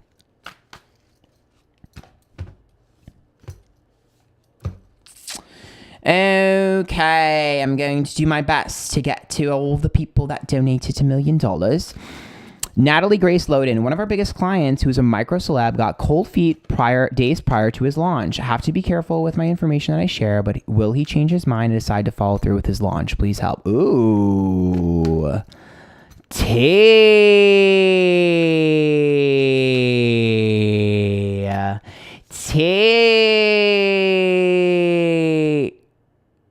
Ooh. Well, it's a King of Swords and a Chariot reverse. I'm going to be very blunt with you. King of Swords is strategic. They do what they want when they want. King of Swords is self-focused and self-motivated, and they're pointed with their tone. The Chariot is a halt in progress or a stopping, and the Nine of Wands is about things getting worse before they get better. Here's what I will tell you. The only way for you to get them to follow through with what they said that they were going to do would be for you to entice them. They need to be enticed more. Whether that be opportunity, schmoozing, or money, I don't know. But all I can tell you is that is the only way to get them to do this, is to be enticed more. Even if they do it, the Nine of Wands is not always a good thing, because the Nine of Wands could indicate that it doesn't really go the way you want it to go, or doesn't really play out the way you wanted to play it out. Maybe you don't get the return of investment you're looking for, or perhaps they're not enthusiastic about it, and so it doesn't go the way you're looking for it to go. So we're trying to make the best out of a bad situation. It's never going to go perfectly here. You've already hit a wall, so there is already a loss here. You can either salvage some of the loss or take all of the loss on the chin.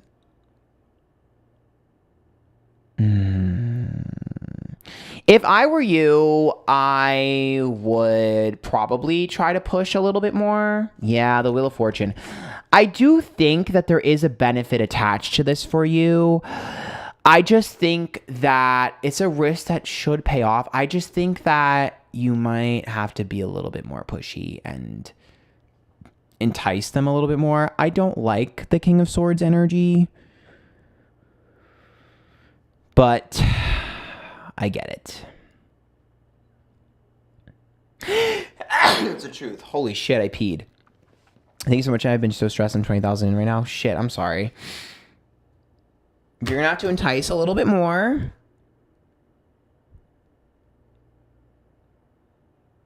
You're going to have to entice a little bit more. Lay it on thick. And get off. I'm trying to get to as many people as I can. I feel guilty. I'm almost done, though, I swear. I've been watching Ant since 2018. Everything he predicted came true. I've been promoted twice. Finally not single. He's the hardest worker out there. Ever the best. Thank you, Brie. Okay, Anvora. Hi, Ann. I love you. Can you tell me if I should continue with the career that my parents want me or if I'm making a mistake? Okay.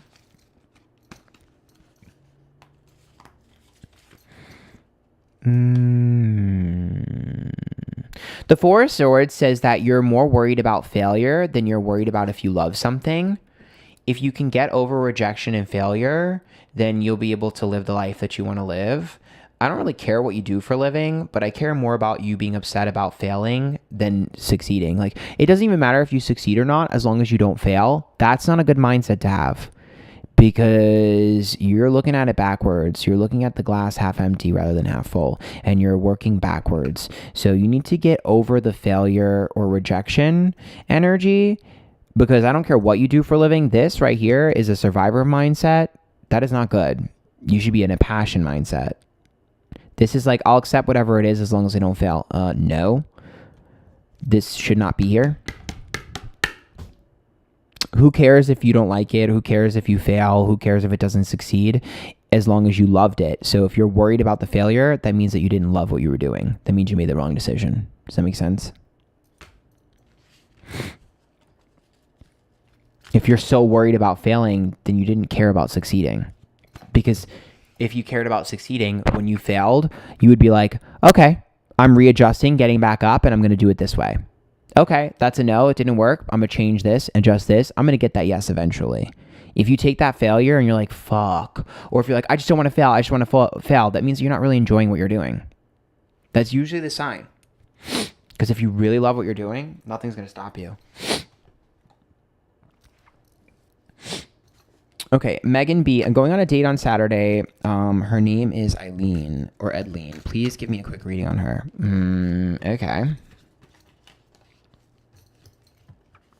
Oh, thank you, Mishti. I appreciate that.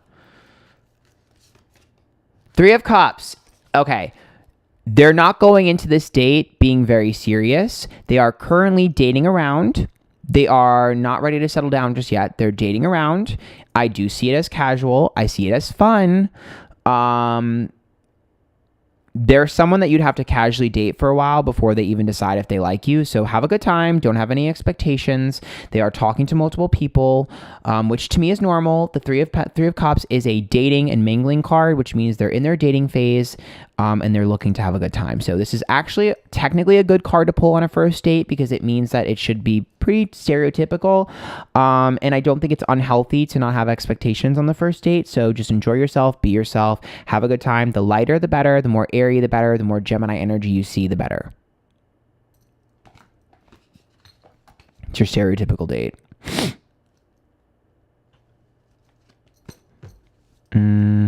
Okay.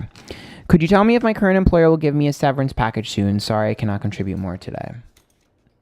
Yes, the Seven of Wands is upright. If you ask for it, you should receive it. The Seven of Wands is an underdog, but remember the Seven of Wands has to ask for what it wants. If you ask for what it wants and fight for it, you should get exactly what you ask for. Okay, Jen, my family and I are getting evicted and we looked into buying a home that we think is perfect. I would like to know if maybe the cards can see if this is a good idea. Yes, Hierophant is a commitment and a follow through with the decisions that you make. So yes, Hierophant is about follow through, commitment. It's also good for tradition. It's a marriage card too. And if your family, if it's like mom and dad or whatever, that falls in line. But this usually is a good sign for any sort of follow through. So to me, yes. If there's a setback or a pushback, it's okay because it'll happen eventually. I'm not worried about it. The Hierophant says as long as they feel right about their decision, they feel good about their decision, you can follow through with it. Might be some hiccups and sometimes things might cost a little bit more. There might be something that needs to be fixed during a Mercury retrograde, but other than that, I'm not mad about it. Painfully Shy. I adore you. My boss is a Sag and I'm a Gemini. What's his problem with me? You're opposite signs. That's why. It always seems like he has something to say but doesn't because you're opposite signs.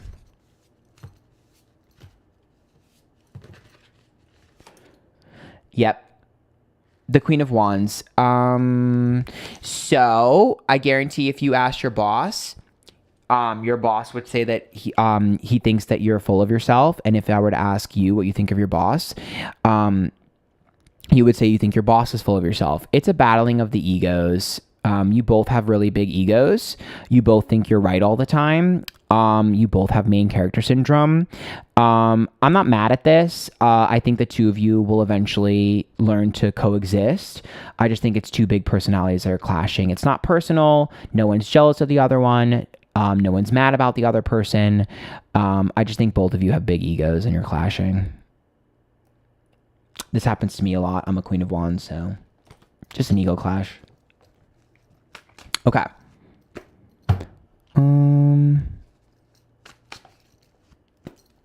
All right, we're almost done here. Moon Goat. Hey, Anne, I was wondering if you could tell me why I was ghosted by the guy I was talking to. Everything was going well. He asked to be exclusive and then said he didn't see a future. Will he come back? No. The Devil card. Intimidated. Wounded from past relationships. Toxic. No. The Devil card here. No. Very loud. No. The Devil card. Think of the Devil card like poison. Okay. And the Devil card being reversed when it comes to someone running from you or ghosting from you or whatever, absolutely cannot handle happiness. You think of the Devil card as a parasite. This person has very low self-esteem, probably hates themselves. It's them, not you. I do think that they wanted that with you, but they absolutely could not handle the pressure of it. I do think that there's a side to them that you haven't seen. They have a secret that they don't want you to know about. It has nothing to do with you. Hard pill to swallow. It's been 5 hours. Hard pill to swallow. This sucks. It's really painful. Hurt people. But the Devil card here tells me that this person could never be what they promised. They put expectations on themselves thinking they could be that, but they couldn't. Self-sabotage, self-hatred. They have a secret too. They have a secret. Gambling addiction, maybe. I don't know. All I know is they have a secret.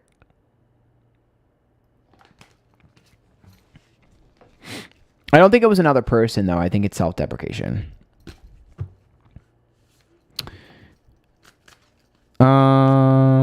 SMC, too late to start new career. No, the Wheel of Fortune is a risk that pays off. It's a leap of faith. But the Wheel of Fortune is about gambling, taking a risk. Again, the Wheel of Fortune is good luck and opportunity. It means an opportunity is going to fall in your lap. This usually isn't an opportunity we create. That's more of an Ace of Swords. Wheel of Fortune is usually an opportunity that just falls in our lap. It's like winning the lotto or hitting the jackpot. So, no. If the opportunity is there, you would just seize it. I don't see why not. It means it's coming.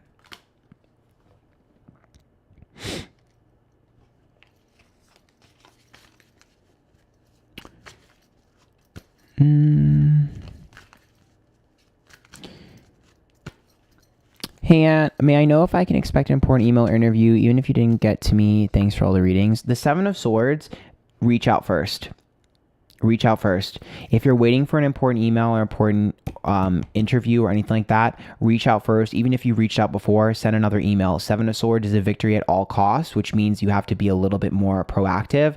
If you want something, be annoying and be demanding. Well, not demanding, but be annoying and keep asking. You know that saying that you have, the Seven of Swords to me, you know that saying people have to see an ad 7 times before they act on it? You should send 7 emails before you get an answer. That's the type of vibe you should have.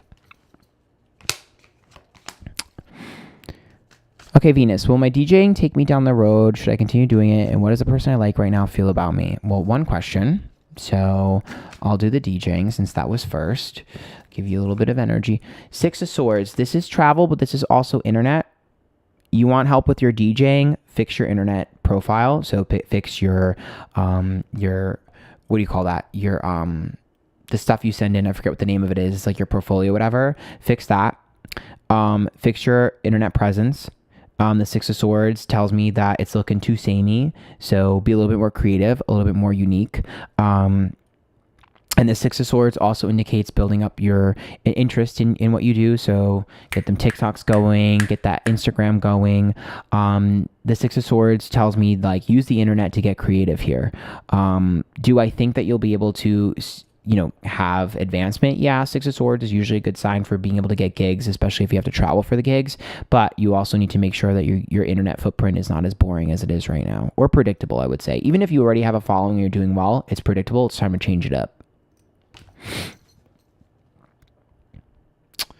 Okay, we're almost done here. All right.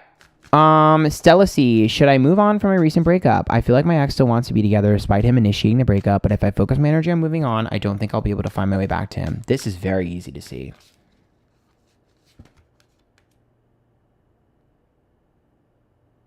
Don't be gone too long, 'cause you won't be there to love. No. Bye. The Three of Wands is about you being liberated from someone else. I mean, you can stay if you want to, and you can hover around him, but another person is going to come into your life while you're still hovering around him and sweep you up off your feet. The Page of Pentacles says that he can't reach the expectations that you set forward, and he knows that, so he's just trying to drag you down with him, and someone else will sweep you up off your feet one way or another. So you don't have to remove yourself from him. Someone else will remove you from them when you least expect it to. Someone who likes a challenge.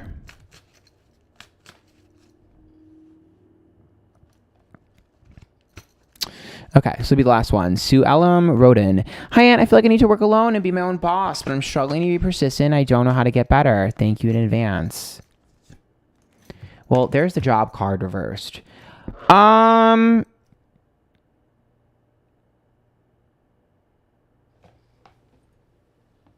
There are certain parts of your job that you're not going to be good at. It's okay to ask for advice and help from other people, or to mimic what other people have done in that aspect. You think you need to be good at every single aspect. You don't need to be good at every single aspect. You need to be sufficient. So sometimes you're not going to be great at certain things. Great example. I'm terrible at emails, but I do enough to get by. There are certain parts of your job that you're just not going to be great at when you're your own boss. Until you can find other people to help you, just do your best. You don't have to be perfect.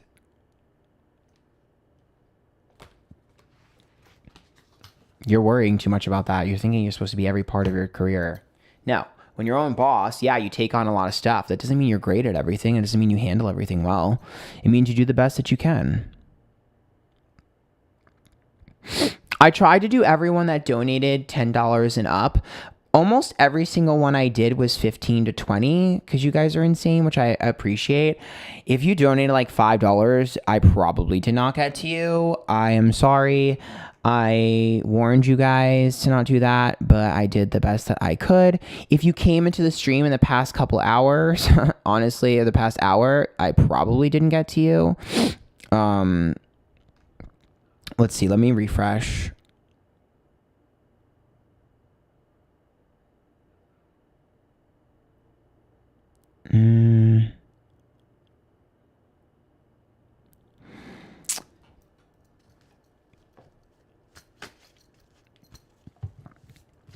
There are 2 people that donated, and I will do these 2 people. Consider yourself lucky, because I should not be doing you because you just donated, but I'll do it, and then I'm literally leaving. Are we able to contact you offline if we donate? Absolutely not. There was no thing that said for you to donate that was guaranteed a reading, but you're lucky. I'm going to give you one. So, but yeah, no.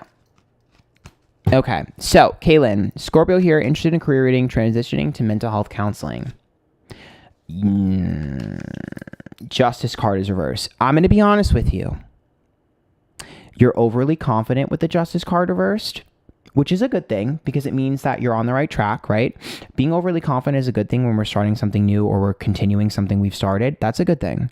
However, you need to make sure that you go over everything, because when it comes to test taking, when it comes to being understanding completely of things, when it comes to finalizing things, completing courses and things like that, your knowledge is not where it needs to be.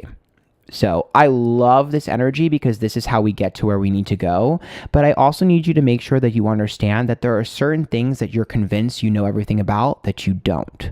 So great, because that's good. We want to be that way for learning. As long as you have the self-awareness to know that there's a lot of things that you're going to be kind of sort of confused about, and it's going to take you a little bit longer to pick up on. Some people pick up on things quicker than others. I think it's going to take you a little bit longer to pick up on certain things. You should be fine. Because sometimes the Justice card scares people, but I actually think it's a good thing here because it means you're eager to learn. Just don't come across as like, I know everything, I know what I'm talking about, like I'm 100% right. If you're open to being wrong and you're open to taking a little bit more time to understand, this is actually a good place to be in when it comes to learning. But I do see you being shocked because I think a lot of things that you have, a lot of preconceived notions you have about things and the direction you're going down, I think you're going to be shocked at how wrong you were about things and how different it is. Different doesn't mean bad, it just means it's different.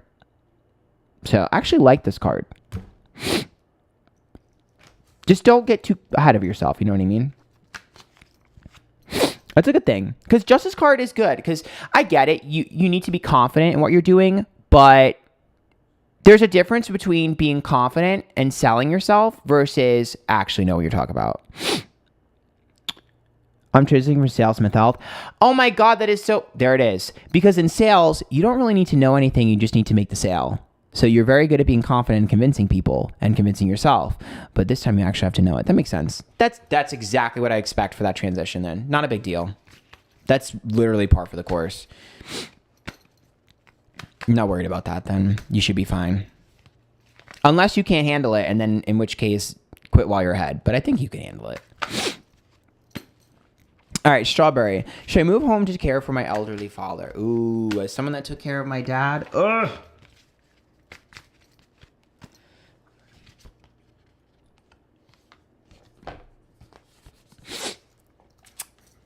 The Strength card is stubbornness and getting stuck. If you do this, you're going to get stuck. And I do think your dad is kind of stuck in his ways.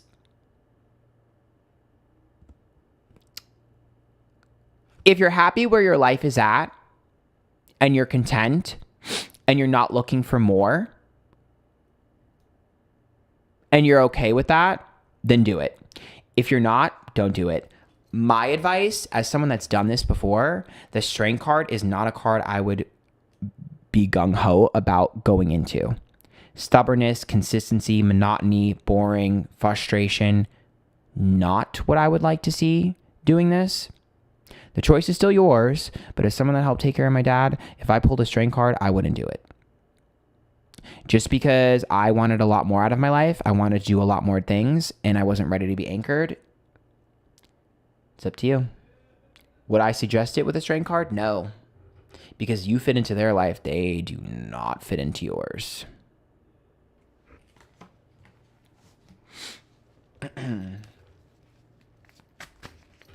Okay. I did as many as I can. I swear to God, if anyone complains about this, I'm going to cry. I'm literally going to cry. I will turn on my stream. I will cry on stream and then get off of stream. And then I will upload it and say my YouTube community made me cry challenge. I worked so hard today. I absolutely tried to get to literally everyone. I did my absolute best. I am so sorry if you got to it. I did every single person that gave me $10 or more. If you gave me less, I'm sorry. I may not have gotten to you. I tried to warn you. You were warned. I did my best.